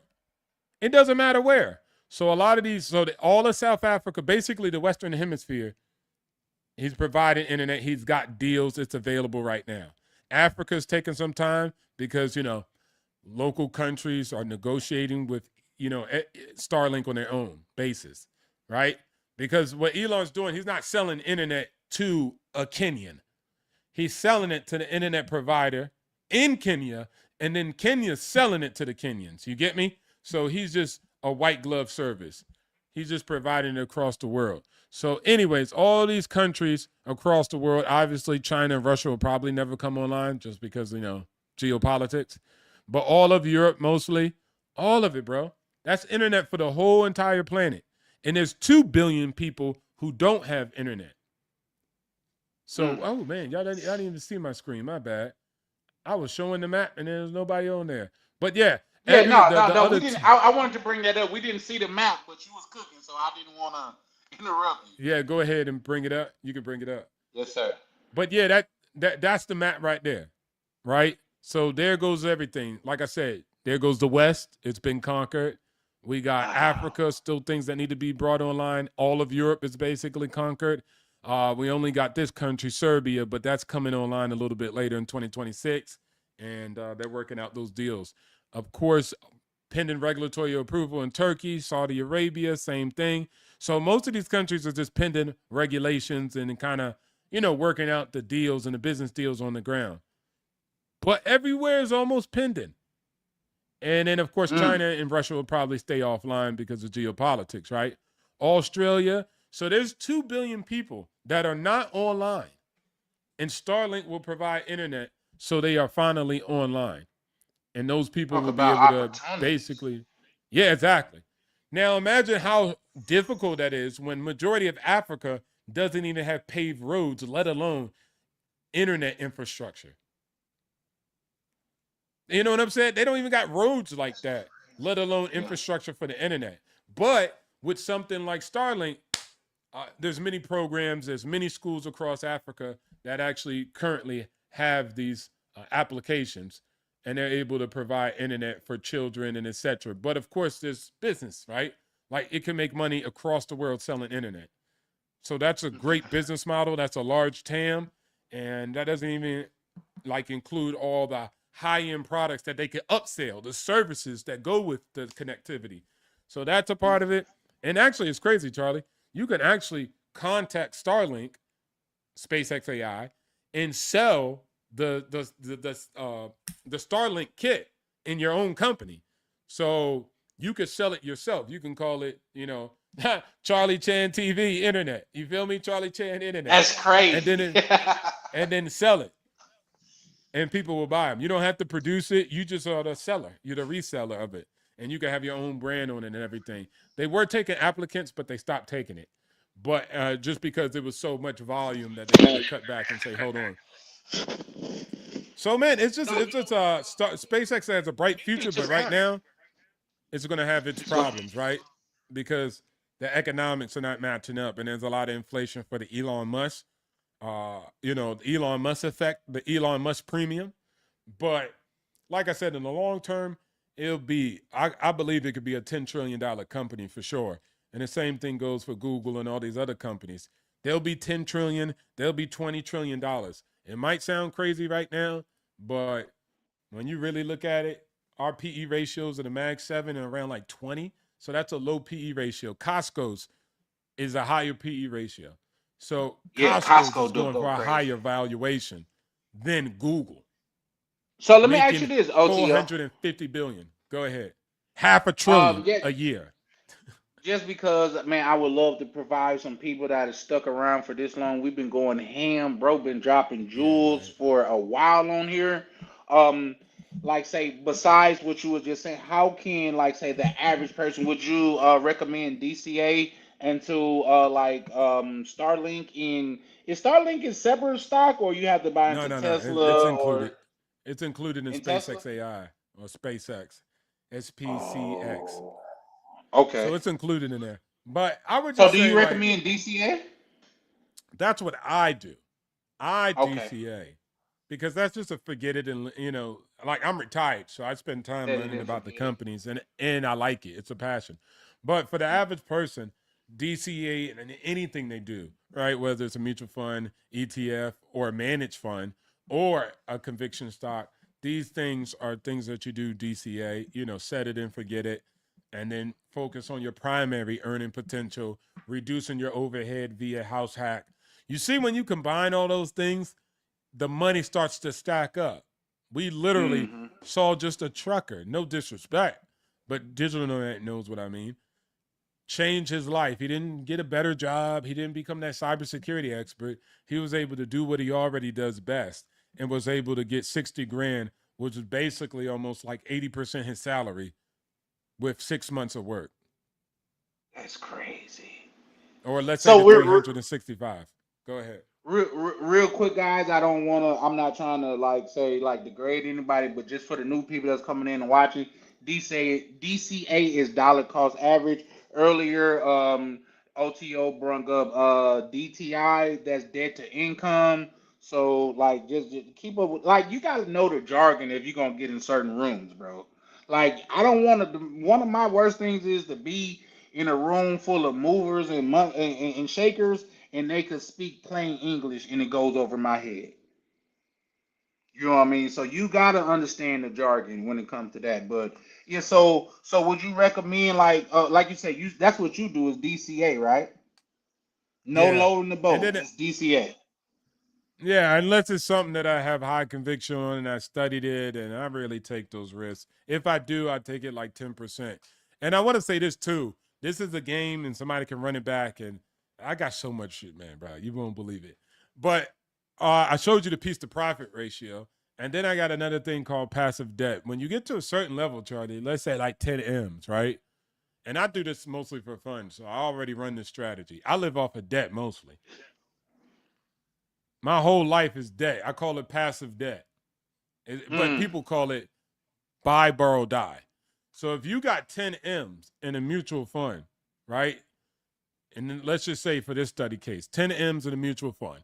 10 M's on a mutual fund, collecting 10% for the next 30 years. You'll end up at 133 million after 30 years from that 10 million, right? Then you could take away around $200,000 per month in debt, or excuse me, per year. So let's say you're paying yourself a $200,000 quote unquote salary, but it's just debt. You're borrowing from your line of security or security backed line of credit. That's what it's called. And they're going to probably charge you like 2%. So you pay 2% on the money you borrow, right? After 30 years, you'll probably owe 33 million because over the last, 30 years, you took out $33 million, right? Right. So now you owe $33 million, but your equity is $100 million. And then when you pass away, which is the die part, right? You pass on the brokerage account to your son, your daughter, whatever, right? Ooh. They get the account. He finna cook now. He finna cook now. Yeah, go ahead. Go ahead. I think I know where you're going with this one. This finna go crazy, guys. Go ahead. And the account gets an uplift. So even though your gains on that was basically, let's say, of course, it only started at 10, right? So your gain on that was 133. So let's say 123 million. That's how much gains and taxes you own on that. But because you passed away and it got inherited to the next person, it's called an uplift. So it just gets an uplift and all that gain disappears basically, accounting-wise. And then your son or daughter gets it and it's 133 evaluated million. at the price that they get it at. Yeah. Of course, the debt that you owe is reduced from it, obviously. But then again, they get 100 million, boom, and no tax on it because it got uplifted and passed over. It's called an uplift. Financial advice. Talk to your CPA. This is not financial advice, but yes. And so that's what I call the passive debt strategy. So now, guess what? I don't have to figure out tax strategies. Let's say if I ran a business that was paying me $200,000 a year or whatever, right? I could increase the money, but I was very conservative with annually what I took out. But let's say that I actually run it because you could really take out like, let me not get into that. But anyways, let's say I just run that play, yeah? That whole time when I was taking money out, it's not a tax. I didn't sell my assets. So it's just debt. So I don't pay tax on debt. So I have no tax to pay. Versus if you're making $200,000 from a business, passive real estate, you got to pay taxes on it. Or come up with a tax strategy to reduce the taxes on it. I don't even have to waste time, energy, and attention on that. I actually told my CPA that. He was like, damn, I forgot that exists. He was like, yeah, that's smart. Damn. I guess I won't be doing much for your taxes. So he was like, damn, all right, cool. Now I got a different portfolio where I run other plays where I get short-term gains. But look, watch this, Charlie. When you're a full-time investor and you don't work and you don't make over $45,000 a year, then you get a tax bracket of 0. So sometimes I just sell some money out of my portfolio that's below 45,000. It's really 48,000 in a year on my long-term gains, and there's 0 in taxes. So sometimes I just take out like 45,000, sell it, and then that way when he do my taxes, he's like, oh, this is a long-term tax gain. Okay, it should be 15%. But oh my gosh, how much money did you make this year? And I say like 0 besides that. So he'd be like, okay, cool. So it's 0 for federal, because obviously I'm in Texas, so I ain't got to worry about state. So what I'm trying to show is there's another 50 grand, let's say 45, right, that you could just take with 0 tax on it. But if I was working a job full time, right, I would have made more than 150. It would have been taxable income, because it's really taxable income, right? So just by staying under the radar like that and being a full-time investor, I'm able not to have that tax obligation on my long-term and short-term capital gains. That's so it's a whole wave, man. I'm telling you, there's many strategies. But again, I tell people the tax code is there to incentivize some humans to do this, because my money can go into boats or yachts, right? But each time I spend it in buying more properties and building out new real estate, I make more money and I get more tax deductions. So that's how you build homes in a country, right? But Charlie, watch this. You got somebody saying this. Have you heard this? The older generation. Hold on, Rick. Okay, there you go. Black Cleaner just muted up. I was like, he must be at SeaWorld, because sound like he like around the whale exhibit. But go ahead. Free Willy in the background. Now, right. you heard people say this, right? And I know viewers probably heard this. The older generation, they got all the money, right? They bought their house for 2 nickels, and now it's worth 500,000, right? Okay, right. What do you expect to happen? We can't make house prices lower. You know why? Because if we did, we would steal wealth from all your parents, all the people who think they're getting generational wealth. You get me? The biggest blockers of affordable homing is mostly average people, because they don't want you to come in and make houses cheaper in the neighborhood, because they got a house they've been buying into for 15 years and they want it to increase in value. You get what I'm saying? Right. I had this house for 30 years. We bought it at 50 grand. Now it's at 500, right? And that's 30 years plus. You don't add how much money I put in for the roof, how much money I put in for the AC units, because I can't sell the house without a roof and get the same 500,000. Right. I can't sell the house without a foundation or without walls and get the 500,000. So what? I got to invest. I got to maintenance it. You get me? I got to keep it up to date. So you just look at the 50,000 and ignore all the money that they poured in for maintenance and repairs. And guess what? If it's 500,000 and it's dated, meaning the countertops are old, the cabinets are old, then I'm not going to get 500,000. So I had to rehab it. I had to fix it up along the way. That's not baked into the price. That's an expense that nobody puts into it, right? So again, all these things start to add up. So yes, okay, they're getting $500,000 for the house now. But also, grandma didn't tell you when they bought it, there was no street.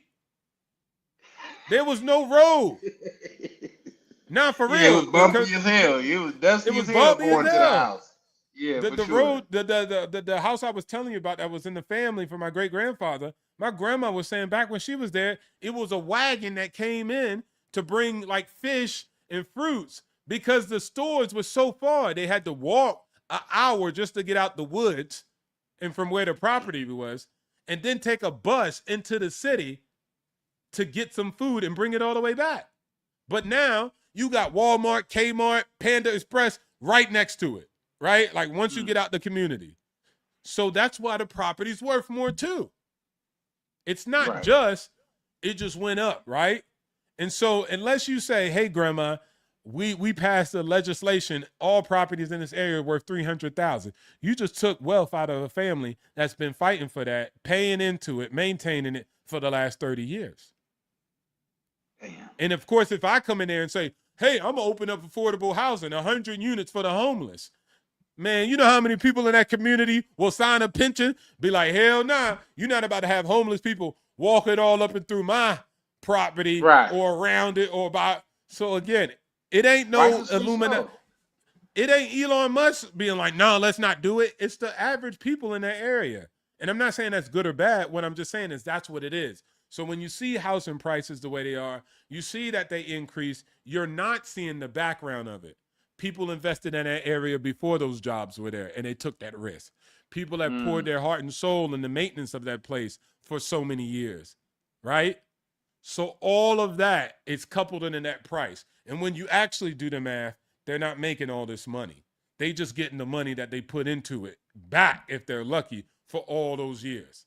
So the math maths up, but if you're not financially literate or literate in real estate like that and actually do it, not read about the statistics, they could be confusing because you're like, bro, it don't make any sense. Homes, the medium home is this, this, and this. But remember, your grandma, the reason why, watch this, why didn't she buy a house next to that town? Why didn't my great-grandfather buy a house next to that town? Because it was expensive. It wasn't $50,000. So they went out in yonder and bought something that cost $50,000 because that's what they could afford. So they had to take the 1 hour walk and then the 1 hour drive on a public transportation, right? But now it's entirely different landscape. And now that place, the development has came out to that property, right? And now basically, even here in Thailand, bro, I live in Thailand, you go to Google Maps and look at it 20 years ago, right? And you'll see water buffalo. People with homes in a water buffalo. I don't see no water buffaloes around here no more because the area developed over the 20 years. So there's condos, there's 7-Elevens, there's hospitals. But back then, the price was cheap, but it was water buffaloes. You know what I'm saying? Like, there was nobody out here. So that's why I say people don't take that into consideration. And so they're just like, bro, the housing is insane. No, there's places where you can go and get a house for 10 grand.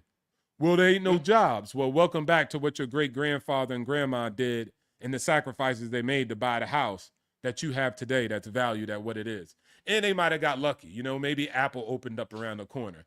So they had that bump. But as you said, the formula still reigns true just because, I mean, even now, the property values, just as you just said it, are expensive in the metropolitan cities because of all of the features and everything that you just mentioned.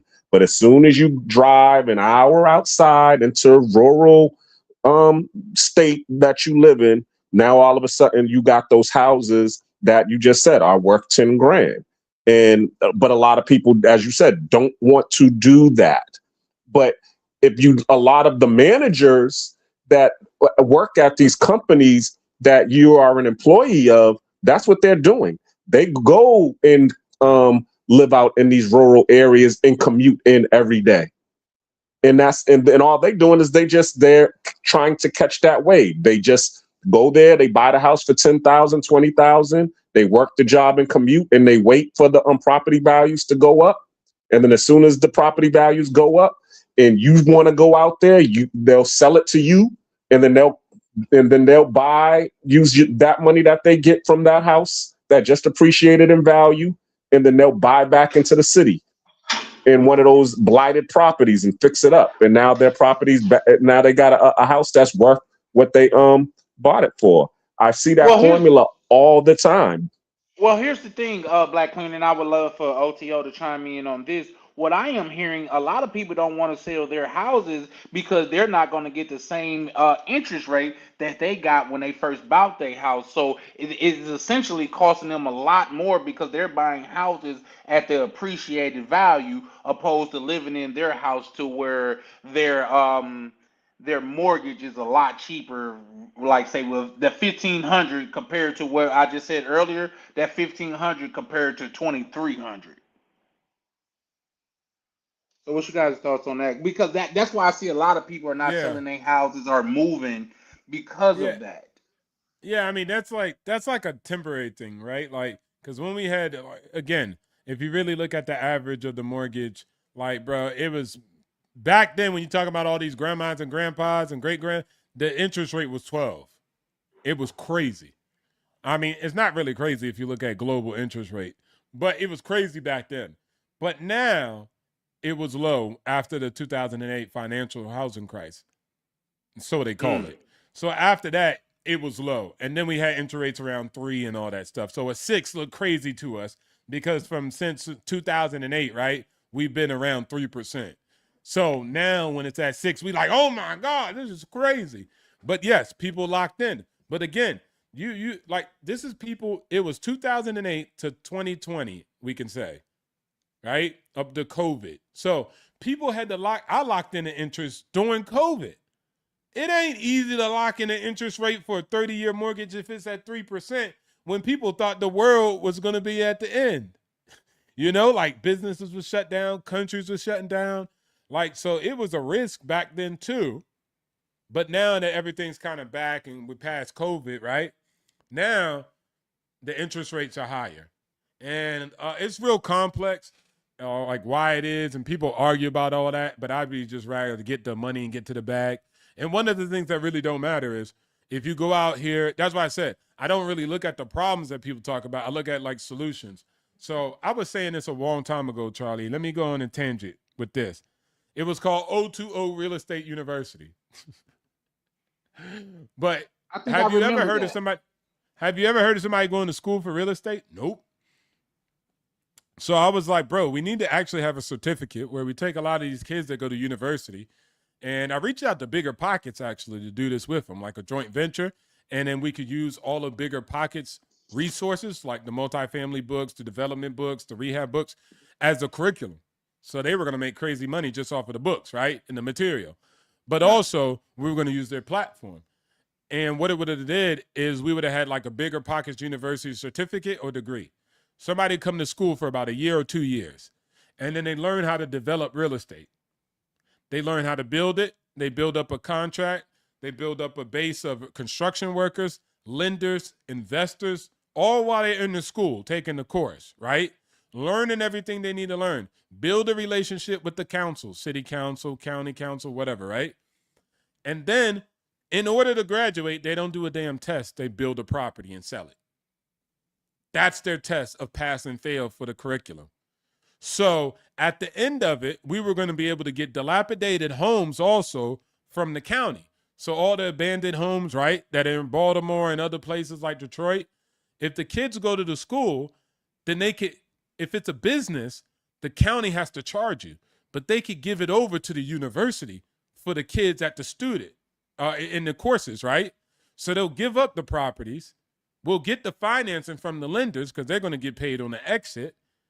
So, and then it's specifically half of the portions of the sale, the capital gains, goes to the university for the endowment fund to continue on with the program, right? And then the other half goes to the student. So the student pays off of their graduation or makes a profit. So after the end of school, they'll be debt-free because they actually built a product and a service that was usable in their community, and they were able to charge a fair market value for it. You get me? But you got people going to school that produce a degree that didn't produce any product that anybody wants to buy. So with this business model or with this model of education, somebody goes, they get a degree, and you're like, okay, but what does that mean? So right after that deal, they could run a deal by themselves, like Digital Nomad was talking about, he gonna run, right? Instead of him just doing it on his own or getting lucky with an online course that he takes and he still has to do it by himself, he'll have the whole course, the professor, you get what I'm saying, for his first deal. And so after the first deal, he goes into his community and he's able to do rehab projects or do development projects. And guess what? He got the same lenders, the same bankers, the same construction team.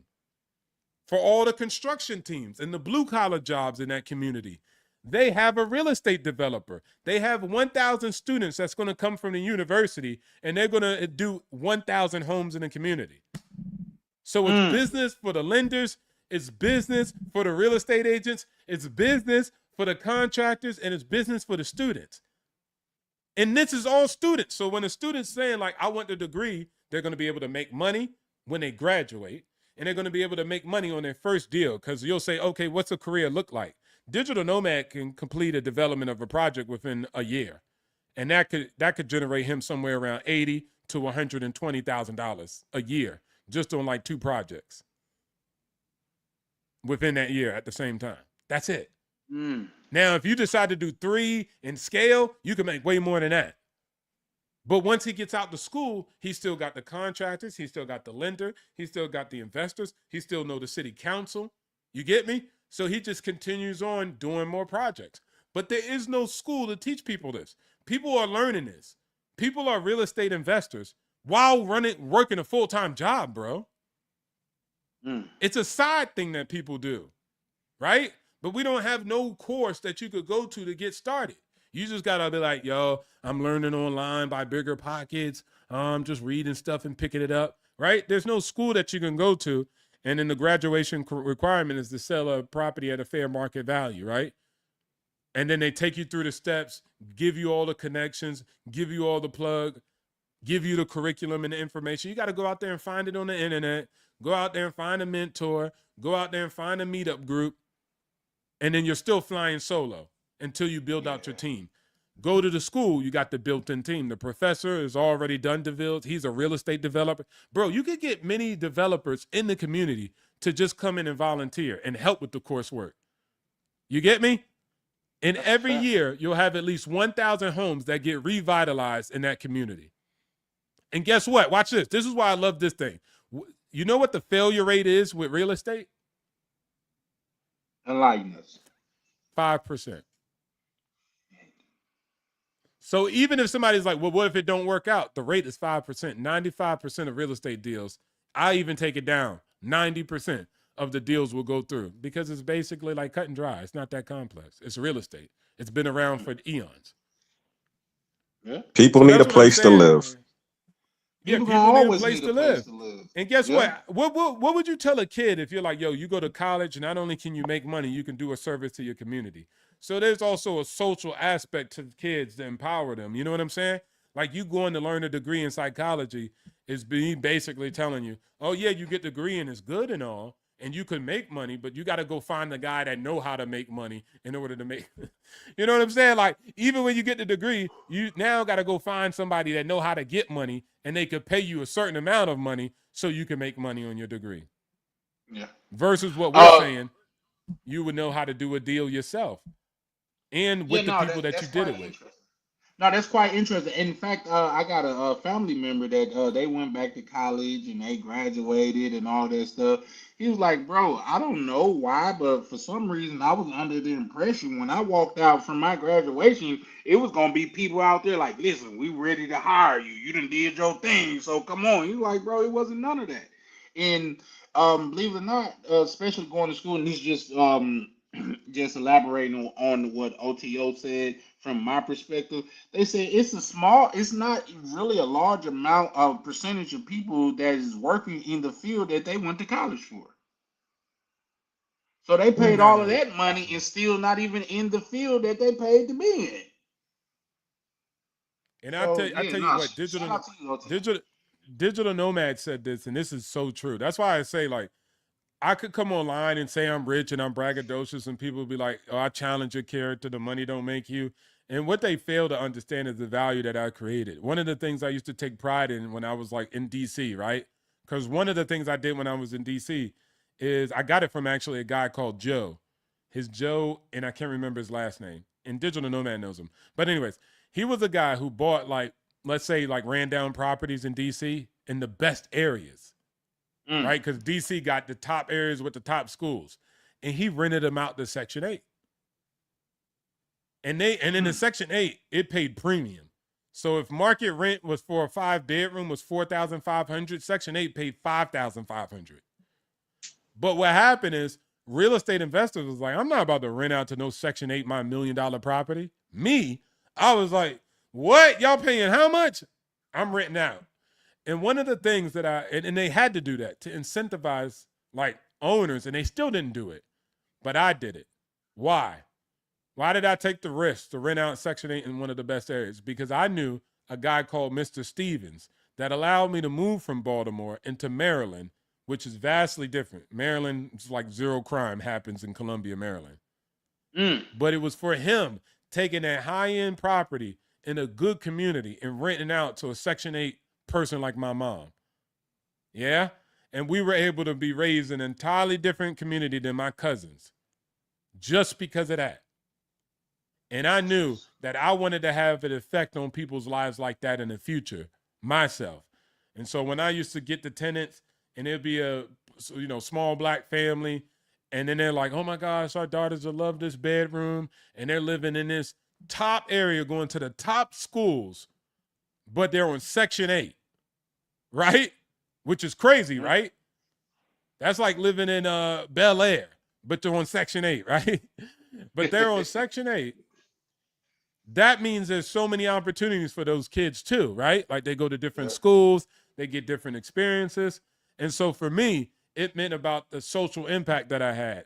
I was really providing a way for people when I had a 10 unit during the pandemic. All the people that was with me for a year, I was like, all right, I went to the management and I was like, hey, give everybody a 30% discount that been here with us. And they're like 30%. So let's say they paying $1,000. They paying $700 this month for the next 6 months. I have a question about that, OTO. Yeah, what's up? Because I seen other people said that they wanted to look out on certain tenants, but they also said legally they couldn't do that just because of like certain laws. You cannot favor certain tenants over other tenants. You know what I mean? Like they wanted, like, you've been a great tenant. I know you're going through hard time, so I grant you this leadway. If you wasn't granting your other tenants that leadway, they said not only was, I think that's illegal, but you could be sued for that. What's your standpoint on that? Well, I was in a landlord friendly, so good luck, because it's my property. So, you know what I'm saying? You try to argue me, and it wasn't based off of race or anything. It was based off of duration. You could be black, white. So what are you using? What is the discrimination specifically to you, right, that I'm using? And then that's also not in a national book. It's race, creed, age, color, religion, gender. I'm not using any of those as a qualification for the 30% reduction. It's about retention. How long you been with me? And then also leases expired at different dates. So, you don't know what I'm doing when it's like renegotiating your job contract or something. Exactly. If I'm saying, all right, well, you've been with me for so-and-so, something, instead of me going up on your rent, I'm going to go down on your rent. And I could have went up, but I'm not mad at somebody who does. But the reason I just said I did that is because my situation was different. I was overseas making money. I was rich already. So for me, I was like, yo, I don't want no problems. It's sometimes when you go to properties, like when you did wholesaling, you will call up a guy who owns 10 units and he hasn't raised the rent in so many years. And I'm like, why? He's like, well, I don't give a damn. Like they pay the rent. I bought it at $10. I bought it for $1,000 back then. So I'm good. I'm making my money. But for me, if I came in and bought him out, the math wouldn't math. He ain't gonna give me a reduction on the price now, right? He still want to charge me today's market value. So because of that, I'll have to come in and increase rent. Not because I'm evil. It's because the old landlord said, hey, look, I want my money, my fair value now. And so it's always case by case and you have to examine it. But for me, it was more so like that. I'm not better than nobody. I was just like, during this time, I'll give you this exemption because everybody was getting hammered. Me, I wasn't. I was overseas living a high quality life. And I was like, hey, look, I already got enough to pay my mortgage. So let these guys rock with me. And then that helped me with retention. A lot of those people still are with the next landlord. I don't own it no more. But they stayed with the next landlord because they were like, man, I love this property. The owners were good to us. And then that's how people is. That's why I didn't have a turnover that was high because I always was trying to retain people. So losing people and having to do turnover, you lose money too. So even though I lost $300, I would have lost money in turnover. So I just decided like not to do that. And then I might have somebody now who don't pay the rent on time. So that's why I was just like, yeah. No, that's a dope strategy for sure.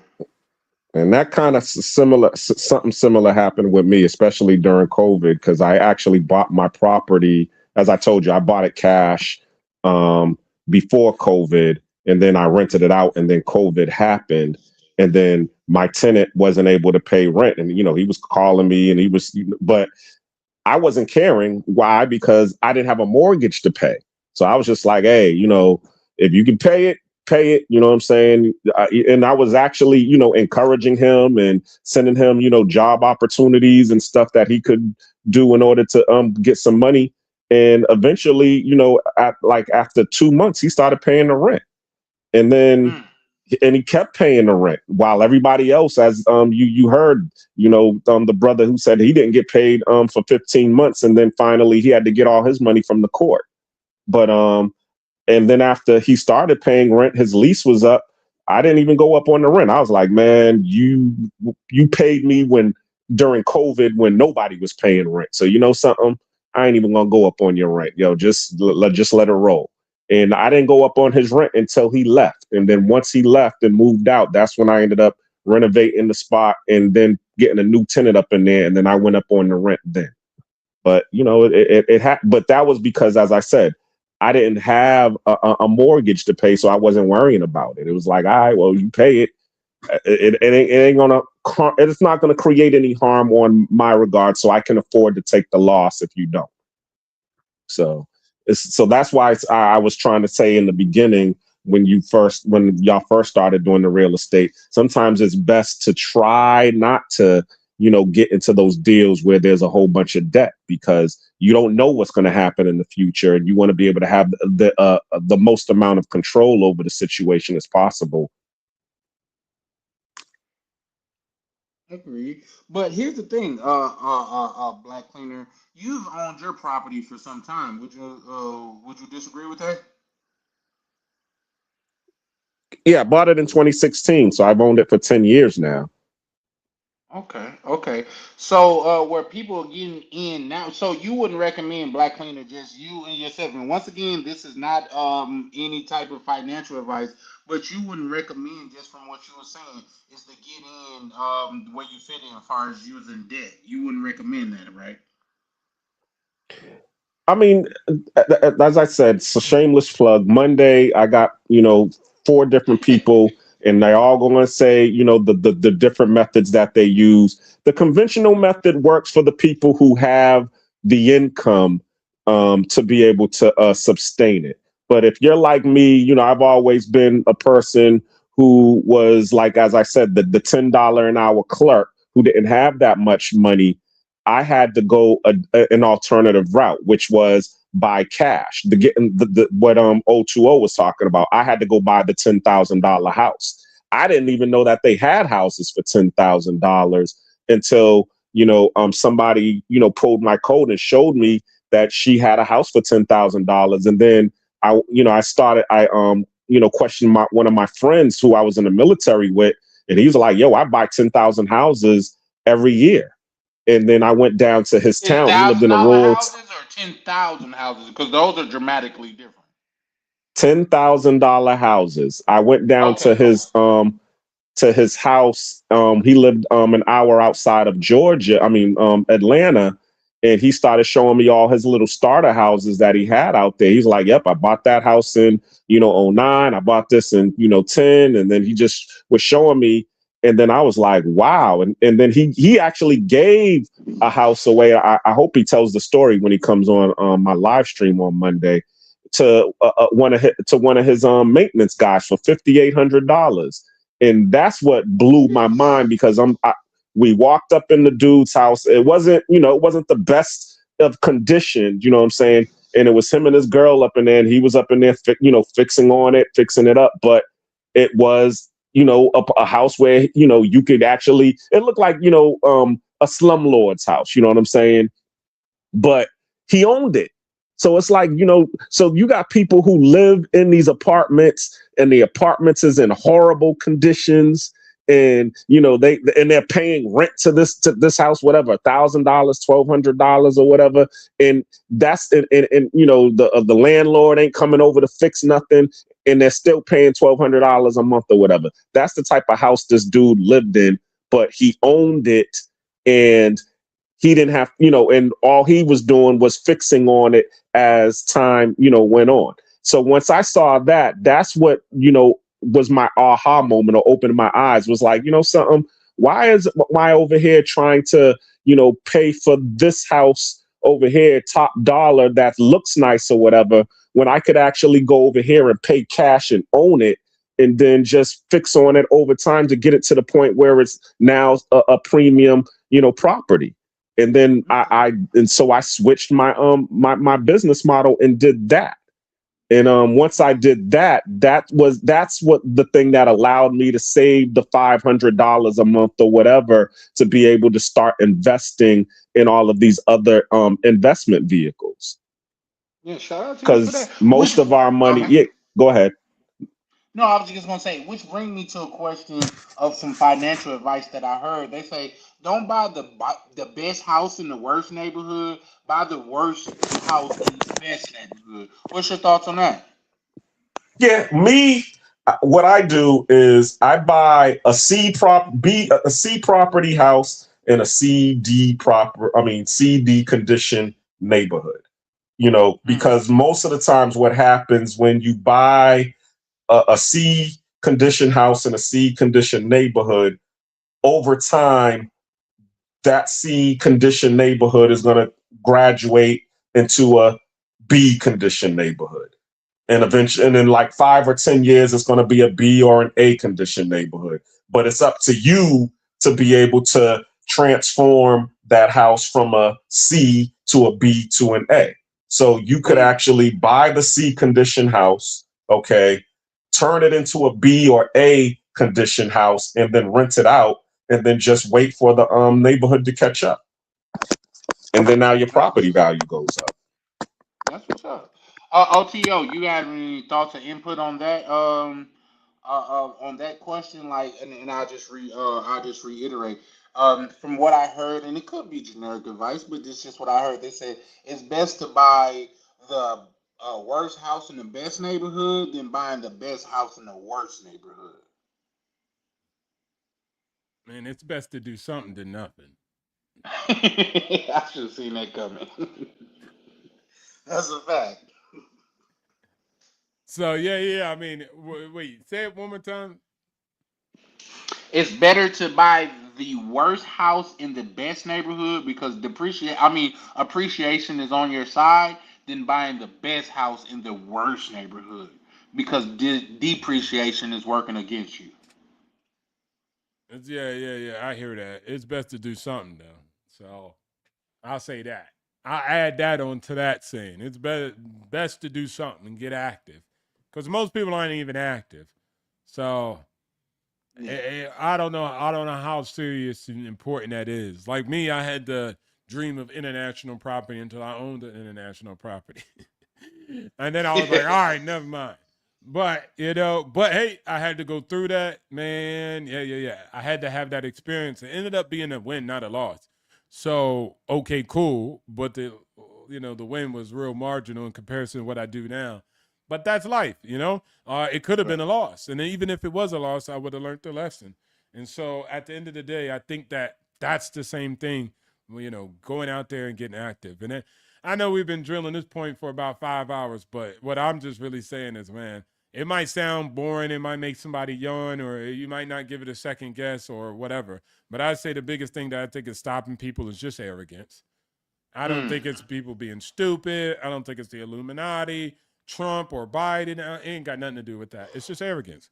Because you got School of Hard Knocks, you got billionaires, trillionaires, millionaires saying all the same thing, available at the touch of a phone. You can Instagram and DM a billionaire like girls can Instagram Chris Brown. But there's way more billionaires than girls that are going to get in touch with Chris Brown. That's Elon got in touch with a lot of regular people and made them millionaires. For real. A lot of people that reached out and got in touch with Elon became millionaires. No broads that reached out to, what is it called? Chris Brown became millionaires. And so with that, maybe one or two here from a civil case. But outside of that, most of them didn't. So you have massive amounts of opportunity and potential. And I just like to reiterate that, because a lot of people, when we have conversations, is always negative, negative, negative. What's wrong with the world and the history of what went wrong and why it went wrong. And I would rather spend more time on all the opportunity that's downrange, because that doesn't get spoken about. The news is fake news, right? About everything. But when they tell you that you guys are broke and you can't buy a house, now they telling the truth. Come on, bro.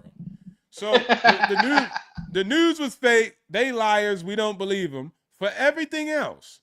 But once they say, hey, most Americans are broke and can't afford a home, and Gen Z they don't have a bright future and it's harder for them today, you say, yup, they right now. Yup. Because they telling you what the hell you want to hear. That's all that is. So my question to both of you guys is, and I just related to something like years ago. I used to play systems like what is that, Madden and stuff like that back in the day. And I'm not even sure if they still run that little logo. But you guys know that if you ever played, what is it, NBA 2K or Madden 95? Yeah, I'm that old. When EA Sports came in there, you know what their tagline was? Get in the game. It's in the game. Get in the game. So is that what you guys just recommended? Just get in the game, man. That's my question. Is that what you recommended? The EA Sports model? Get in the game, man. Yeah, exactly. I mean, but at the same time, you have to understand who you are and what level you can get at. Like, I'm gonna be real with you. When I first got into the game, all right, I wasn't able to get none of the loans and and I didn't qualify for any of the products. The only product that I did qualify for was the VA. And even with my income, I only qualified for like $100,000 when I first started. So that was one of the reasons that I got my first. I mean, let me say this, okay? I was in Boston when somebody told me I only qualified for $100,000. You ain't buying anything in Boston, and that was in 1999, early 2000s, for $100,000 during that time. So I was actually priced out of the market back then, and I felt discouraged back then. And then I ended up moving down to Atlanta. Atlanta was a different animal, because once I went down there and I was like, oh, I only qualify for $100,000. That's when the real estate agent was like, well, shit, you can buy plenty of houses down here for $100,000. And then I was able to buy me a nice house. I mean, I had a nice 5-bedroom, 3-bath for over $100,000. And then I started realizing what debt does, during that time. Even though and going back to what you were saying earlier, that I bought it during the recession, and I ended up doing a loan modification because I lost my job, and I was paying like $900 a month. And then when I did the loan modification, they refinanced it to 2%. And so now my mortgage went from 900 to 700. Okay. And like what you were saying before, a lot of people, because they're at 2% or they're at this lower percent now, they don't want to they don't want to refinance because they're going to be refinancing to a higher percentage. But it all depends on what side of the game you're on. If you have debt, and like what I was just saying, okay, I ended up walking away from that house, and because I ended up doing what happened with Mr. Peppers, I ended up coming into a lump sum of money, and I'm like, okay, I could put this lump sum of money on my house, but I'd still have a mortgage, or I can go buy this $10,000 house. Well, at that time it was $30,000. I could buy this $30,000 house cash and have no mortgage and just fix that up. So it's a no-brainer. I don't care about the little 2% mortgage that I have on here, and I'm still paying $700 a month for the next 30 years. So I was like, nah, fuck that. I went and bought the townhome, $30,000 cash, no mortgage. All I got to do is pay the property taxes on it. I'm good. Now, okay, the property appreciates in value and it goes up to $150,000 when I finally rent it out and apply to refinance it. But just like what you just said, okay, the rate went up. It's not 2% anymore. I came in at 6%. But guess what? I'm getting $100,000 of money that I'm not even going to be paying the mortgage on. My tenant's going to be paying the mortgage on. So what do I care about the 6% that it went from 2% to 6%? Give me that goddamn $100,000. I only paid 30 Shout for out it. to you. That's some game right there. Yeah, for sure, for sure. Yeah, yeah, yeah. As And long then I as your went and debt bought me another service piece settle of real with estate. interest. Yeah, for Say sure. it Go again. ahead. I say Yeah, long as see, exactly. a lot of people don't look at it from that standpoint. So you cooking with that one, good brother. Yeah, and then I bought another. I rinsed and repeat. I bought me another property for $60,000, had $40,000 to pocket, and then and just did that. And it's the same thing that's happening again. I'm gonna just refinance it once I get my tenants up in there and everything's up and rolling, and take my money back out, and then go do it again. Mm, mm. No, that's what's up, bro. And I see OTO got something loaded up, so I'm gonna go ahead and pull that up. But I definitely have a question for both of you guys. Do you guys recommend, like, saying buying property in different states and things of that nature, or if it's not boots on the ground, you wouldn't recommend it?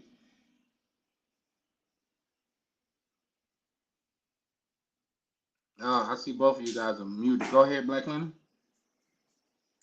Well, as I said, know where you're at in the game because I'm at the game now where okay, I could go and buy something in a different state, no problem. And as what's his name? Excuse me, Sick of the Lies said, just hire a property manager and then just manage it remotely. Just manage the property manager. But some Yeah. people are not at that level in the game yet. They're gonna have to get in at the beginning and then take their bumps and bruises and learn it.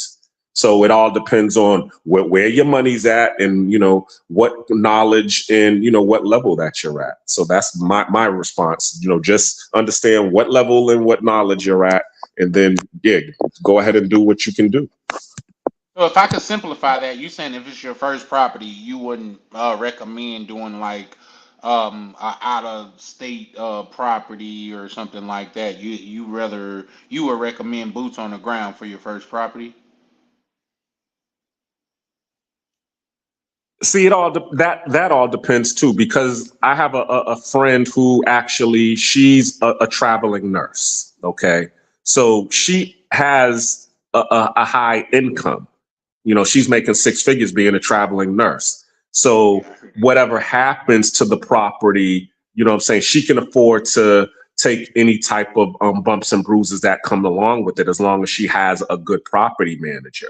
But if you're if you have a low income, that's what I'll say. If you that $10 clerk that I was saying, and you can't afford to take no losses, then yeah, you need to be boots on the ground. But if you got a little bit of income, a little bit of coin, and you're just playing with the house's money, then go ahead. You can do it. I like that aspect. That's actually insightful. I appreciate it. OTO, what you think, good sir? Yeah. So did you share the screen? No, I could pull that up now, Yeah, but yeah, yeah. just Go ahead. Go ahead. What were you gonna say? no, just like, what's your thoughts on that though? Like saying like, would you recommend like say like a person that's just getting into their first property because guys like say I can run through some shit on rental meter to where you could buy homes in Mississippi or Jackson specifically to where you coming in making money. You know what I mean? Like say one specific case is my cousin. He's renting a property to where I think he's paying like anywhere from like 18 to 1900 a month. When we looked up the history on that property, the owner just bought that property for like 20,000 and he put like probably another five, and I'm being conservative. He put probably another five, so he's all in for 2,500. But my cousin has stayed there for like 3 years. You know what I mean? So with that being said, like my cousin bought the property for him. With that being said, so would you guys recommend like with OTO? Would you recommend like say for your first property, boots on the ground, or if you got the money, or is advantageous enough to let a management company handle that from out of state? Yeah, I would probably just say like EA Sports. It's in the game. Get in the game for sure, for get in sure. the game, bro. Get in the game. You know what? I seen that somewhere, and I said I was gonna. Uh-oh. Is that me or Charlie? Charlie. It's definitely it's definitely Okay. me. All right. Go ahead. What were you saying? No, I came to for some reason. I was just saying like, what's your thoughts on that? Like, say if a person just could get in the game, like say, for me, I know I got boots on the ground in Mississippi. That's where I'm from, and things of that nature. And properties are way more affordable down there, obviously, than in Minnesota. So, what would be your recommendation for that? EA Games. We didn't Did hear you that. hear I it? didn't hear that one. Nah, I didn't. Another EA Sports. Oh, yeah, It said yeah, I didn't EA know. Games, challenge everything. So whether it's in Mississippi, whether it's in Albuquerque, wherever, I say do get it get it how you live. There's pros and cons to all of it. You get boots on the ground. Yeah, what type of boots on the ground you talking about? And you could build out troops on the ground in the next place. So I mean, most people when they talk about boots on the ground, they talking about their Aunt Betsy and their cousin Jigsaw puzzle. I wouldn't use them. I would just say go ahead and build out your professionalized team because at the end of the day, that's going to be what really determines you from the next person. Because there's pros and advantages coming at, like having an interface to manage your tenants, having a tax write off, having some, I guess you could say, a risk spread it out. Because if you're running the property 100%, there's no risk mitigation. But if I got a property manager, then the risk is on them to an extent to do things. Mm. So if they're not completing certain tasks, and they have an issue, that creates the barrier between me and the tenant, right? And then also following up for one-stop shops, I make sure I get a property manager that does have legal advice. They can actually go to court and evict the person, so I don't have to go get somebody else to do that. They have interfaces so people could pay, whether it's on wire transfer, whether it's 020. digitally. So there's so many things that they do. And they itemize everything that I need to be itemized for tax purposes. So they just hand me a sheet. Some things you can jump in and be like, okay, we're not using your contractors though. We're using the people I know. We're using that plug that you was talking about with my boots on the ground. So Mm. those are the nuances, but that's why I say at the end of the day, you just need to EA Games. Get in the game. I love that. For sure, for sure. yeah. Sound like Black Cleaner wanted to chime in. No, I my internet signal went bad, so I wasn't able to hear what O2O was saying. Oh, now his basic thing is like get in the game. If I'm I don't want to misquote you, but like say and this is something that I've told like say people like say my mother she bought a house like I think this like her third or fourth house. And when I told her what I told her, like say when she bought her first house, is like fall in love with the numbers and not the property. The numbers are gonna tell you whether it's a good deal or not. Don't fall for the aesthetics because the numbers is the true test. So that that, that was my aspect of it. But go ahead, Black Honey.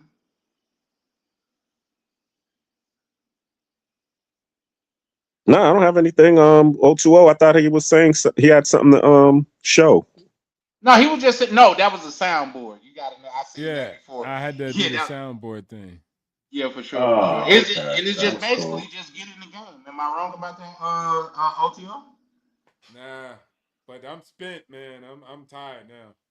No, for sure, for sure. We're going on 5 hours, and believe it or not, I was tired an hour ago. But I'm like, if we got a self-made millionaire that's on the panel that's study dropping game, I'm not gonna end it.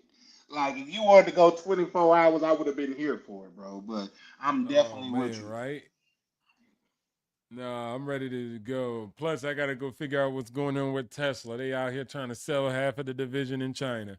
So that's going to be No. some headwinds. Well, real quick, I definitely want to touch base on you when we were talking about the other, like another form of wholesaling, as well as how can I get access to, like, say, your that app that you built, man? I think is extremely informative, and it could definitely level up your game once you have access to that type of information. Yeah, I'll probably do something with it in the future, maybe in the near future. But right now, I'm just running the beta. But when I get beta testers, I'll send it to you. You'll be a beta tester. But Definitely. outside of that, I'll probably end up putting it out on the market just because why not? But I just got to go through the proper chain of command when it comes to get my guys to check it out and putting it under legal structure, especially if I'm going to sell it. But yeah, I thought about it. I was like, hey, man, I built it. I put a lot of time and energy, and I think it's very useful in the market across the board. So yeah, I'll put it out and then at one point. But right now, I'm just trying to make sure it's got everything that I would want somebody to have, or even me to have when I use it. So it's probably like 85% of the way done, and then my brother's gonna look over it because he's a software developer, and then we'll go from there. That's dope. But I That's got you dope. on the beta list. I definitely appreciate it. And I like I said, you said earlier, I definitely want to look into what you had recommended earlier. So I definitely, hopefully, be Yeah, we'll touch well, I bases on definitely be that. touching bases with you on that. Anybody, you guys want to say anything before we get up out of here, so we could go ahead and close out? Let's run it back Monday. Money Mindset Monday, 8 p.m. Black Cleaner channel. We're going to be talking about the lot or the latte. It's based on the lipstick effect, that basically saying that when we are in a recession, the everybody seems to want to invest their money in lattes and lipstick. So the price of lipsticks and lattes go up because they've been priced out of the game. They can't afford the real estate or whatever. So they will just buy guilty pleasures like lipstick and $7 lattes. So we're basically I'm going to have a whole bunch of real estate investors who are actually the ones who've done it, as we was just talking about, boots on the ground. And they're going to share their story on how they were able to get in the game and show different real estate hacks on you can get in the game. So I got, someone who did it conventionally. She house hacked, got the triplex. I have somebody who actually that I was telling you about earlier. He was just buying all of these little starter homes for like 10,000, fixing them up and renting them out. I got a fix and flipper on there, and I actually got a micro developer who built a quadruplex out in Africa. So she's going to be on there to tell about her stories. And basically sharing the same information that me, O2O, Sick of the Lies, and Digital Nomad was talking about earlier. So if y'all want to get some more information and some more gems, feel free to come Monday, 8 p.m. the Black Cleaner channel, Money Mindset Monday, the lot or the latte. Check us out. And I Shout thank out you to for you. having me on the panel. And peace out. Yeah, for sure, for sure. Shout out to Black Cleaner, man, pulling up, man. I wanted to, and I just want to iterate, man. I mean, reiterate. This is just not a Charlie Chan thing, man. This is a whole community thing. And what my goal was well, my apology. OTO, go ahead. Those are my closing words, Yeah. but go ahead, OTO. What you got going, bro? Hey, shout out to Charlie Chan. Shout out to the whole crew. Hey, it was great to do one of my last live streams with you again. I'll pull up and I'll still be here and there and I'll pop in.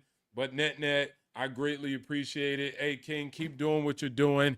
And the poor didn't pull up. So I said, it's on. And they decided not to come. It was the rich versus the poor. And from everything that everybody said, a lot of rich people pulled up. And it's not even monetary, it's the mindset. So everybody that pulled up to the channel today had a rich mindset from what I heard.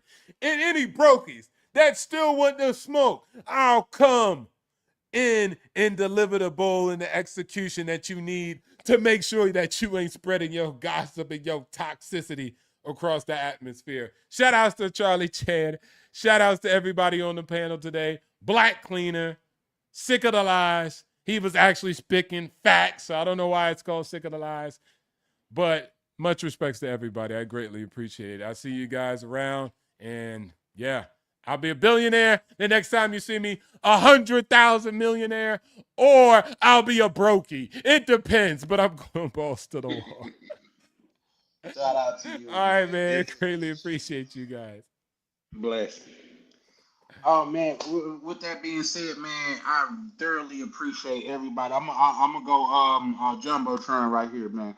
I definitely appreciate everybody pulling up tonight. I was pleasantly surprised because I didn't think a lot of brothers was gonna be interested in like investing and how to level up in the mindset and things of that nature. And the fact that you guys pulled up and supported, man, let me know that I'm on the right path and that is not lost on me. So please remember to hit the like and subscribe button. And yes, I seen OTO in the Porsche hat and I went and got my Benz hat. I think it's kind of cliche to wear. Now, and this is for me. I think it's kind of cliche because I don't own a Benz. I think I owned a BMW before X3. It was decent or whatever. But I seen OT. I was like, hey man, let me get in the groove. So I went and put on my Benz hat and things of that nature. But I really thoroughly appreciate everybody that pull up. And like I said, all I want to do is provide value for you guys, man. Yes, we could talk about the traveling. We could talk about the chicas. We could talk about like the Airbnbs and stuff. But what do we get to before that? How do we get there? Because we're not promoting going into debt to travel.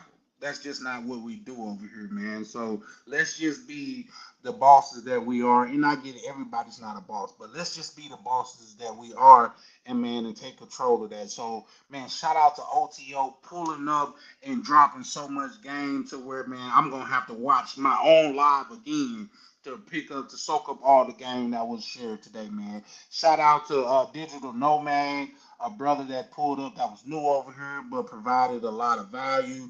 Shout out to my good brother Chris, Sick of the Lies. Shout out to my brother Mr. Peppers. Shout out to Dorothy that donated today, man. I thoroughly appreciate it. Please don't ever think that it's lost on me that you are supporting the grind. I really, really appreciate it. And in fact, that's a lot of my motivation. And shout out to Black Cleaner. Pull up, man. Make sure to go support Black Cleaner and everybody that got something to do with building and putting us in a better position, man. And I thoroughly appreciate everybody, not each and every one of you. Even 123, the gentleman that pulled up and he said he watched a lot of times, but he just be in the background. Even he pulled up and had something insightful to say, man, and I thoroughly appreciate it, man. This is Charlie Chan with Charlie Chan TV, and we are over in. Ladies and gentlemen, fighting out the travel corner, the undisputed global contender, TV. Yeah. Bell ring, ding. Charlie Chan, Charlie Chan, Charlie Chan. Step in the ring, yeah, he the man. Passport stand, I watch him land. Heavyweight moves, world in his hands. Charlie Chan, Charlie Chan, Charlie Chan. Gloves laced tight, camera in hand.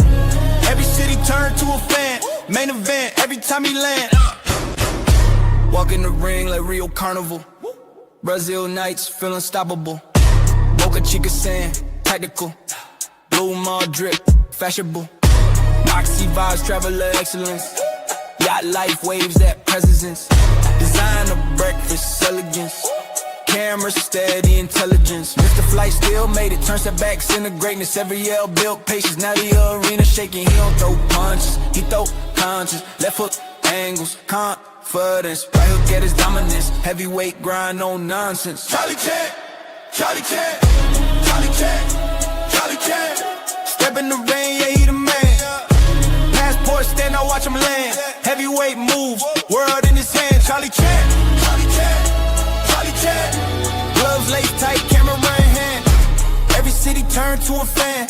Main event, every time he land. Carnival lights, championship, Brazilian nights, ownership. Ocean waves, that motion grip. Camera lock, no focus slip. Every vlog like title defense. Every upload makes silence tense. Algorithm can't stop the champ. He move global, no fence. Polo, fresh, clean, fit. Breakfast, views, lead, mix. He saying rounds, 3-minute clips. Every trip hit peak, metrics. He ain't loud, but the moves speak. From Island Heat to city streets. From turbulence to front row seats. Now the whole crowd on their feet. They doubted the vision, he tightened the gloves. They questioned the grind, he rose above. Now the lights flash bright, every city prime time. Every vlog prime time, yeah, prime time. Charlie Chan, Charlie Chan, Charlie Chan. Main event across the land, yeah.